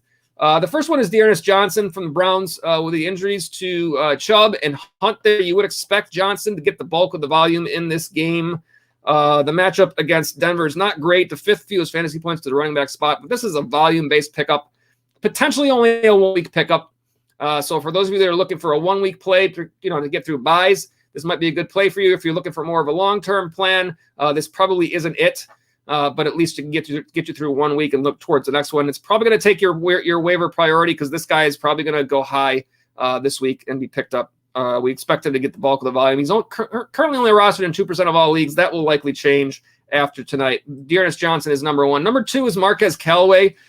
This is a little bit of more of a long-term choice here, not necessarily an all-season choice, but Marquez Callaway is number 2 because of his matchups upcoming. I know it's been up and down so far. But you're looking for potential here. And the next 4 matchups for Callaway: Seattle, Tampa Bay, Atlanta, and Tennessee.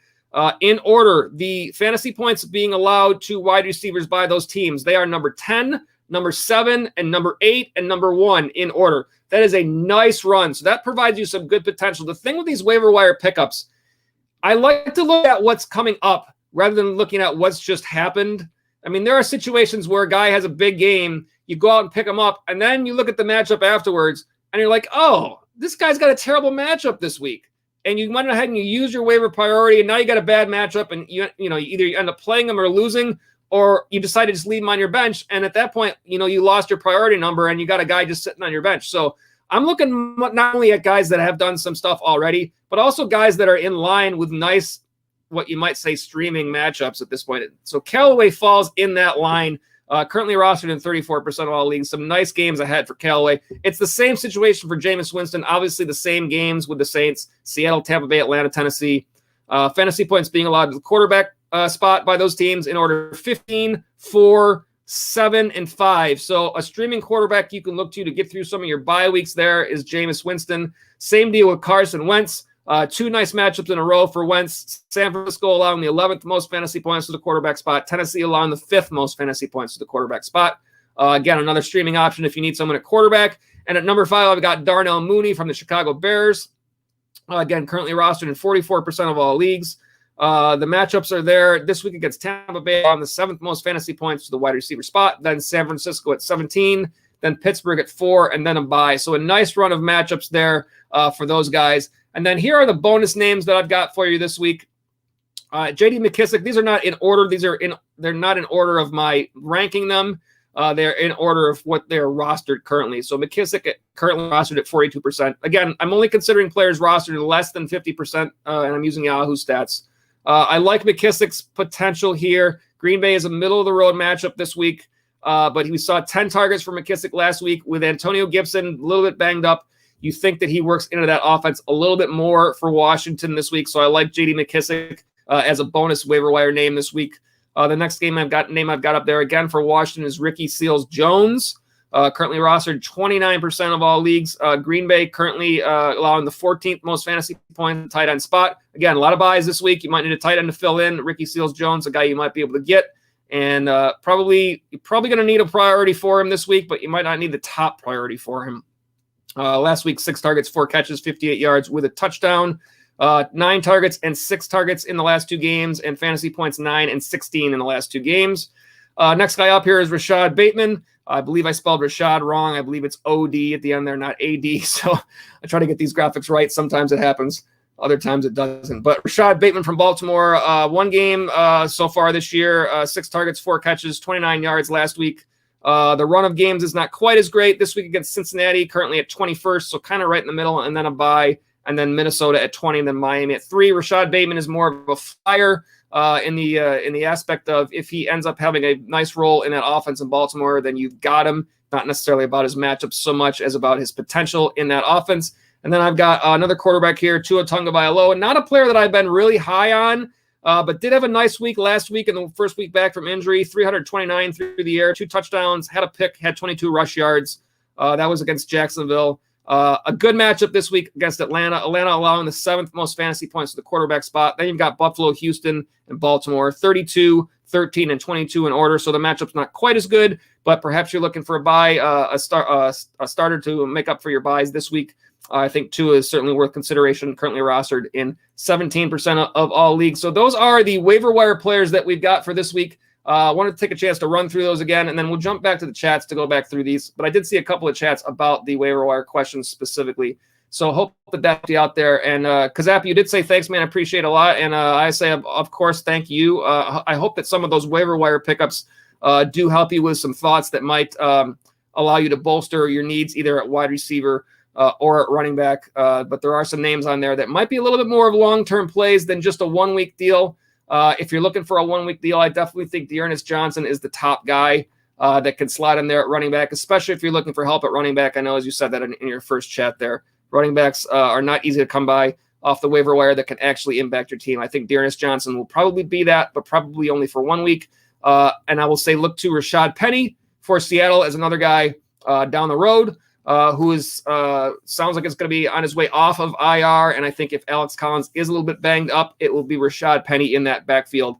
You might be able to pick him up as an IR pickup and not even have to cut anybody for that. So I would look to him as another option there. I hope that helps you out, Kazap. And then I'm going to go jump right back to the chats, right back in order where we left off. And hopefully I didn't miss anybody.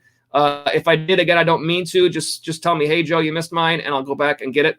But the next one I believe in line here is high upside, low risk. I like that for a name here. Welcome to the stream, high upside, low risk. You say I'm looking ahead for a week 8 streamer at tight end. We'll have Andrews on bye. I've been stashing Higbee against Houston or pick up Hunter off waivers against the Chargers. Both defenses are bottom 2 against tight end. I can't say that I've looked at week 8 that far ahead yet, but I will put the numbers up. Houston fantasy points to tight end are number 2 currently overall, so that looks pretty good for Higbee in week 8. And then also Hunter Henry against the Chargers in a little bit of a revenge game, number 1. I see what you're saying. So they are 1 and 2 in terms of fantasy points allowed. I certainly don't think you have to pick up Hunter Henry if you want to stick with Higbee here. I think that Higbee is very reasonable just to stick with there. I mean, Hunter Henry has been playing well, but there's always Jonnu Smith in that offense, so you never know. I don't think that there's really much that concerns you with Tyler Higbee in terms of somebody else getting some of the volume. Of course, there are other wide receivers there that are taking up lots of volume, like Cooper Kupp. And it would be nice if Robert Woods got some of those passes for some of us that have Robert Woods sitting on our rosters doing not much. But at any rate, I definitely think you're fine really with either of these two guys. The difference here is that Hunter Henry, with so many buys right now, there's a good chance that you're going to have to use your priority number to pick up a Hunter Henry. I doubt he's going to go for free after waivers clear tonight. Perhaps he could. You could consider it at that point. But if you have this option already with Higbee, why use your priority number on Henry when you can let it build up to a higher number should you need it later on in a situation that requires you to have a higher priority number to get the guy that you want? That would be my thought here. I would go ahead and if you've already been stashing Higbee, you've already looked far enough ahead to do that. I think it's a fine start even against other teams. But when you've got a nice matchup like you do against Houston, I don't think there's anything wrong with that. Of course, you could pick up Henry. I think it's just as good of a start. But I think you've already kind of done your homework on this one and you put yourself in a good spot. So I hope that helps you out there. High upside, low risk. Just looking to see if there are any follow-ups there. I don't see any. So I hope that helps you out. We got Drunk Squidward here. I like that name. That's a new one. Drunk Squidward. Welcome to the stream. Glad to have you. You say I have CeeDee Lamb on bye. Who should I start? Corey Davis or Brandon Cooks? Well, here are some matchups for you to take a look at. We will start with Corey Davis for the Jets against New England. New England currently, allowing 19th most fantasy points to the wide receiver spot. I believe these two teams have played once already this year, and I believe that the Jets did not play well at the quarterback position against New England. It's possible that happens again. I'm looking up to make sure, see what those stats actually were, but I believe that not Mac Jones, who's the quarterback for the Jets? Zach Wilson. I had a little bit of not knowing what's going on there for a second. Zach Wilson, I don't believe, had a very good day the first game against New England. Let's take a look. Yes, he had 4 interceptions, 6 fantasy points. Going to be difficult for Corey Davis to have a good day. That repeats itself. That would probably concern me enough to make me play Brandon Cooks regardless. Although I think in some leagues I actually do have to play Corey Davis because of buys myself. But let's look at Cooks' matchup. Houston on the road at Arizona. Arizona currently, 11th in terms of fantasy points to the wide receiver spot. Both of these guys are basically what you would consider, I think, their number one receiver in that offense. Both of these guys with young quarterbacks.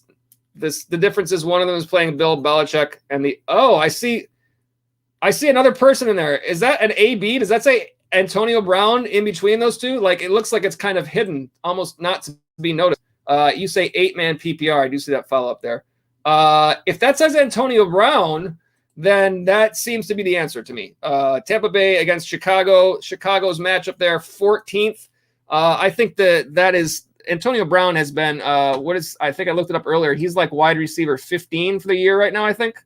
And it's not in terms of a projection. That's just what he scored for fantasy points. Yeah, he's overall 15th.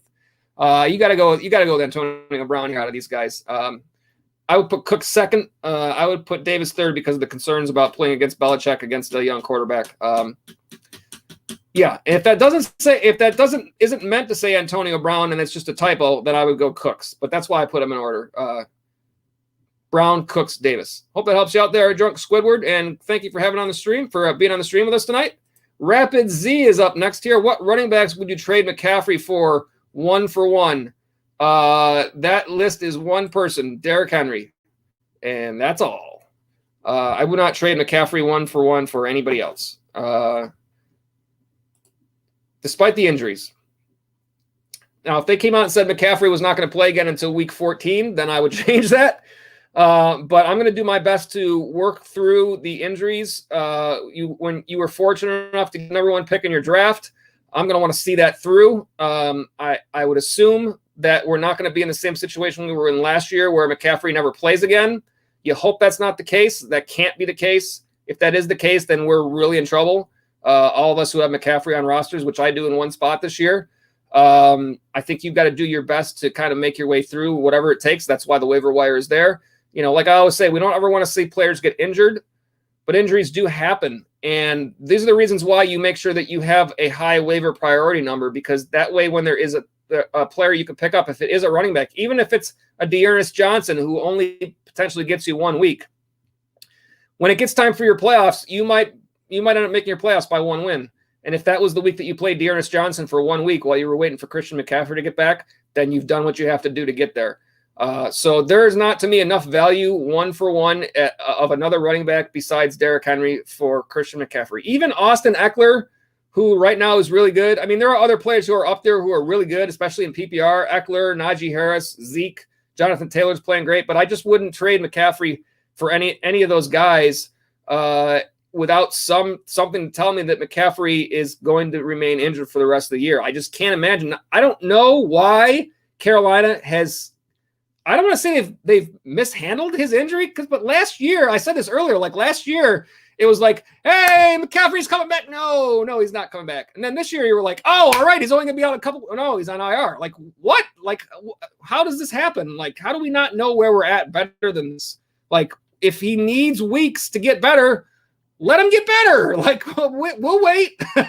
We got our Chuba Hubbard. We can play him while McCaffrey's out. Like, let's go. Let's get him healthy and let's make our run to the playoffs. But yeah, I would not be doing a 1-for-1. If I was doing a 1-for-1 for McCaffrey, I was going to say it would have to be with a top wide receiver. It probably has to be. I don't know that you can trade McCaffrey without getting at least 2 players back, regardless of who they are. He's too good, and you were fortunate enough to get that pick. Like, you want to see that play itself out, and if it doesn't go well because of injuries, injuries happen. If you want to take advantage of adding depth to your team by getting 2 players back for 1, that I can understand, because now you've been able to not only have you got a player to use while McCaffrey's out, but you've added some depth that can help you potentially steal a win during bye weeks when perhaps your opponent is missing some players. But not 1-for-1. I don't think I can do it. Hope that helps you out there, Rapid Z. Go out there and get like 4 players back for McCaffrey and try to get back Derrick Henry, and like a Calvin Ridley type. That's the deal you want right there, right? Get as much as you can. But no, seriously, I mean, I think I would have to get 2 players to make it worth the while. Hope that helps you out there, Rapid Z. And Rapid Z from James Kazi says maybe Kamara and Henry. I think in other years, Kamara, I think will probably be better as the year goes by. But the offense to me in New Orleans, changing as it has, is making it a little bit different. I think the amount of pass catching out of the backfield, I don't know is going to be or has been as consistent to kind of add that PPR value. But I like Kamara as well. I've gone out there and traded for Kamara myself this year. Hector Gonzalez, is it worth the stash Rojo? He would get traded, or maybe as a handcuff. Fournette always gets hurt. I think it's worth the stash only as a handcuff. I don't think you could really predict trades. Trades could always happen. Not much you can do if you cut him and he gets traded and all of a sudden it's better. It's kind of like, oh, well, what are you going to do at that point? But if you have a Fournette as a handcuff, yeah. I mean, Gio Bernard is there. I understand that. But yeah, if there was a injury concern with Fournette, then you would expect it to pick up for Rojo. I'm not sure that he's getting really any sort of volume that's worthwhile to actually think about playing Rojo at any point right now. I'm scrolling down to see where he is on it. He's 66th in terms of fantasy points amongst all running backs. So not so good there. Gio Bernard is actually ahead of him. That's likely due to the pass catching. I mean, he's just gotten a nominal amount of rushes per game and like nothing in targets. So yeah, only as a handcuff. And even as a handcuff, I don't know that there wouldn't be just more work for Giovanni Bernard if there was ever an injury concern with Fournette. We don't ever want to see an injury concern, but Bernard, I don't know if he would probably just be some sort of a committee at that point between those two. So yeah, I would think only stashing him as a handcuff. I think he's probably the lowest person on your roster in terms of if you needed to cut somebody to get someone else. That would be my thoughts, Hector, on that one. Hope that helps you out there. Justin White, who should I pick up, Dearness Johnson or Damian Harris? If Damian Harris is available, I would definitely favor him over Dearness Johnson for the simple reason of Dearness Johnson, you expect to be probably a 1-week play. If Nick Chubb, I know Kareem Hunt's going to be, it sounds like out for a few weeks, but if Nick Chubb is back healthy soon, Chubb is going to slot right back in there.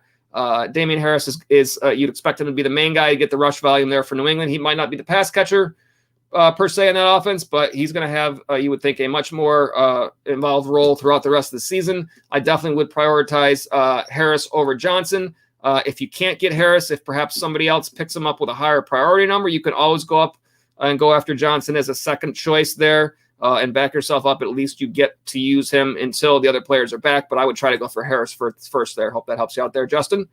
MB is here. AJ Brown is on Tennessee. That is correct. I'm not sure if that might be like a comical question. I'm not sure because I think those of us that have AJ Brown on our roster have been trying to find him for most of this year. Like, where is AJ Brown gone? Again, I will repeat what I heard this past week when Tennessee played Buffalo. As those of you that are regular viewers might know, that I am up here in Buffalo, so I am Bills Mafia. Fantasy football is totally different, but I did hear a radio report this week because Tennessee and Buffalo were playing each other, where AJ Brown had commented that he doesn't expect to receive a full complement of snaps or targets until week 10, which makes you believe that he is under the impression that Tennessee is has him on like a snap count while he recovers from this hamstring injury, which is smart on their part, but would be really nice if they told those of us who play fantasy about this. But perhaps he did just tell us that. And I don't know that report is out there other than what I heard on the radio. And I don't know if I would have heard it other than the fact that we're playing them this week. So keep that in mind when you're talking about A.J. Brown, that perhaps in week 10, things pick up for him. That might give you a reason to either start or not start him prior to week 10, or perhaps buy low in a trade before week 10 happens, if that is true. So that's something to keep an eye on there. Thank you for the chat, MB. LeBron's brain is here. Gibson for Henderson. If you're trying to pick up Henderson here, I think I see follow-ups here further down. I'm going to hit those follow-ups with this. I think between these two, I think right now I probably prefer to have Henderson out of these two, for the simple fact that it looks like Gibson might be a little banged up, and it looks like his injury might be worse than thought. Henderson currently running back 13 for the year, averaging 18.2. Gibson currently 16th, averaging 13.3. I also like the Henderson, I think, has the edge in volume there, because you do expect there's going to be some work on a regular basis for J.D. McKissick in that offense, whereas it seems like Henderson's pretty much has it all. I don't think that Sony Michel is really cutting into his work there. So I like the Henderson side of that if you were trying to trade for Henderson there. And let me see the follow-ups here that you have. You have also, I'm going to jump back around here, McCaffrey for Mike Williams and Swift. I think that is possible. I don't know if Swift has played well. It's still a downgrade for McCaffrey. Williams, you have to trust and believe he's going to keep up this level in order to do something like that. And you say, or McCaffrey for Jones and Scary Terry. I probably like that a little better of the two. If I had to consider that, I don't know that I still would do either of these for McCaffrey, but this at least either of those at least are a 2-for-1, and they would be addressing. And you might even be LeBron's brain. I don't know if you're asking these as questions that you want, or if you're asking these more as response to one of the other chats about who to trade 1-1 for McCaffrey. But either way, those are thoughts like this. That's the situation where a 2-for-1 does add depth, and there is arguments to be made on either of those cases. So I definitely think that is a possibility there, LeBron's brain. Thank you for the chats there. Hope that helped you out. Takashi 6400 is back, one of our regulars. Welcome back, Takashi 6400. You say, what do I do with my team? I got Kyler Murray, Tyreek Hill, Cooper Kupp, DJ Moore, Antonio Brown, Antonio Gibson, David Montgomery, Devontae Booker, and Murray, Latavius Murray, 3 wide receiver standard. So I guess, and you say that you are 3-3, which is not bad at this point of the season. You are in the game. Let's see here. 3 wide receivers to start out of this list. Tyreek Hill, I don't think you can sit on the bench. Cooper Kupp, I don't think you can sit on the bench. And then now your choice is what's next after that. DJ Moore and Antonio Brown is a matchup play to me. Let's see more. Let's take a look at the matchups here. More for Carolina. Carolina at the Giants. Giants 12th to wide receivers on the left side of your screen there. And Antonio for Tampa Bay against Chicago, 14th, right in the same range. Antonio Brown is probably a little bit higher up in the overall standings right now for the year. I think he's 15th. No, DJ Moore is actually 9th, averaging 18.2. Brown is 15th, averaging 19.1. So average-wise, they're pretty close. I probably trust DJ Moore because Moore seems to be the main guy in Carolina, whereas Brown, there are going to be weeks when Godwin has a bigger day and Evans has a bigger day, although there's been a lot of good weeks so far for Antonio Brown. The rest of the way there in terms of your running backs, I mean, once Montgomery gets back, you're going to have a lot more options there. And Gibson, you're going to have to hope for not really that bad of an issue with this injury, but I think it's based on the report that I read earlier. I think there's some not so good outlooks there. Booker is fine until Barkley is back. But I think I don't know what Latavius Murray is going to do in that offense, but you have depth at receiver. If you ever wanted to decide to try to make a trade to kind of bolster your running backs, you probably could pull off a trade given the fact that you have to start 3 wide receivers, but you have 4 very playable wide receivers there. So they always say trade your strength. That would be your strength. And if you felt like you wanted to do like a package deal where you did like a 2-for-1 and trade away like a Gibson or a Montgomery along with a wide receiver that gets you back something in return, I think you could look at that if you wanted to bolster your team that way. That might be a way to upgrade the running back. You'd be losing some depth because then you'd be down to 3 receivers. But right now you're looking at Montgomery out with injury, Gibson potentially missing some time with injury, and then now you've only got Booker and Murray. And as soon as Barkley is back, Booker's going to have very little value, and then Murray is involved with all those other running backs there. So I think that's what you got to look at there. If you wanted to try to make that sort of a move, that would be my thoughts there, Takashi. Hope that helps you out there. Drunk Squidward says it is Antonio Brown. Thanks. And I say, nope, thank you. I did think that was. I did almost miss it there, though. But appreciate the chat. High upside, low risk said, just to follow up, my concern with Higbee is that the Rams have so many other receiving options, but not so much with the Patriots. I know you mentioned Jono, but he's more of a blocking tight end. I can understand that for sure. I also do think that the flip side of this is that while they have more receiving targets in the offense, it also, to me, is by far the more high-powered offense.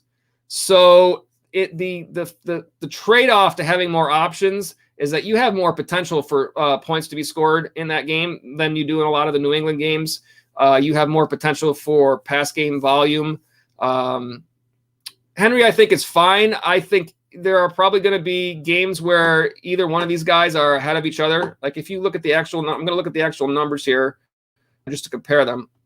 First of all, Hunter Henry is currently tight end 9 for the year, and Tyler Higbee is currently tight end 13. So Henry has the edge there. He's averaging 10.7, and Higbee is averaging 9.0.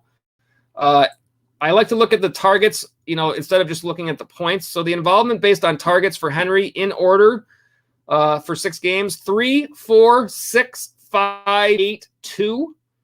And then if I read off the same stats for Higbee, we'll compare those two in order: 6, 1, 5, 6, 2, 5. So either one of them are a little bit up and down. Higbee has had 2 games in double digits, and he's had 8 or more in 5 of his 6 games. And Henry has had 3 games in double digits. He's had 9 or more in 4 of his 6 games. So even though Henry is 9th now and Higbee is 13th, to me, they're pretty close.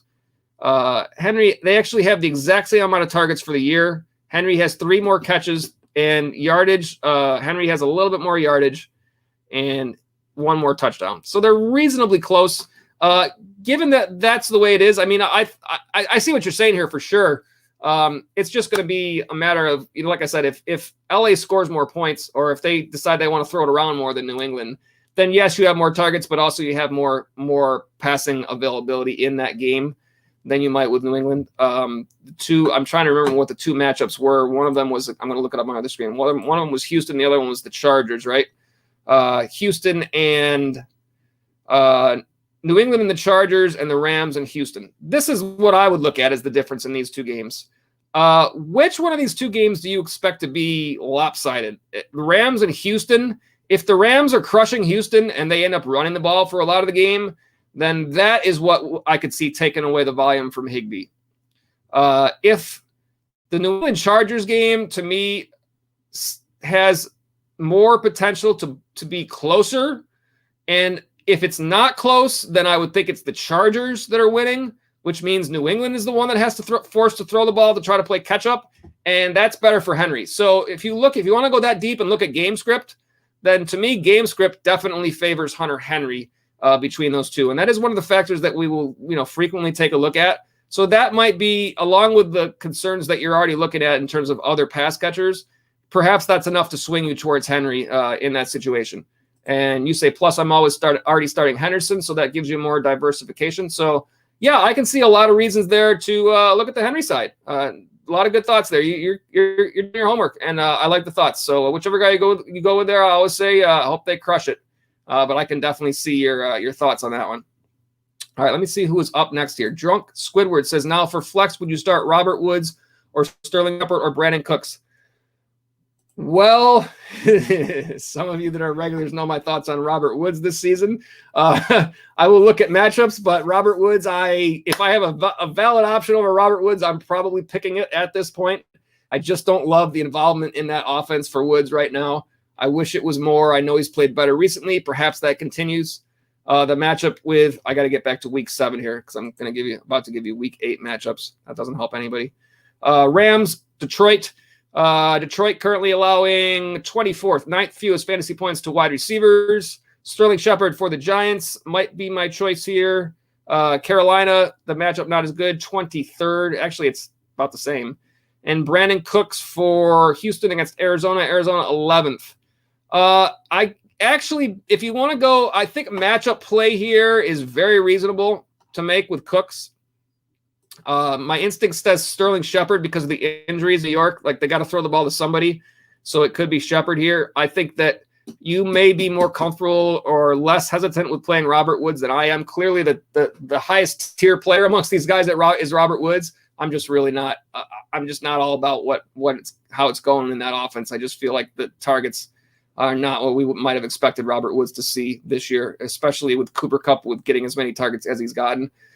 So for me personally, I might go away from Woods here.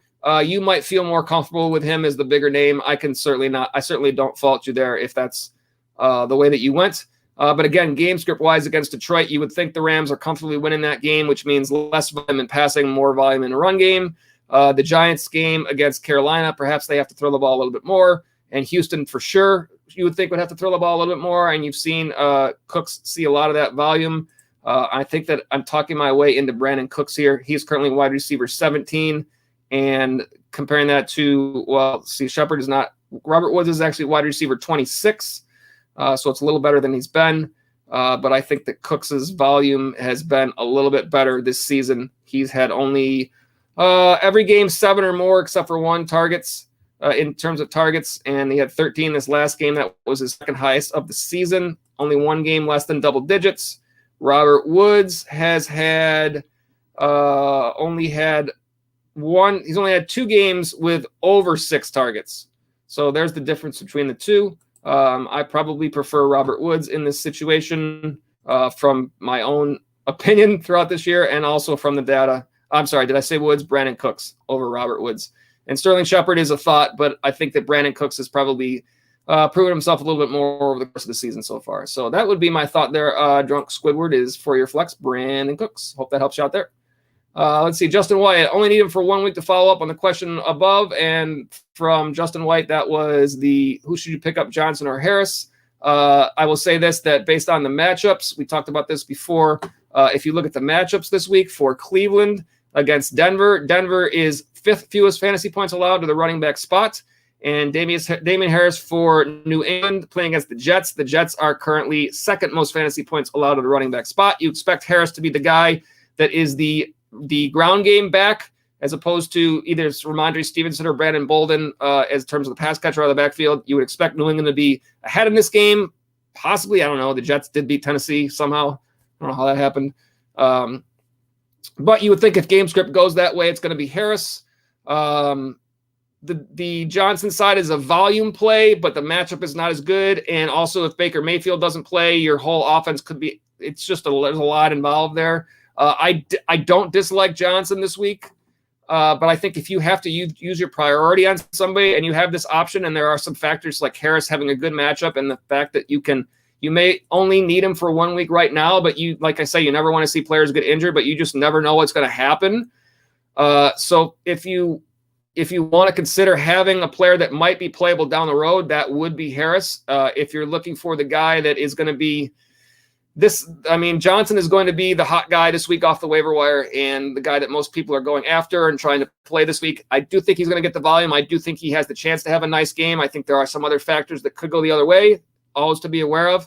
But if you're absolutely looking for a 1 week play, then I think that Johnson is fine. I think they're both fine for this week. It's just that Harris does give you the option for a little more down the road. But I'm definitely not going to talk you off of Johnson because I would play Johnson myself if given that opportunity. New England backfield to me is tricky to predict sometimes. I don't know if I necessarily like ever having to rely on them. Vansco is here. Joe's working hard tonight per usual. Thank you, Vansco. I've been here for a while.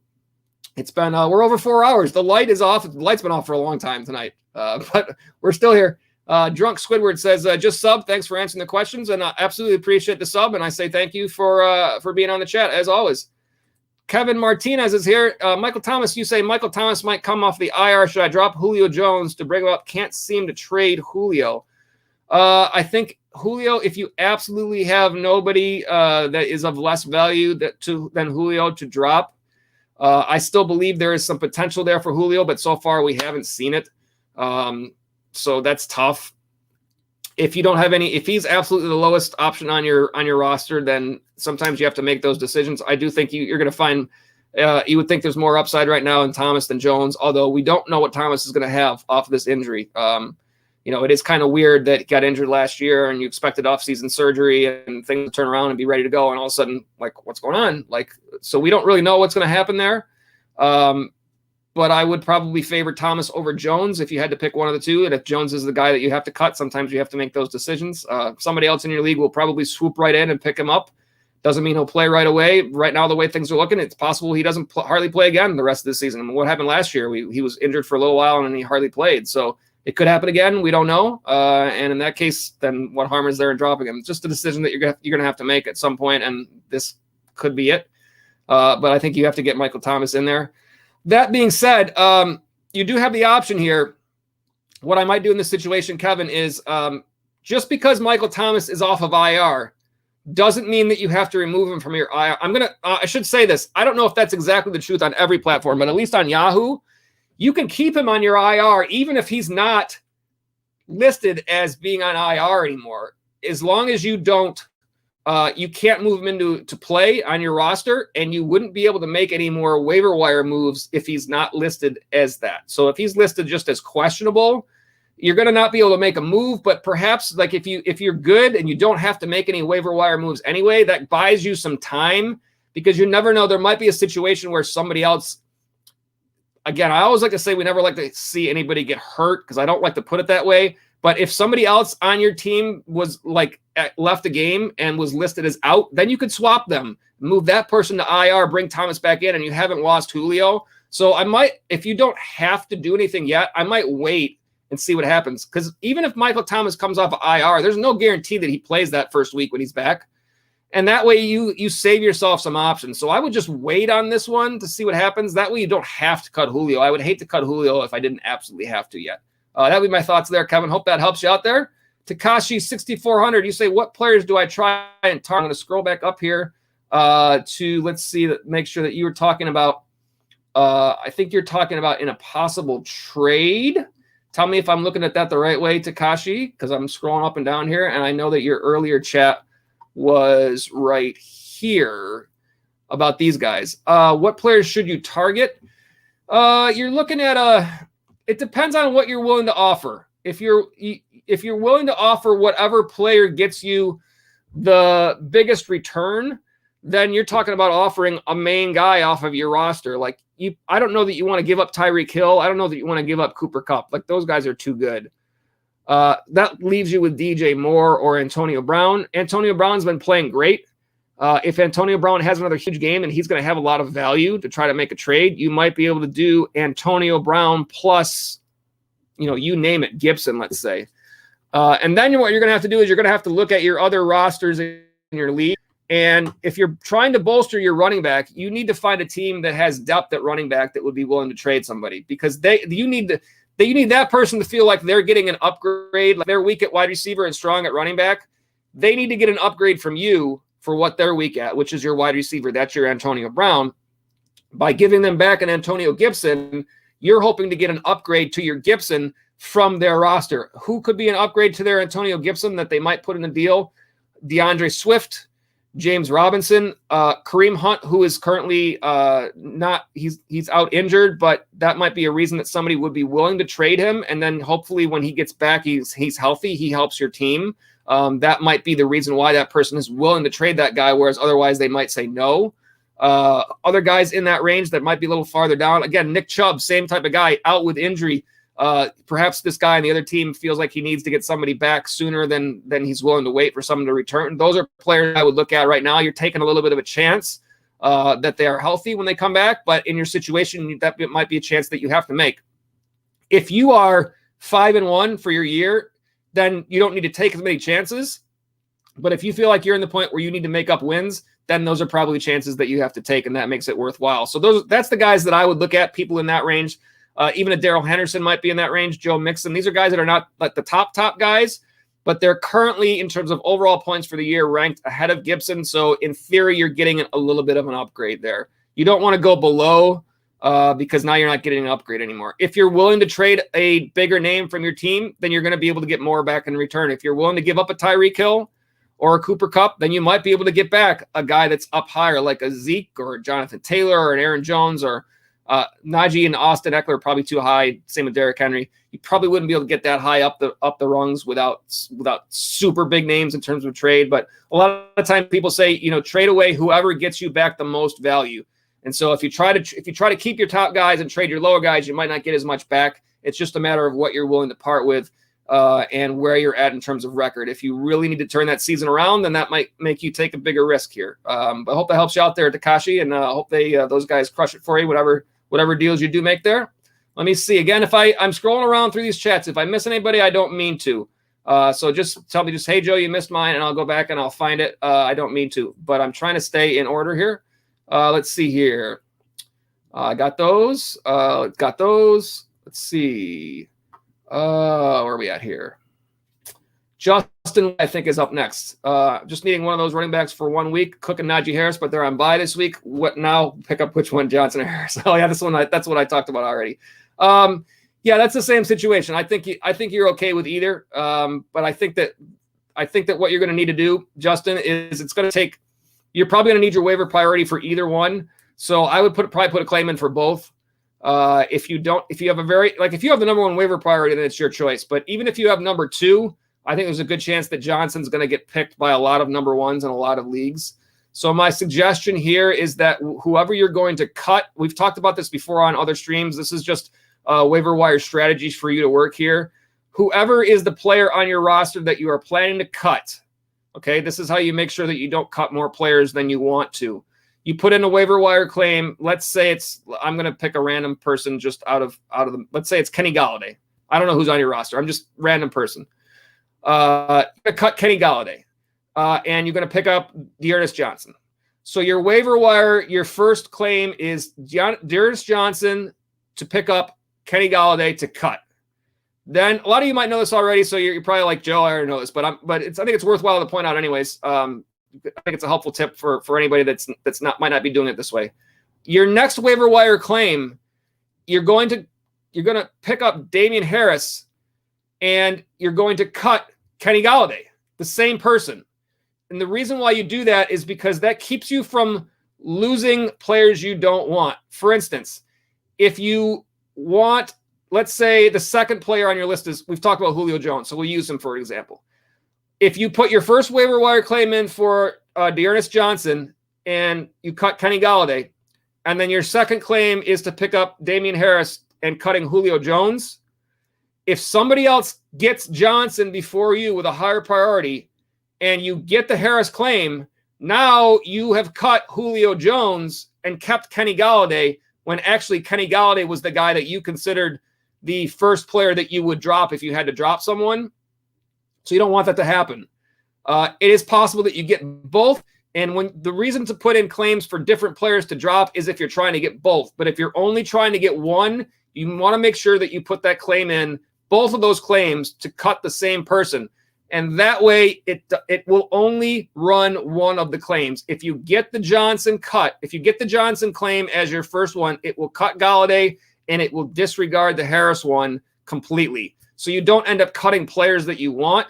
Again, a lot of you might know this, but for those of you that aren't doing it that way, that is a little tip to arrange your waiver wire claims so that you don't cut people that you don't want to cut, or potentially you get more than one if you want them. That's kind of how you want to look at it. So again, Justin, you might already be doing it that way. That might not help you at all, but perhaps there is someone else watching the stream that does help. So if so, hopefully that does help you out there, Justin. But I would definitely try for both just in case you don't get one.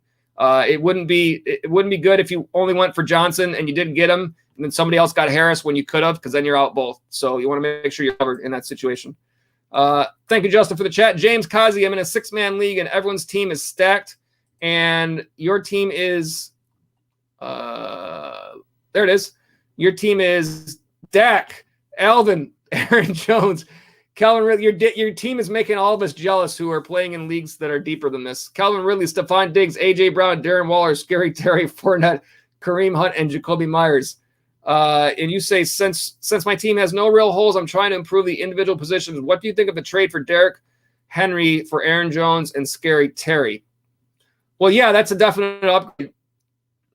Because if you don't need, let's see, if you've got plenty of names there at wide receiver, and you don't need McLaurin, and you can end up getting a Henry for that, then yeah, I mean, that's a clear you're giving up Aaron Jones, who's played well, but so be it. You're going to end up with Derrick Henry and Alvin Kamara. I don't have a problem with that deal at all. You have two real top guys. I mean, Derrick Henry obviously is crushing it this year. So you got two super top guys at that point, and you've got plenty of other players to go around. So I don't see any problem with going for that deal, James, at all. I'm going to see if there are any follow-ups here from you.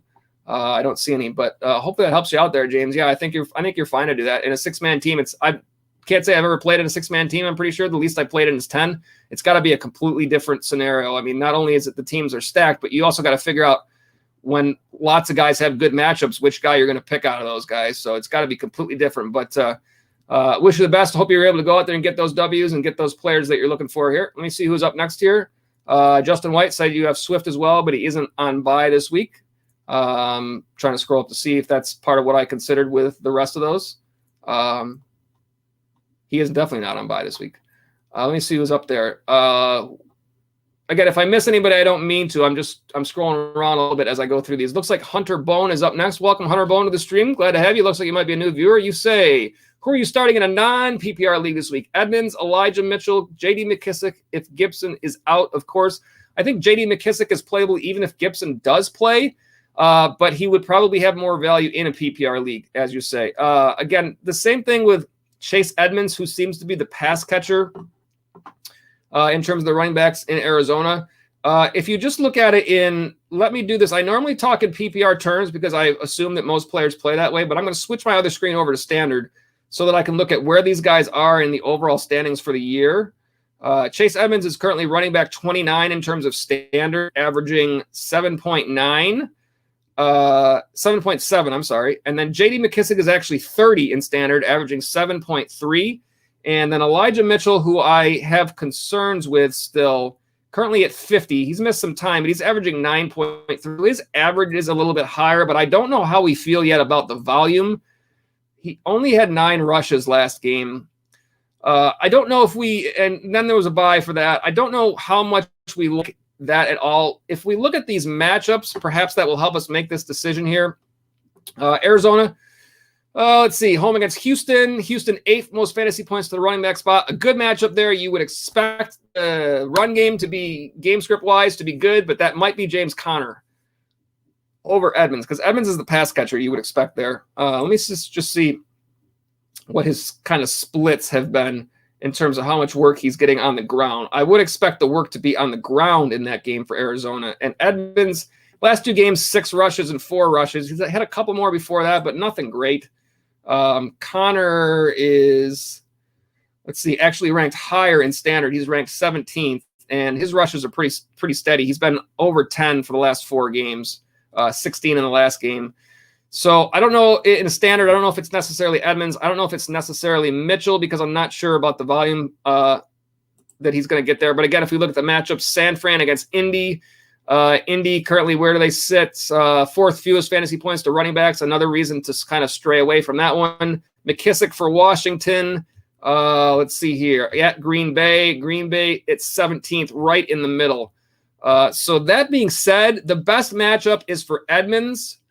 That might be enough given the fact that Edmonds and McKissick are both kind of pass-catching backs. I think it's between those two. The matchup says Edmonds. The potential injury concerns with Gibson says McKissick. Even if Gibson plays, I think McKissick is playable in this game. It's just which one do you like better? I think that if Gibson doesn't play, then it is J.D. McKissick for sure. If Gibson does play or is at least active, then I think you trust the matchup here instead, and I think you go with Chase Edmonds, even though I do think that J.D. McKissick has a good chance to have a good this game this way as this week as well. I wouldn't fault you to go that way. But the matchup edge goes to Edmonds here. I think that the volume is fairly similar between all these guys, so I think that's when you lean on the matchup here. And that's why I think Edmonds in that one. Hope that helps you out there, Hunter. Thank you for the chat. Edgar Gonzalez is here. Well, Edgar, you say I was offered Diggs for Swift. I get Swift. Is it fair? You say you have Chubb and Hunt, but they are both hurt. I think that's a fair deal. I think that essentially what somebody else in your league is doing is they're basically trying to buy low, knowing that you have a need at running back right now because of the fact that you got players hurt. But you have to consider right now, let me get the screen back to PPR, that DeAndre Swift is currently the 7th ranked running back overall for the season in terms of fantasy points scored. He's averaging 18.2 a game. At the wide receiver spot, Diggs is not ranked this high. So you would expect his ranking by the end of the season to go up because I just don't think he's had as many big games yet. But he's currently wide receiver 16, averaging 15.9. Obviously on bye this week. Swift is not on bye this week, so you're going to be able to use him. It saved you for your injury concerns as well. I think Swift is a player that I would like to have. I have him in a couple of spots, at least one, I think, this year. And I don't think it's an unfair offer at all. I think that the person who is making you the offer believes that Diggs will play better throughout the rest of the season, and they know that you need a running back now. So in that aspect, that is what you need. Every win counts, and a win this week makes a difference for your record, just like any other week does. And so that makes it even more something that you need to think about doing for this week. I think if you decided that you wanted to keep Diggs for the rest of the year, you certainly could. I don't know your roster. Same thing with any of these trades that I talk about. You guys know your rosters as well as anybody. But if you have a depth at your wide receiver spot, and clearly you have not as much depth at running back because of the fact that you have Chubb and Hunt and they are both out hurt, then I think you could make this deal. I also do think, Edgar, it's very... I would put thought here for you into looking around to seeing if you could make a deal for one of these two guys separately.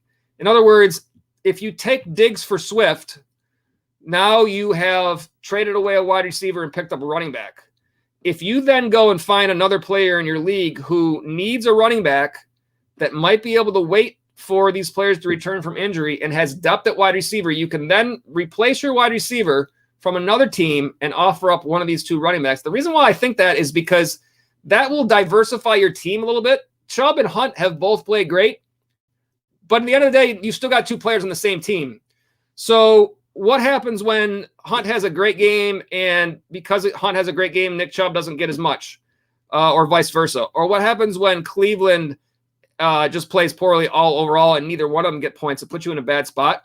You might be able to figure out a way to switch that around more in your favor so that you only have one of them, but you can add a top tier wide receiver, perhaps even a step up from Diggs in the long run, because if you trade away, either one of these guys are playing great. You might be able to get a really nice wide receiver out of a trade here. So you would be replacing one of these two guys with Swift, who is currently running back 7 for the year. He's currently ahead of Kareem Hunt, and he's currently ahead of Nick Chubb. You actually are already getting an upgrade for one of these two guys, and that would allow you to then take whichever one of these two guys that you could get more back for, swing them for somebody else that could be an upgrade on Diggs, and then what you've done in the end is you've upgraded your Diggs, you've upgraded your Hunt, your team's better. I think you got some options here. So I think that, I think the Swift deal is the first piece of that, and I think in order to maximize that deal for you, once you get that Swift part, and you take that other part, and turn it into a wide receiver that actually is an upgrade for Diggs. And now you've gotten 2 upgrades at 2 different spots, and your team is better off. I think actually, Edgar, really, I would love to have this situation that you have. You've actually got a really great situation you can take advantage of here, Edgar. And I'm interested to know how that works out for you. So please let me know down the road, if you're back on future streams, how that works out for you. I'm very interested. Good luck with that, Edgar. Hope that whichever guys you end up with there, I hope they crush it for the rest of the year. Kevin Martinez, welcome back. I think you were on earlier, Kevin, so it's been a long stream, 4.5 hours. 4.5 hours, and you guys are all still watching. I can't believe that. I mean, hey, you guys are looking to watch and drop chats. We'll stay here with you. It's late, but we're coming up on a big waiver wire time, and let's keep talking fantasy football. Kevin, you say, I wouldn't touch anyone under Belichick's offense. I don't believe he will ever allow anyone to stand up too much in his reign. Understandable. I mean, to me, the most difficult part about the offense in New England is picking out the running backs. It's a lot like San Francisco. At least with the wide receivers, it's pretty clear that Jacoby Myers seems to be the number 1 receiver there. So you can at least trust that he's going to get the volume, but you never know what they're going to do with the running backs. That's difficult. And also, again, I'm up in Buffalo, so I am Bills Mafia. So again, I always say fantasy football is completely separate, but they're still the Patriots at the end of the day. And those of us up here in Buffalo, it's, I don't have to go into much more detail. We got beat by that team for a long time. So it's kind of nice that our team is doing a little bit better, although this last game against Tennessee wasn't exactly what we were looking for. Anyways, moving right along. Thomas is here. Welcome, Thomas, to the stream. Looks like you might be a new viewer. Welcome to the stream. You say, hey, boss, what's up? You say, you start Herbert, assuming Damien is out, or Javonte Williams. Both have really tough matchups. We'll look at those two matchups on the left side of your screen. Fantasy points to the running back spots. First for Chicago against Tampa Bay. Of course, Tampa Bay against the run, we expect to be tough. 8th fewest fantasy points to the running back spot. Left side of your screen there, number 25. Javonte Williams for Denver.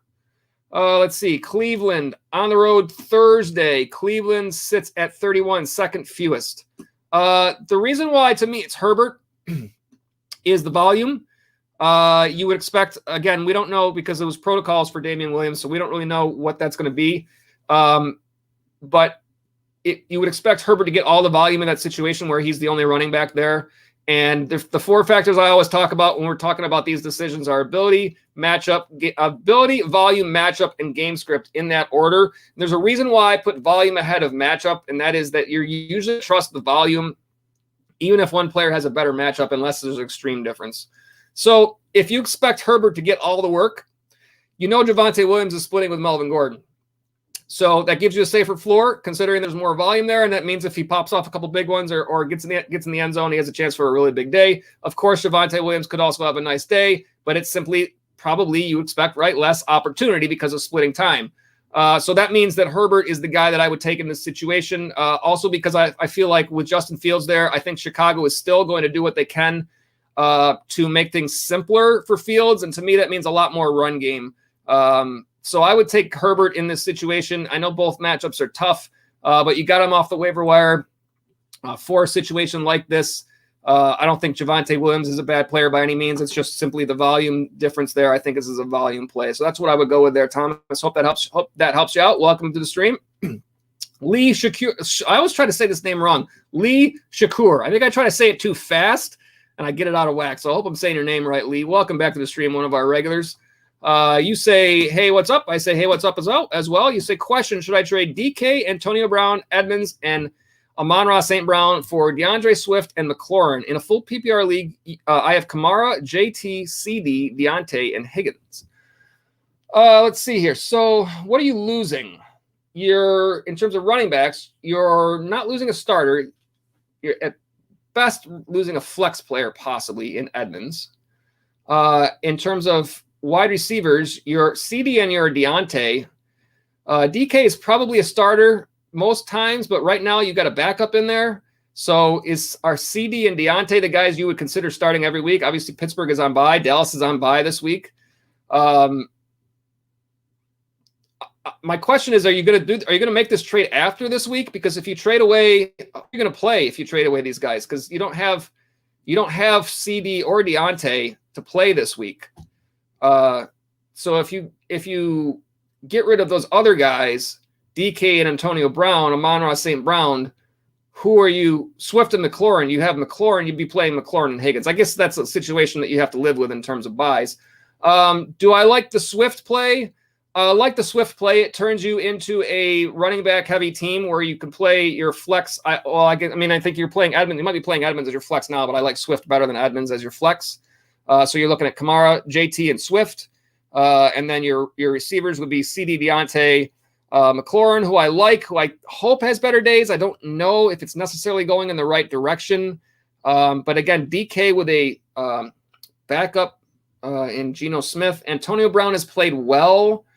I like Swift and I like McLaurin. I don't know if you might be giving up more value than you're getting back here. You might be okay with that, though. That might be fine. Sometimes it's just fine to give up more value if you're improving your team. So Kamara, JT, Swift to you looks better than Kamara, JT, Edmonds. So in that aspect, you're improving your team. If you're concerned with DK and you're still looking at Antonio Brown as a lot of mouths to feed, and sometimes he's a spot starter, that's kind of how I'm looking at him. I'm starting to change that outlook a little bit because he's played so well. It's still kind of the way I look at him. I think he's wide receiver 15 right now. But DK is not near that high, I don't think. Let me make sure I'm not saying that wrong. DK is currently, where does DK Metcalf fall? 12th. He's actually ahead of Brown. I guess I didn't realize he was up that high. I guess Tyler Lockett had some big games, and I was just thinking that DK Metcalf hadn't played as well. Oh, yeah, DK Metcalf has played really well this year. Better than I realized in terms of fantasy points. Let me see here. Evans has been really consistent. Swift is an upgrade. It looks to me like it seems to me like you could do this deal with 3 of those 4 players instead of all 4 and keep one of them. DK and Edmonds, and I don't know if you can keep Brown and get Swift and McLaurin. I like McLaurin a whole lot, but when you look at his stats, he hasn't done enough this year to warrant, and he's wide receiver 18 right now. You're trading away 2 wide receivers that are ahead of him, and Metcalf and Antonio Brown are both ahead of him in overall points scored. And also Metcalf is averaging 17.5. Brown is averaging 19.1. McLaurin is averaging 15.6. So they're ahead in overall points scored, and they're ahead in average. Is Swift enough of an upgrade over Edmonds to make it worthwhile to make that? Because you're getting not just a downgrade for one player, you're getting a downgrade for 2. I almost think this should be like a DK, Edmonds, and St. Brown for Swift and McLaurin, or Antonio Brown, Edmonds, and St. Brown for Swift and McLaurin, or DK and it's just not all 4. St. Brown is not really a part of this. It's really DK, Antonio, and Edmonds for Swift and McLaurin. If I looked at it this way, if this was DK and Edmonds for Swift and McLaurin, 2 for 2. Usually when you do a 2 for 2, one person gets an upgrade at wide receiver, one person gets an upgrade at running back, right? DK, McLaurin. The person that's getting DK is getting the upgrade. Edmonds, Swift. The person that's getting Swift is getting the upgrade. Fair. You're giving up way more than that here. I'm looking to see if there's a follow-up here. You say St. Brown is filler because I need to get rid of 2 people since I'm over roster size. Oh, right. That makes a difference. I can somewhat understand that it's partly about your roster at this point then. At the same time, you could probably just cut Amon-Ra St. Brown. You're just sweetening the deal a little bit. I think you could make this deal. I'm just not sure that you couldn't make it with less offered. But I think you're guaranteeing you're going to get this, because that person on the other side of this is getting 2 top receivers and giving up 1 lesser receiver. And he's probably already got enough running backs to be good. Otherwise, he wouldn't be giving away DeAndre Swift. And he's getting back a guy that's been very, very consistent in Edmonds. So, yeah, I think that if you are making this offer, I think that you are going to absolutely get this deal because you're giving away so much value. And that might be actually what you're looking for here. And so if that's the case, then I think you're fine. If for some reason you think that you might have to go up a little bit less to get it, then I think you could think about giving up a little bit less and still have it be fair. But I don't see anything. I don't see anything wrong with getting Swift. And if McLaurin turns it on, then you've still got a good player there. So I don't think you're in a bad spot either way. I hope that helps you out there, Lee. And hope that whichever way you go with that one, hope it works out well for you. Next up, we got Kevin Martinez. Would you trade Lamar Jackson and Emmanuel Sanders for Dak and Tyreek? I would probably do that deal. I don't know if you're trading away Lamar and Sanders. I don't know if that's enough to get you Dak and Tyreek. You might need to add a third piece, a little bit extra, or perhaps a wide receiver that's a little bit farther up the chain than Sanders. I know Sanders has played well, but he's wide receiver 23, and Stephon Diggs is wide receiver 16. I think at some point you're going to see Stephon Diggs have a little bit bigger fantasy days, and probably Sanders won't get as much in those situations. I think most people are going to probably look at it that way. I know he's played well, but it's kind of a sell high situation. If you can get this deal, then I think the Dak Tyreek side is the better side of this deal. So yeah, I like Lamar Jackson a whole lot. You're taking a slight to me, downgrading getting Dak, but you're taking a huge upgrade and getting Tyreek, and I think that upgrade is more than the downgrade you're taking there, Kevin. And I see a follow-up here that says, my only worry is Winston and Michael Thomas. I do agree with that. I don't think Michael Thomas is going to be the same as what he was before. I don't think we know what he's going to be yet. We will probably find that out. Takashi 6400 says, yes, trade. I think that was to an earlier one, so I hope that I did answer that with the answer that I gave you. Justin White, you say thanks for all your help tonight. Seriously, keep up the good work. And I say no, thank you, Justin, for being here. Thank all of you guys for being on the chat. As always, Drunk Squidward, what are your thoughts on Will Fuller? Having my bench, should I drop him? I don't even know when he's scheduled to return. I don't see any reason to keep him around at this point. Of course, my computer does not want to cooperate. I tried this before and it wouldn't look anybody up, so I guess I just can't look people up now. But that's sometimes my computer does that when I'm on live streaming. Without actually looking up a report, I would say, yeah, I can't imagine there's anybody else that's lower down the list of people that could be dropped if you needed to pick somebody else up. So yeah, I don't see why you can't drop him. Is there a chance he returns at some point and produces something? I'm sure there is, but without knowing how long he's expected to be out, there's a good chance that if you dropped him and he's still out for a few weeks, that somebody else is probably not going to pick him up right away. So if you at some point wanted to try to pick him up again later on, then you probably could. Hope that helps you out there, Drunk Squid. Takashi64 says thanks, and I say no, thank you, as always. High upside, low risk. Are we holding Khalil Herbert, or should I drop him for Rashad Penny? I'm the Carson owner, and it doesn't seem good for the rest of his season outlook. Alex Collins not available. Thank you for your help. No problem. Thank you for being here. Alex Collins is a little banged up, and I haven't read anything that says this, but I have a feeling that it's possible he doesn't play this week, and it's a Monday night game, which makes it a bad situation anyway. Rashad Penny is on his way back. I think it's still officially considered to be on IR. If you are in a league that allows you to pick up a player directly to IR without dropping somebody else, then I would definitely drop him. I think Khalil Herbert is very playable this week still, and probably a better option than both Rashad Penny and Alex Collins, considering that Collins might be hurt. And we don't know what Rashad Penny, how much they will use him returning from injury. I think Khalil Herbert should get all the work, you would think, for Chicago. I don't know if what the situation is there with the rest of their backfield, considering the protocol issues that they had. The matchups, as we look at them to running backs, Chicago in that game against Tampa Bay. I know it's a bad matchup, 8th fewest fantasy points to running backs. It's still a volume play for Herbert. Seattle against New Orleans. New Orleans is not much better, 24th. And again, if Alex Collins has injury concerns, that's no good. And neither is it for Rashad Penny if he's not going to get all the work. So for this week, I think Herbert, and that's why I would say if you have the ability, as some leagues now do have, like if someone is still listed on IR, they will let you bring him in directly as an IR to your IR without cutting anybody off your regular roster. That way you could keep Herbert for this week, keep Penny in your IR spot, even if they cleared him to play this week. You still wouldn't have to move him, because the only thing that would mean is that you wouldn't be able to pick up anyone else off your waiver wire until you made that move, but you could still move guys around in your roster and your lineup and change out whoever you wanted to.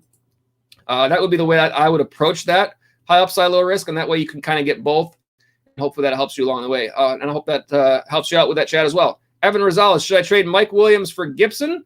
You're trading, trying to pick up Antonio Gibson, trading away Mike Williams? Looking above, looking to see if there are any other follow-ups. I think that I would keep an eye on if you're trying to acquire Gibson, I would keep an eye on your reports. I read the report earlier tonight on Yahoo about Gibson that did not sound good. It sounded like they expected him to miss some time. And if that were the case, I would hate to see you trade away somebody for a player who's going to end up out. I might wait a week on something like this. Williams has played really well, so it wouldn't be a good thing to trade away a player who's been really good for you for someone who's going to end up out injured. So I would wait and see what happens with Gibson this week. He's been dealing with injury already for a few weeks, and it seems like it's starting to catch up with him here. If you are asking, should you trade away Gibson to pick up Mike Williams? Well, then the flip side of that is, yeah, you probably should, especially if the reports are really bad for Gibson. And that way you can pick up. Again, we never want to see anybody get hurt. That's I always like to say it that way. But that does look like a situation that's on its way there. Thank you for the chat, Evan. Next up is James Kazi. Any other one-person players?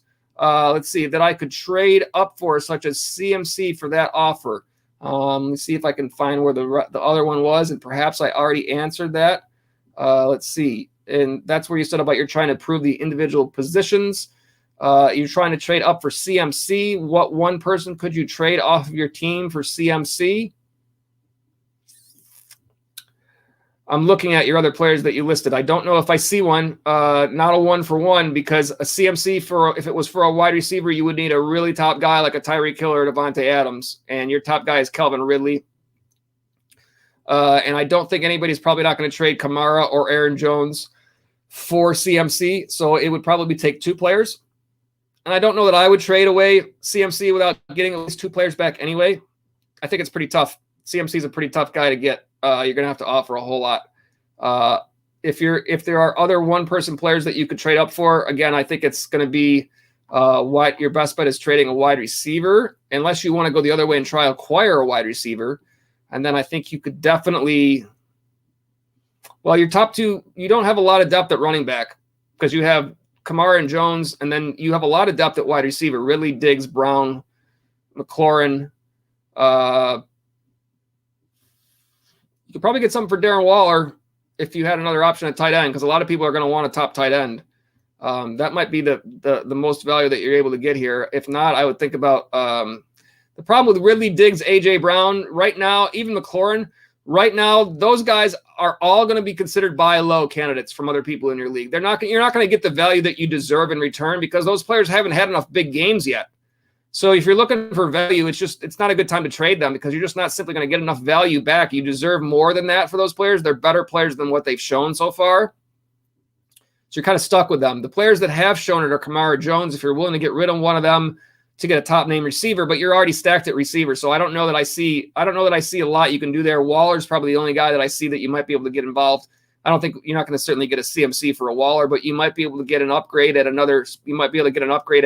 wide receiver, or you might be able to do like Waller and someone like Ridley for someone like top name receiver. I mean, it probably wouldn't be Adams or Hill, but it could be Jamar. I think there's Jamar Chase is a player that's got a lot of value. Jefferson, Deebo Samuel, DJ Moore. DJ Moore is a guy that I might target who's underrated. He's currently wide receiver 9. CeeDee Lamb at 10. I think those are upgrades that you could look for. Perhaps a Darren Waller for a CeeDee Lamb type trade, or a DJ Moore or a Deebo Samuel, guys in that range. Adam Thielen is a guy that's a buy low right now.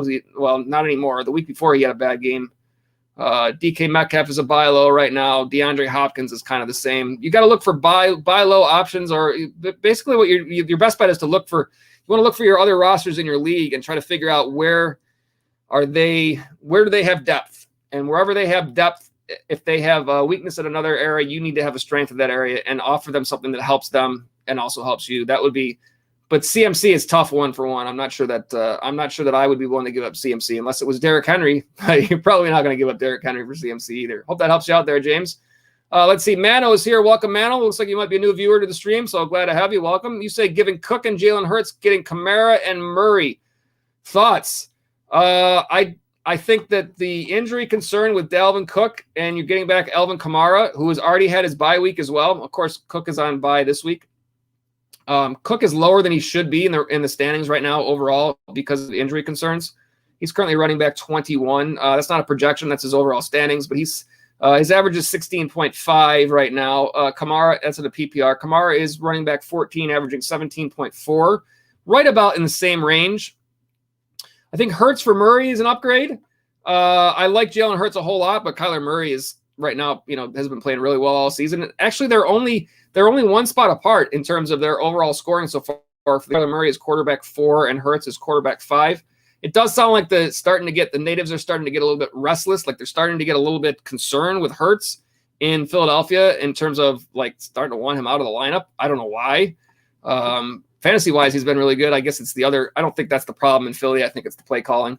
But I think this deal is fine for you. I think I would like Kamara. I would probably favor Kamara over Cook just a little bit myself, and I would probably favor Murray over Hurts a little bit myself. So it actually, Cook is probably data-wise would be considered just a small step up from Kamara this year, not in past years. But the concerns with the offense of Kamara, or for offense in New Orleans being a little bit different for Kamara is what makes that. But Murray, I think, is your step up over Hurts. To me, I like them both. So I like this deal. I think you got the good side of it, Mano. It's nice work for you. And hey, any of you guys that are out there willing to make trades, I mean, you're taking that chance to bolster your team, improve your roster, and sometimes it is a little bit of a chance.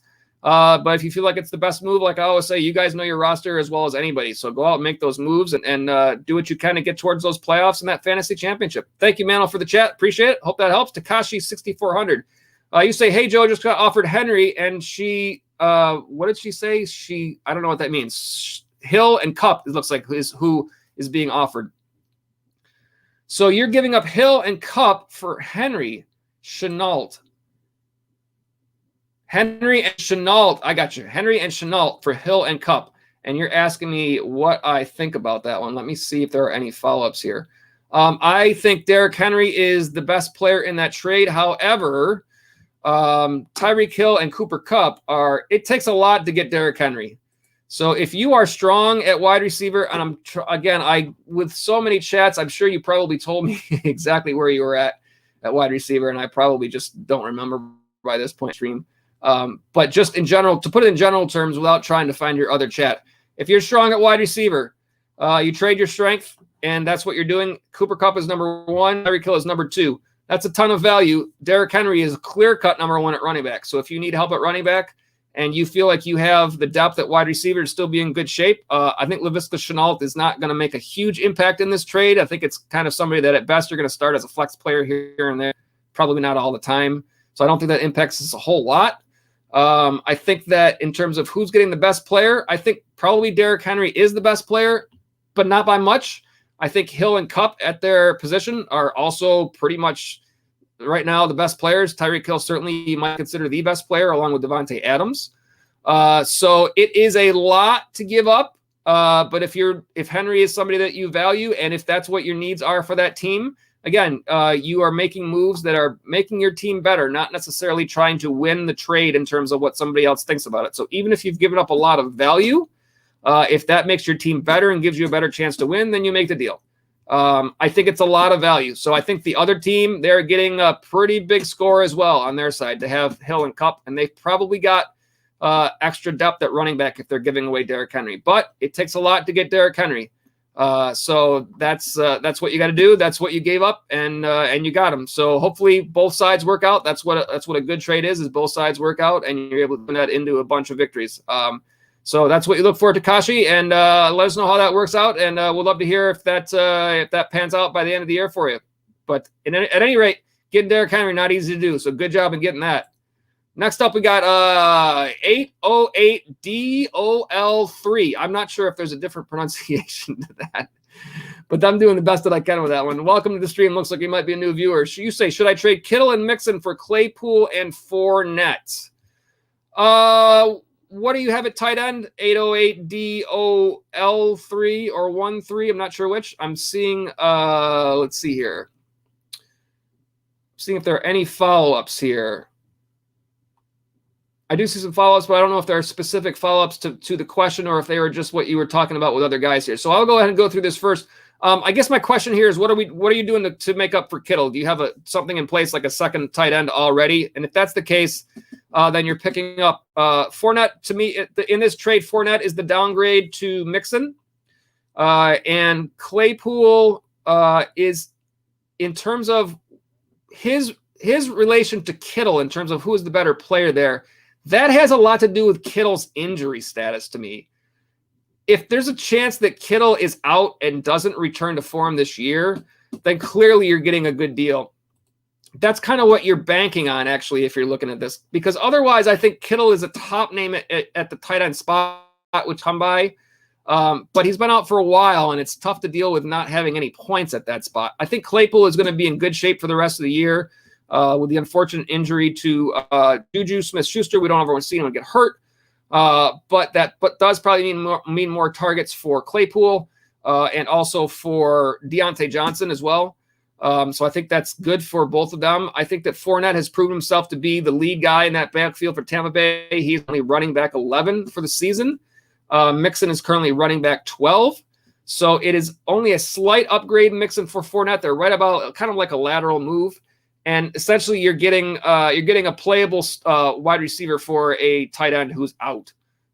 So in that aspect, if you need the wins right away, and waiting around for Kittle to be back is not helpful to you at all, then I would say you're doing fine here. If you're like 5-1 and you can wait this out, I might consider waiting this out for Kittle, because I don't know if you're getting a huge upgrade with this trade. If you were getting back another tight end with it, like if it was Kittle and Mixon for Claypool, Fournette, and a Hunter Henry, a lower down tight end that you can use to plug in, perhaps you might not need that, but I think that would even up the value just a little bit. But I think it has to do with what you need. Like I said, if you're in need of the depth right now, getting through your bye weeks, then I certainly see where this helps you out. And the bye weeks are huge in terms of getting back into contention if you're struggling right now. If you're 5-1, if you got a great team, you're already expected to make the playoffs, then you look for top-heavy players that will help you down the road. That would be the reason to keep Kittle and Mixon. So depending on which side of that you're on, 808DOL3, that makes the difference. Let me see if there are any follow-ups here. You say, let's see. Oh, I get it. It's pronounced Bob Dole. I get it. You have Gesicki and Thomas on IR. Okay, thank you for the explanation on the name. I would have not probably have gotten that. You say that you have Henry and Taylor Mixon used as flex. So that makes some sense then, because you're already strong there. You're not worried about the difference there. You have let's see, you have Gesicki and you have Thomas there. You got a lot of good players around this. So, yeah, I think that's reasonable to do that, because you're picking up a playable player in Claypool. That's why it's tough to, without knowing the rest of the rosters, it's tough with these. In that aspect, Claypool, I think, adds a nice piece to your team. I think it really does. You're not hurting at tight end because of that. I like Claypool a whole lot for the rest of the season. Again, we don't want to ever see anybody get hurt, but in the situation where Smith-Schuster has, that's the volume for Claypool, you expect that to go up. And I do think he is a nice piece, and not necessarily a wide receiver one, but that's not necessarily what you needed to make your team better. So, yeah, I actually do like this deal with that other information known. Thank you for kind of clarifying that, and also with the name, Bob Dole. Appreciate that a lot. Thank you for the chat. Let me see who else is next here in line. Jay Postman responding to Mano says, good trade. Cook is very injury prone. Hurts is great and awful at the same time. Understand. Bob Dole says Henry all the way, all day, talking about one of the other ones. And then I do see a couple of other follow-ups here. James Kazi says opinions on Waller. Which side wins in a Mark Andrews for Waller trade? I think Waller is a safer floor, and Mark Andrews is more touchdown dependent. That's the way I view those two players. I think you're going to have more targets out of Waller overall. Right now, Andrews 44 targets for the season, Waller 53. Catches are about the same. Touchdowns, one more for Andrews. But I think that we have seen a little bit more up and down production for Andrews this year. Fantasy points, not really. He had that one really big game, but he's still been pretty good in the other ones. 5, 11, 16, 12, 42, and 18. Targets were 5, 5, 7, 8, 13, and 6. It might be Waller that's more up and down when I actually – now, Waller, 27, 12, 10, 15, 9, 11, 19, 7, 7, 7, 8, 5. Pretty consistent. They're right about in the same range. I mean, based on what they've done for this year, I think it's kind of a lateral move here. In past seasons, I might have said Waller. It might be Waller by the end of the year. It might end up being one that has the edge. But I think it's pretty close between these two. I think they're both worthy starters every week.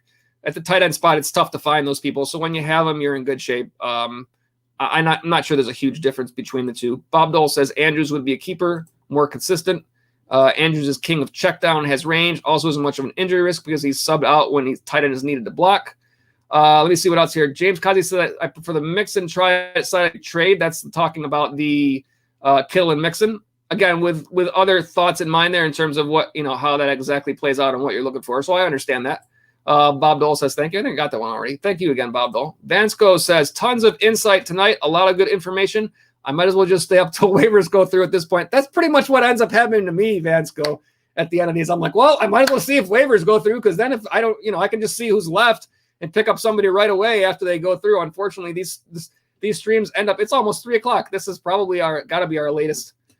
I mean, there's been some other streams that have been late, but they've probably started later. This one started reasonably early. We're going on 5 hours at this point. So a lot of good information in 5 hours. Let's see here. What else do I have? And Vansco, you also follow up site. You'd rather keep Henry, Taylor, and Mixon personally. And that is the same option or the same opinion on that other. And again, I like the fact when you guys have different opinions, because I always say this, like fantasy football, it's all about opinions. And I don't by any means think that I'm the only opinion out there. So I like when you guys jump in with these opinions as well. And like I said, there's times when you guys have questions in the chat and we go through them. And then after that, I realize that there's a situation on one of my rosters that's very similar. And it kind of makes me look at things differently too. Bob Dole says, I have DK Metcalf and Allen in wide receiver. I like both of them. Vansco says, a Grudenless Waller gives me caution. He fed him the ball at an unhealthy rate. Can't imagine that offense changes a whole lot there. I wouldn't think they would want to make big changes mid-season. I would think it would still be Waller. He does still seem to be like their best player. James Kazi says, I'm in Australia. Wow, Australia, that's awesome. It is 5 p.m. right now. So our stream is on at a perfect time, but what time do your waivers clear then? 6? Because if it's 5, it's almost, so you're saying it's almost 5. It's just a different, and you say it's almost 1 a.m. here. So Bob Dole, you must be in, let's see, midnight would be waivers. You must be in Mountain Time Zone, I'm guessing. That sounds right. If it's almost 1 a.m., it would be almost midnight in the Pacific. I'm getting all confused here. James Kazi said, damn, so what time do waivers go through? Waivers go through 12 p.m. Pacific Coast time. And so that's 3 a.m. on the East Coast, like I am on the East Coast here. And Vansco, you're just waiting up till midnight. So you're no big problem there. You say, Bob Dole, you say New Mexico, Mountain Time. Gotcha. And James Kazi says, so what time is it for you and how long until waivers? For me, it is 2:45 in the morning. So we started this stream tonight. I think I scheduled it for 9:35. I think I got on the air just slightly after that tonight. And we've been on the air for 5 hours, which these Tuesday streams tend to be a little bit longer. But as like I said, this is the second year of this YouTube channel, and we've had a lot of streams that have been more later night streams. So even though I'm in Buffalo, my sense is that a lot of the viewers on this stream are West Coast viewers. Actually, Vansco, you say I'm around the St. Louis area, so 2 a.m. waivers for me. For some reason, Vansco, I just kind of guessed you were West Coast because you were being a Rams fan. And also, who's your Stanley Cup champ? Who is the logo that you have for Stanley Cup champions? Is that Tampa Bay? Who is that there? I don't know. I can't quite make out. I don't even know what that is. But I just kind of assumed since you were a Rams fan, but now the Rams fan makes sense because St. Louis, most likely. So yeah, anyways, I kind of assume that when I do streams, I kind of try to figure out St. Louis Blues. You are welcome for. Now his name is skipping my mind from Buffalo. Who'd you pick up from us from Buffalo that went on to win MVP of the finals, 2019. The name is completely skipping my mind from hockey. You know who I'm talking about. Drop the name in the chat when. I can't even believe it's skipping my mind. Ryan O'Reilly, yes, thank you. It was much appreciated. Yeah, that didn't go so well for the Sabres fans here in Buffalo. That wasn't very good. But yes, I understand now. So good. It makes a lot more sense to me. But at any rate, I do put some thought into what time different viewers might be watching and whatnot, and trying to understand that there could be viewers East Coast, West Coast, and whatnot. So hopefully everybody is able to watch at times that they like to watch. Obviously, this one's a late one at this point. But we'll probably be wrapping it up very shortly here. Bob Dole says, last question. I will give you the last question, Bob Dole. That sounds good. How about that? Should I trade Jay Williams for Peoples-Jones? Javonte Williams from Dallas for Peoples-Jones. I agree with James Kazi, who just jumped in and said nope. And you say, Jay Will, I reckon, going to have a great second half. I think that I don't know what happened with the recent Donovan Peoples-Jones talk that I've heard out there. I just don't think that Cleveland offense is going to rely on the pass game enough for anybody to really stand out there. And if it is, I can't imagine it's Donovan Peoples-Jones every week when you've got Odell Beckham Jr. on your roster. Like, at some point, don't they want to get him involved? Apparently not. But that's going to be a run-first offense. I think it's going to stay that way.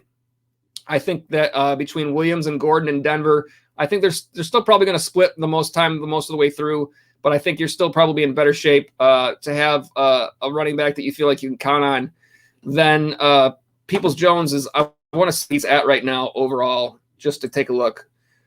Let's see here. Donovan Peoples-Jones currently at wide receiver 64 for the year, and I'm waiting on calling up his individual numbers. Let's see here. Fantasy points the last 2 weeks, 12 and 26. But before that, he only had one game with more than one. And he had 6 points in week 3, 1 point in week 1, and nothing else, zeros in the other ones. More targets in the last 2 weeks. I don't think it's consistent there for Donovan Peoples-Jones. I think you got a better chance of having a consistent player there with Javonte Williams.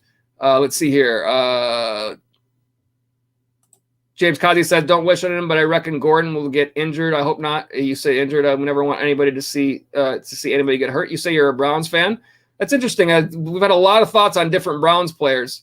Detroit. Okay, I missed one. Detroit running back Jamal Williams for Peoples-Jones. That changes things. I thought you were talking Javonte Williams from Denver.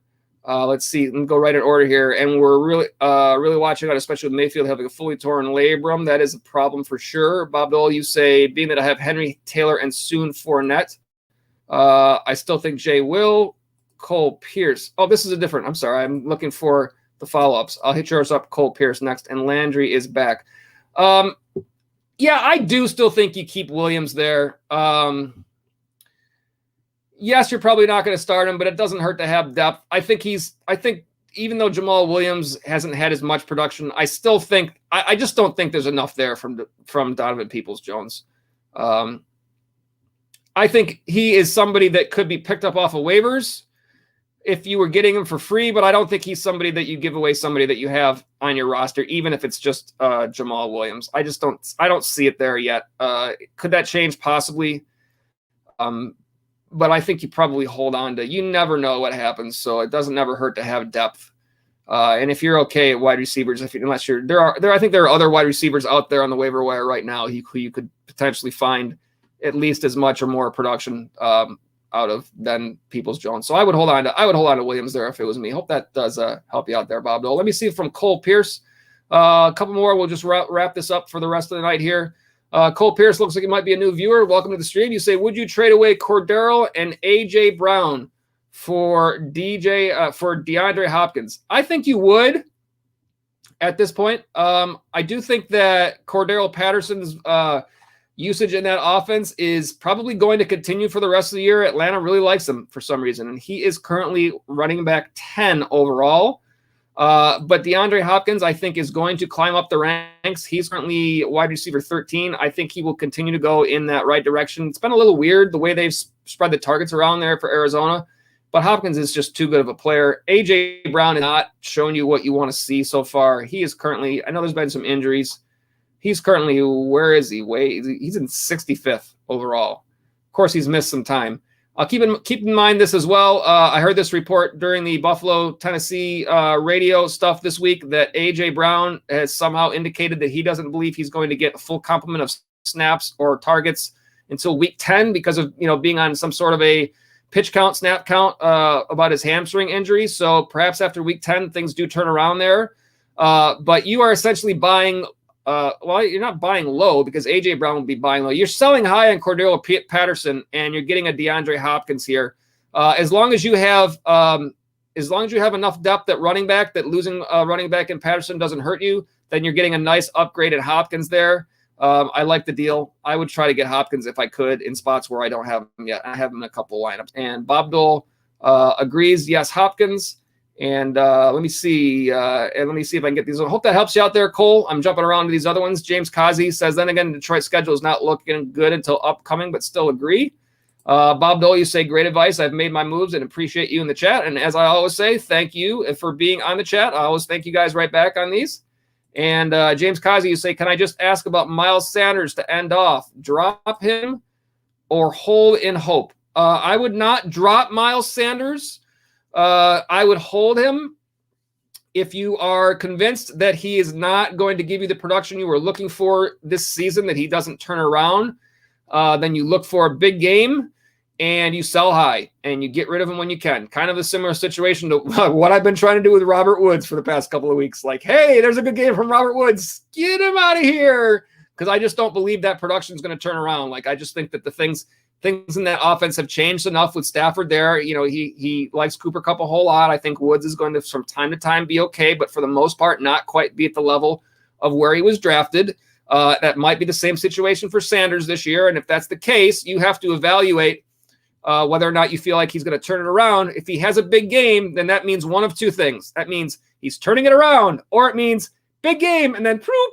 And if that's the case, you get rid of him when you can. That's like the last year's Kenyon Drake from the Arizona Cardinals. That's how I felt about that situation. I was like, please, let's have a big game. And then when he did, I was like, get him out of here and get me something else that I'm more comfortable playing on the rest of my my lineups for the rest of the year. So that's how I look at them. But I would not drop him because he has too much value. At some point, you're probably going to be able to get a trade for him. And if you drop him, somebody else in your league is absolutely picking him up instantly for free. And you don't want that. So I would hold on to him and see what happens, but you're probably not starting him. You're just waiting for something good to happen. You say in the future he'll be better than Cordero. I don't know about that for this year because I think Cordero is pretty ingrained in that offense. And you say because someone just reduced Cordero and I'm 1-5, so I'm topping waiver order. I would definitely get Cordero, but Miles Sanders can't possibly be the worst player on your roster that you can cut, can he? I mean, there surely must be somebody else further down the line than Miles Sanders. If not, then you've got a stacked team, and how you couldn't be possibly 1-5 if Miles Sanders is the worst player on your team. In that situation, what I would do, I would literally cut your kicker or cut your defense and figure it out later. Like you can cut somebody, you can pick up a defense or a kicker on Sunday. Jacoby Myers, I would agree, is lower down. It's still not probably, I wouldn't want to cut Myers either. Because I think he still could give you something as bench depth, but I literally would cut your defense or your kicker for Patterson, and by the time Sunday rolls around, you might be able to trade a 2-for-1. Oh, that's right. You said your six-man league with decreased bench, so you have to cut tough players. Well, that's why Cordell Patterson got cut then. Gotcha. I still might do that. I still might cut the defense or a kicker, try to make a 2-for-1 trade before Sunday to open up a spot, give away 2 of your players, Miles Sanders and whoever, get back 1.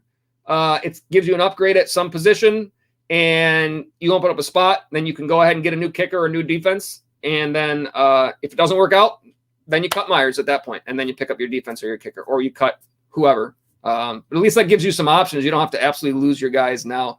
And you say half of your team has been buy low for like 6 weeks, and that would be why 1-5. I can understand that situation. Trust me. Well, I hope it works out for you, James. Either way, I'm going to hit this last chat here. And thank you for the chat, James.